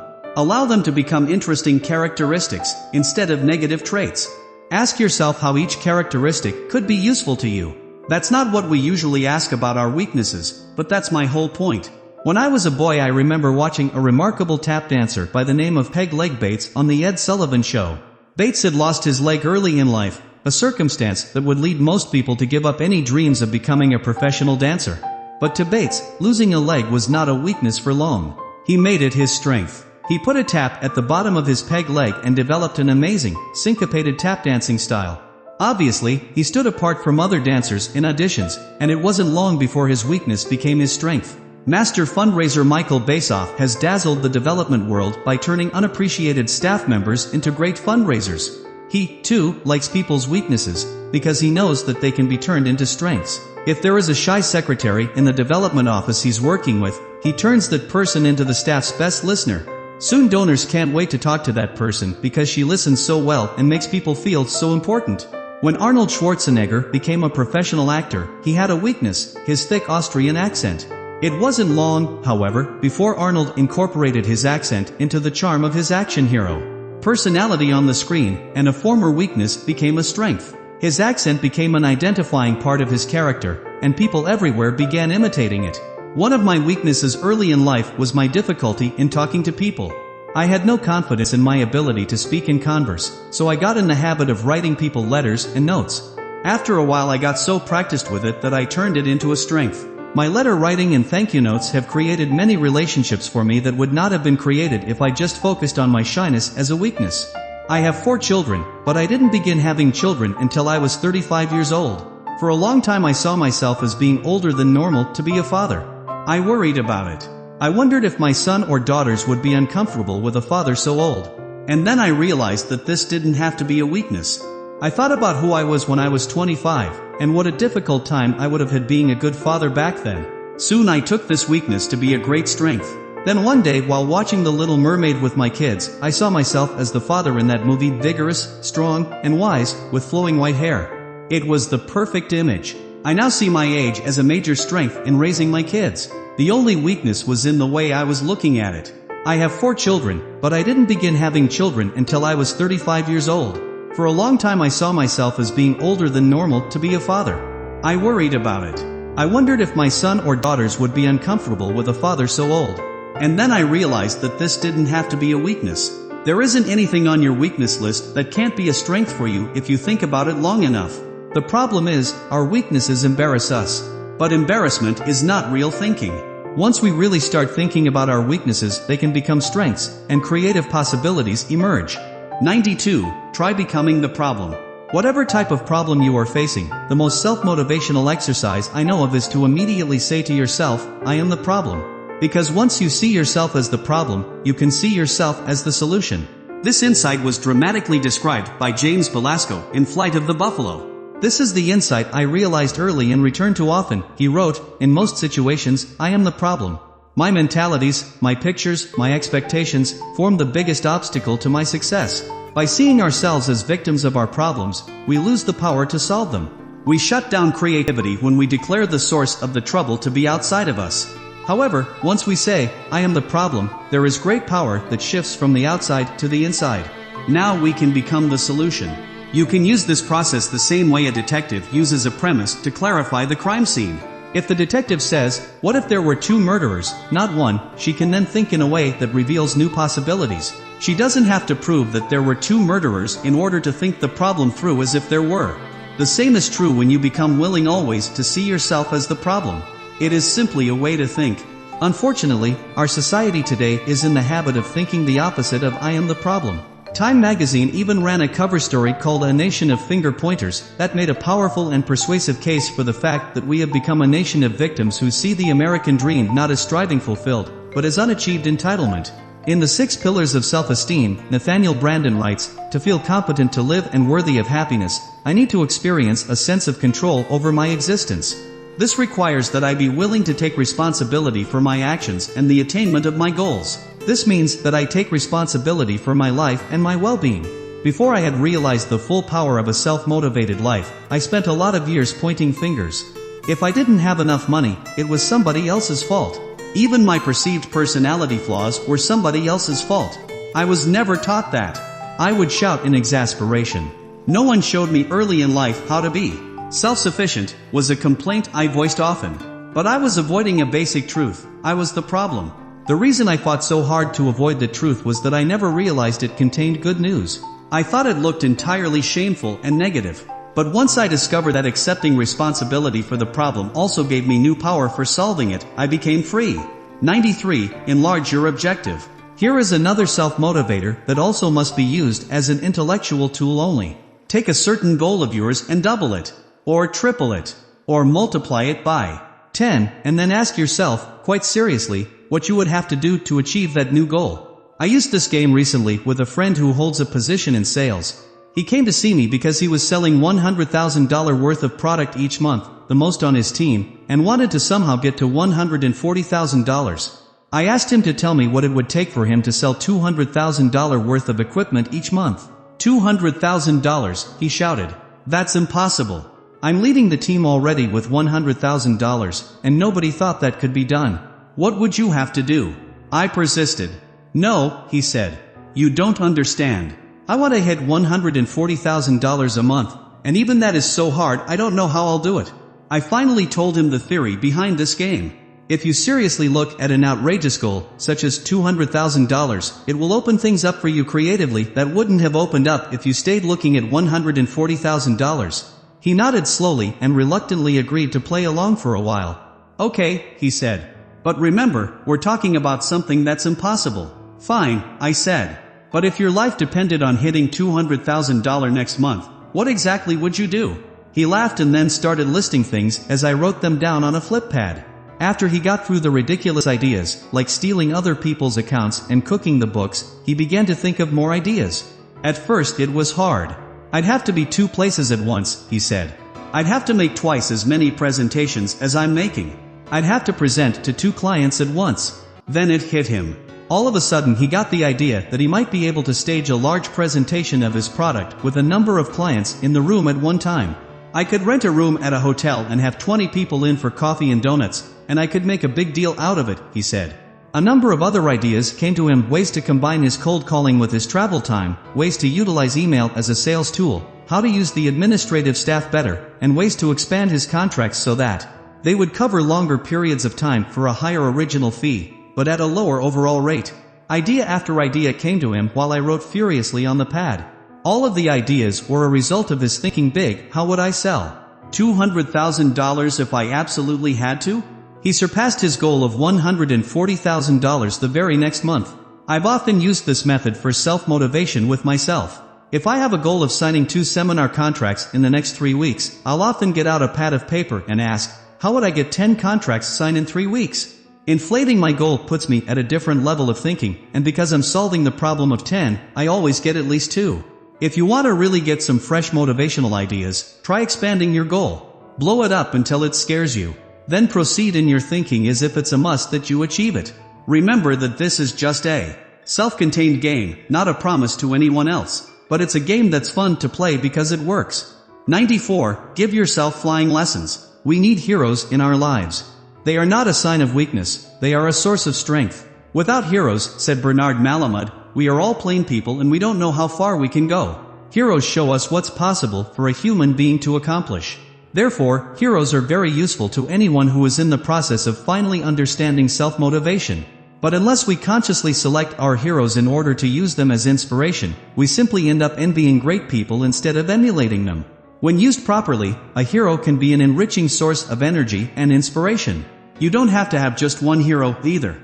Choose a number of them. Put their pictures up. Become an expert on their lives. Collect books about them. My youngest sister, Cindy, as a shy little girl, always admired Amelia Earhart. Not long ago, after she had reached her 30s, she revealed to me that she had been taking flying lessons. I was stunned. A few weeks after that, the family went out to a little airport outside of town to watch her fly her first solo. I was so scared, said Cindy, that my mouth and throat went completely dry. Flying has nothing to do with what Cindy does for a living. She just took lessons and learned to pilot a plane because of the impression that her hero, Amelia Earhart, made on her as a little girl. We grow into that which we admire, said Emmett Fox. Before he became a famous author, Napoleon Hill was struggling as a writer and speaker. He had a friend whose restaurant business was not doing well, and Hill offered to give free motivational speeches at the restaurant one night a week to help his friend increase his business. The speeches helped his friend a little, but they helped Hill a lot. He began to gain a large following. When I read about that part of Hill's life, it gave me an idea. At the time I wanted to be a full-time speaker and I didn't know where to begin.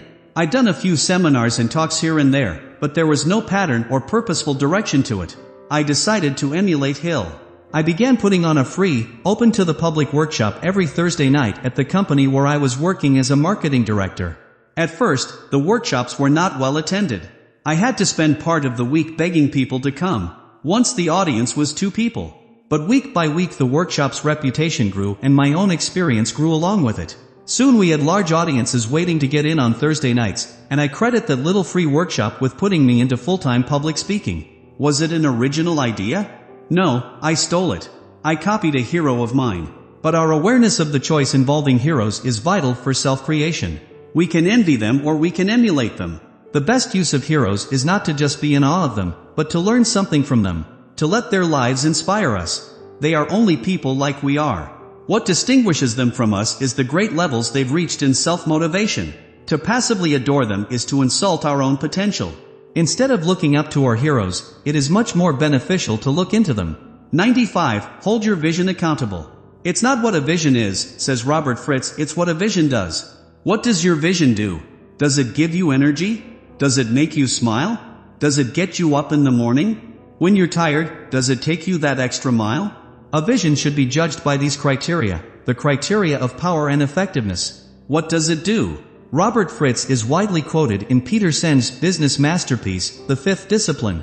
Fritz is a former musician who has taken the basic principles of creativity in music composition and applied them to creating successful professional lives. Life gets good, he argues, when we get clear on what we want to create. Most people spend most of their waking hours trying to make problems go away. This lifelong crusade to solve one's problems is a negative and reactive existence. It sells us short and leaves us at the end of life, or at the end of the day, with, at best, the double negative feeling of fewer problems. There is a profound difference between problem solving and creating, Fritz points out in The Path of Least Resistance. Problem solving is taking action to have something go away, the problem. Creating is taking action to have something come into being, the creation. Most of us have been raised in a tradition of problem solving and have little real exposure to the creative process. Step 1 in the creative process is having a vision of what you want to create. Without this vision, there is no way to create. Without this vision, you are only problem eliminating, which is a double negative. It's impossible to feel positive about a life based on a double negative. So the way to alter your thinking is to notice when you're drifting into, what do I want to get rid of, and mentally replace that thinking with, what do I want to bring into being? When Fritz says that we have been raised in a tradition of problem solving, he is almost understating it.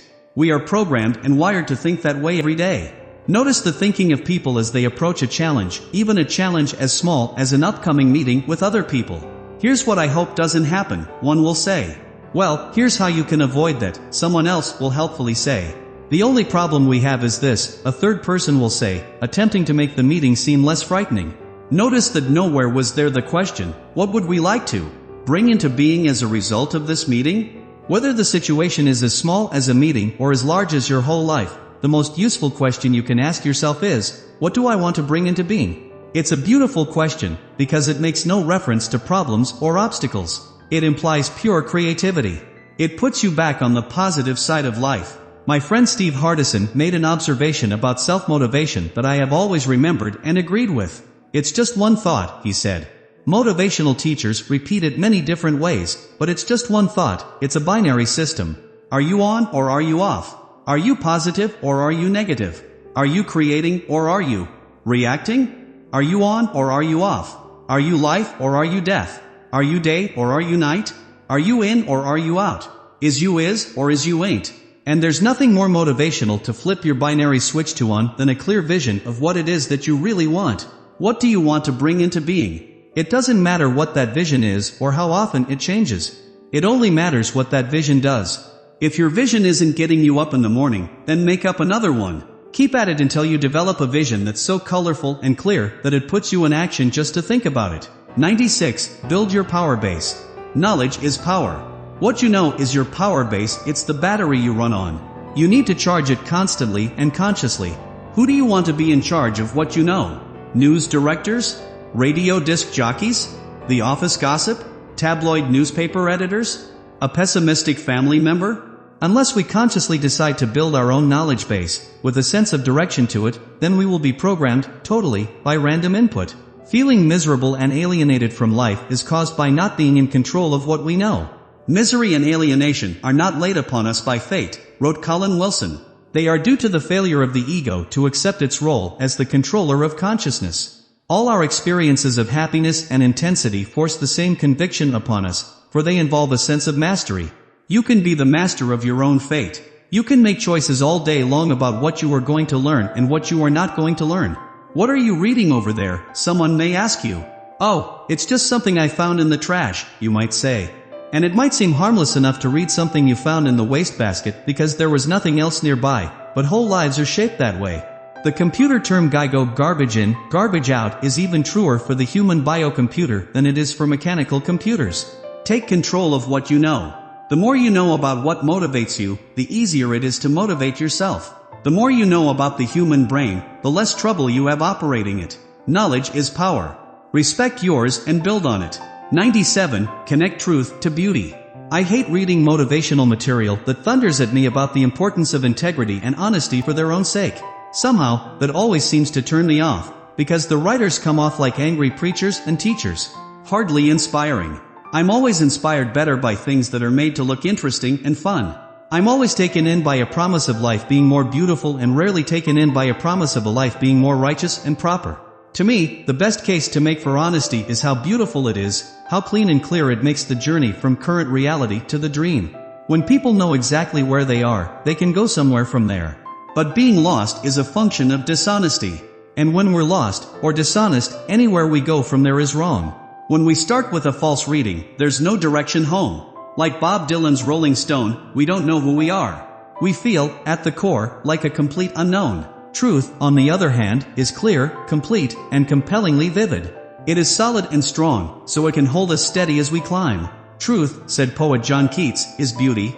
The more honest we are with others and ourselves about current reality, the more energy and focus we gather. We don't have to keep track of what we told one person or what we told another. One of the best and most positive explanations of the beauty of personal integrity was expressed by Nathaniel Branden in The 6 Pillars of Self-Esteem. Branden, unlike most writers on the subject, sees truth and integrity as a positive part of the process of self-esteem. His point is not that we owe it to other people's sense of morality to be honest, but that we owe it to ourselves. One of the great self-deceptions, said Branden, is to tell oneself, only I will know. Only I will know that I am a liar. Only I will know that I deal unethically with people who trust me. Only I will know that I have no intention of honoring my promise. The implication is that my judgment is unimportant and that only the judgment of others counts. Branden's writing on personal integrity is inspiring because it's directed at creating a happier and stronger self, not at a universal appeal for morality. One of the ways we describe a work of art that is sloppy and unfinished is as a mess. The problem with lying, or lying by omission, is that it leaves everything so incomplete in a mess. Truth always completes the picture, any picture. And when a picture is complete, whole, and integrated, we see it as beautiful. I'll even hear about people, usually people who you can't believe about anything, described as a mess. And conversely, a person who you can always count on to be honest with you is often referred to as a beautiful person. Truth and beauty become impossible to separate. Truth leads you to a more confident level in your relationships with others and with yourself. It diminishes fear and increases your sense of personal mastery. Lies and half-truths will always weigh you down, whereas truth will clear up your thinking and give you the energy and clarity needed for self-motivation. 98. Read yourself a story. Abraham Lincoln used to drive his law partners to distraction. Every morning he would come into his office and read the daily newspaper aloud to himself. They would hear him in the next room reading in a booming voice. Why did Lincoln do his morning reading aloud? He had discovered that he remembered and retained twice as much when he read aloud than when he read silently. And what he did remember, he remembered for a much longer period of time. Perhaps it was because Lincoln was employing a second sense, the sense of hearing, and a second activity, the activity of speaking, which made his readings so memorable to him. Anytime you have an opportunity to read something that is important to you, try reading it aloud and see if you don't make twice the impression on yourself. When you discover something you want to remember and draw upon in the future, read it aloud. Steve Hardison, one of the most successful business consultants I have ever known, credits one origin of his success to when he was a struggling young man without money or a clue about where he wanted to go. Then one day he came across Napoleon Hill's enormous book, Law of Success, and read the entire volume aloud. My favorite piece of writing to read aloud is chapter 16 of O.G. Mandino's The Greatest Salesman in the World. Here's a part of it, which you may now read silently to yourself. However, if you want a real shot of adrenaline to your spirit, I recommend you mark this page and when you're alone, read it aloud like Lincoln. I will act now. I will act now. I will act now. Henceforth, I will repeat these words again and again, each hour, each day, every day, until the words become a habit as my breathing and the actions which follow become as instinctive as the blinking of my eyelids. With these words I can condition my mind to perform every act necessary for my success. With these words I can condition my mind to meet every challenge. 99. Laugh for no reason. Become a performer. Be an actor and a singer. Act like you already feel like you want to feel. Don't wait until the feeling motivates you. It could be a long wait. American philosopher William James put it very clearly, we do not sing because we are happy because we sing. Most of us believe an emotion, such as happiness, comes first. Then we do whatever we do, in reaction to that particular emotion. Not so, insisted James. The emotion arises simultaneously with the doing of the act. So if you want to be enthusiastic, you can get there by acting as if you were already enthusiastic. Sometimes it takes a minute. Sometimes it skips a beat. But it always works if you stay with it, no matter how ridiculous you feel doing it. Feel ridiculous. If you want to be happy, find the happiest song you know and sing it. It works. Not always in the first few moments, but if you keep at it, it works. Just fake it until you make it. Soon your happy singing will show you how much control you do have over your own emotions. Zen monks do a laughing meditation in which they all gather in a circle and get ready to laugh. At the stroke of a certain hour the teacher hits a gong, and all the monks begin to laugh. They have to laugh, whether or not they feel like it. But after a few moments the laughter becomes contagious. Soon all the monks are laughing genuinely and heartily. Children do this, too. They start giggling for no reason, often at the dinner table or some other forbidden setting, and the giggling itself makes them laugh. The truth is this, laughter itself can make you laugh. The secret of happiness is hidden inside that last sentence. But adults aren't always comfortable with this. Adults want kids to have reasons for laughing. As I used to drive my children long distances to visit relatives, I'd get most irritated when they began laughing and giggling in the back seat without reason. I developed a backstroke swing to curb the laughter. "Why are you laughing?" I would shout. "You have no reason to be laughing. This is a dangerous highway and I'm trying to drive here." But adults, like me, might want to get back that appreciation for joyful spontaneity. We might want to confront the question, what is the one thing that most makes me feel like singing? And then know the answer, singing. What most gets you in the mood to dance? Dancing. The next time you ask someone to dance, and they say, "I don't feel like dancing," you might reply, "That's because you're not dancing." 100. Walk with Love and Death. I am a coward. That was how the book began. It was a novel I was reading not long after I had graduated from high school, and those first words staggered me. I remember staring at those words, unable to continue reading. I was so stunned. Never has a book connected with me so quickly. For I was a coward, too. It's just that I never admitted it so openly as did the author of A Walk with Love and Death. The author was Hans Königsberger, and the book was a medieval love story later made into a movie by John Huston. But none of that mattered. What mattered was that there was another coward on the planet other than me. Even if he was fictional, the words were real enough for me. My self-image at the time I read that book was based on my fears and nothing else. In my mind, I was truly a coward. And if someone were to tell me I'd done something brave, I'd think they were wrong somehow. Or that they didn't know how easy that thing was. Where did this self-image come from? I don't blame my parents, because I believe we create our own pictures of ourselves, and I had a choice whether to stick with this self-image or not. After all, I could have done what Gordon Liddy did when he was a boy, upset that he was afraid of rats. He caught some, cooked them, and ate them. Upset that he was afraid of thunder and lightning, he strapped himself to the top of a large tree where he stayed for the duration during a major electrical storm. These kinds of things I did not do. Although I don't blame my parents, I can trace where I got the idea of my being a coward to their encouragement. My mother, too, was afraid of everything. She lived to the age of 66 without ever having made a left-hand turn in traffic, so afraid she was of oncoming traffic. She always knew how to make a looping series of right turns to get where she was going. She consoled me and told me that I was just like her. A coward, I thought. She was very loving and empathetic about it, but my self-image became unshakable. However, my mother said she'd try to be there to help me do the many things she knew I wouldn't be able to do. I met my father when I was 2.5 years old. He was a war hero, home from World War II, and it is reported that when he walked into our home and saw me for the first time, I looked up at his imposing uniformed figure and said, "Who is that?" "John Wayne," my mother should have said. Because my father was afraid of nothing. He was a decorated soldier, a star athlete, a tough and successful businessman, and the list goes on. But he soon knew one thing about his little boy, no guts, and it was distressing to him. So, both parents and the child himself were all in agreement about it. The father was upset about it, the mother understood, and the boy was just scared. That is possibly why, as I grew older, I discovered false courage. I discovered, through use of an intoxicating substance, that I could be who I wanted to be. But soon the marvelous discovery turned to addiction, and my life revolved around my dependency on it. They were wild times, but as anyone will tell you who's been through it, there was no growth or fulfillment during those years. They soon became an intolerable nightmare. Fortunately, I recovered. It has been more than 20 years since I've had to resort to chemically-based courage. During that recovery period, which was often difficult, I came to learn a prayer that was popular among fellow recovering people. They called it the Serenity Prayer, and you've probably heard it. It goes like this: God grant me the serenity to accept the things I cannot change, the courage to change the things I can, and the wisdom to know the difference.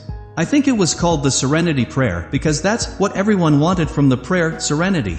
Abruptly ending a long period of substance abuse can leave you far short of serene. Although with each passing day it gets better and better, that prayer was something to hang on to.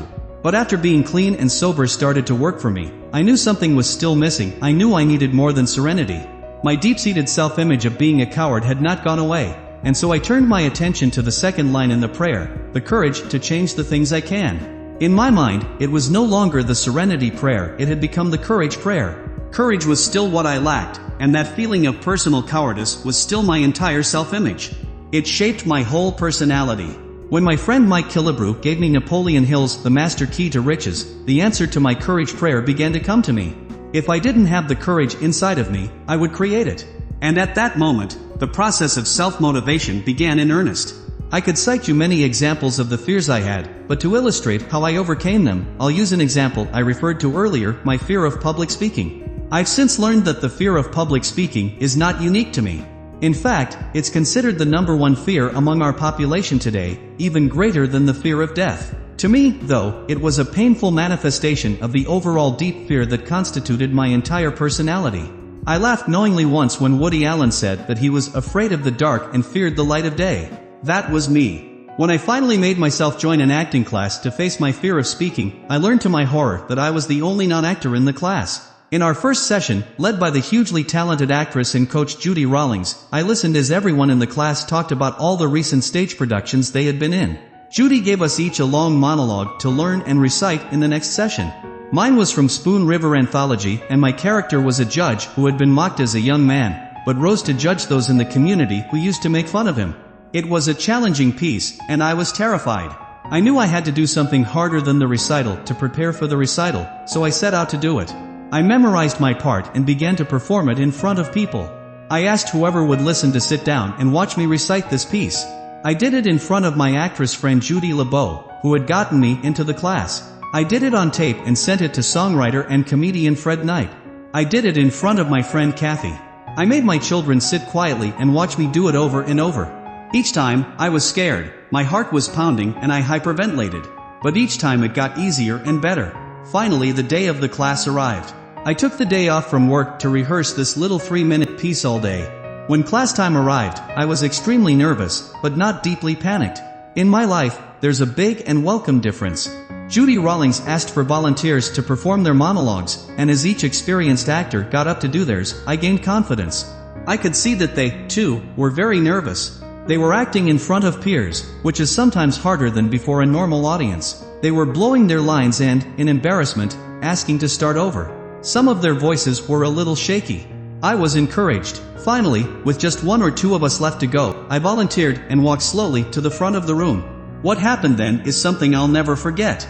As I went to the front of the room, just before I turned around to face the teacher in class, a voice in my mind spoke to me, and it said only one word, showtime. With a surprising surge of energy, I delivered my piece.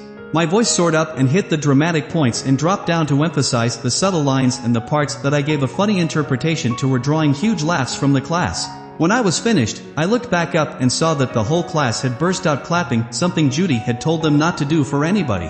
When I drove home that night, I was in heaven. I kept reciting my monologue out loud, reveling in the memory of their laughter and clapping. The thing I thought I feared most in life was somehow mastered.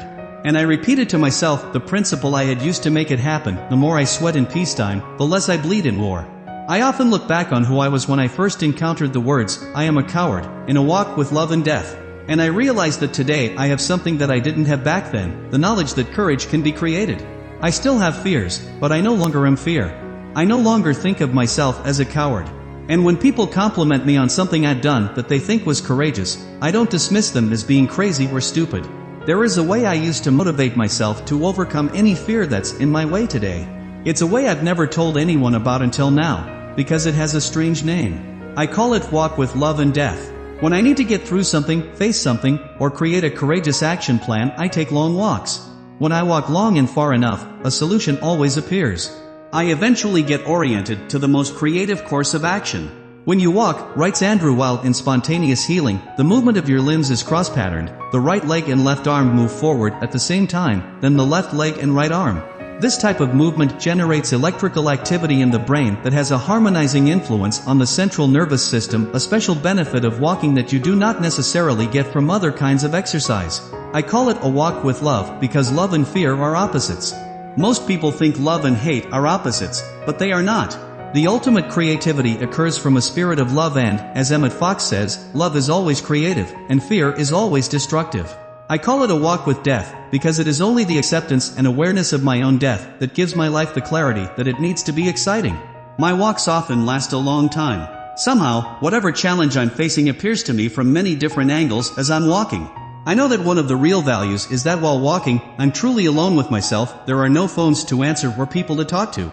I create so little of that kind of time in life that it's always surprising how beneficial it is. Take your own challenges out for a walk. Feel your self-motivation growing inside you, as the electricity in your brain starts to harmonize your central nervous system. You'll soon know for a fact that you have what it takes. You won't have to pray for the courage to change the things you will already have it. Afterward. 101. Teach yourself the power of negative thinking. I discovered something remarkable quite by accident one night as I was conducting a workshop on goal achievement. I discovered the power of negative thinking. As the people in the workshop struggled to list their goals on a piece of paper, I ran out of patience. How will you get what you want if you don't know what it is? I asked the room, half of which still had empty sheets of paper and empty facial expressions. Okay, I said, let's put these goals away. I want to try something different. Take out a new sheet of paper and do this. Write down what you don't want in your life. List every major problem and source of discomfort you have. All your worries. All the negative things you can think of, even if they haven't come into reality yet. Even if they are just things you don't want to happen in the future. Take your time and be thorough. What I saw happen next startled me. The entire room's energy level picked up, and everyone in the workshop was writing and writing and writing. It wasn't long before some people asked if they could use a second page. Something strange and electric was filling the air as people aired their fears and grievances. Pages were flooded with ink, and hands and fingers had to be shaken out so people wouldn't cramp up from writing so much. When I called an end to the exercise, the room was buzzing. I had obviously let something loose that wasn't there before. At that moment I got my first true look at the power of the negative. Actually, I had seen it before. When I took the time to look back over my life, I realized that saying no was always a stronger stand to take than saying yes. Saying no is drawing a line in the sand. It is taking a stand. It is putting your foot down. It is passionate. It is powerful. Compared to saying no, saying yes is wobbly and wishy-washy. I said yes to 1,000 drinks of alcohol in my life. But it wasn't until one hungover suicidal morning when I said no that my life got completely turned around. When the caveman drew the line in the dirt outside his cave and said no to the saber-toothed tiger, his family was finally safe. Saying no is powerful, because it comes from the deepest part of the soul. There are some things we just won't tolerate. Once we fully understand the power of those no's deep inside of us, we can use them to motivate ourselves like never before. In the workshop I was telling you about, once the people filled their papers up with what they didn't want, we got busy converting problems into goals. You don't want to go bankrupt? Then let's get a prosperity plan going. You don't want to weigh as much as your 2 best friends combined? Then let's get a nutrition and exercise program going. Any no can be converted to a powerful yes. So if you're stuck without any truly motivating goals, dreams, or commitments, then go negative first. Figure out what you absolutely don't want, what you absolutely fear and dread and refuse to let into your life, then convert it to its opposite, positive form and see what happens. You'll be more motivated than you ever dreamed you could be. I have used this in one-on-one meetings with people who wouldn't open up and tell me what they wanted. I simply asked them to tell me what they didn't want to have happen and we were off to the races. Once you know what that is, you can convert the conversation to exciting plans and objectives. This explains why so many successful people had difficult upbringings, sometimes living in the harshest poverty. They connected very early to what they didn't want. The rest was clear sailing. The next time you lack passion when thinking of what you want, try turning it around. Ask yourself what you absolutely don't want, and then feel the energy building in you to overcome that problem. That energy you're feeling is the deepest and most primal form of motivation.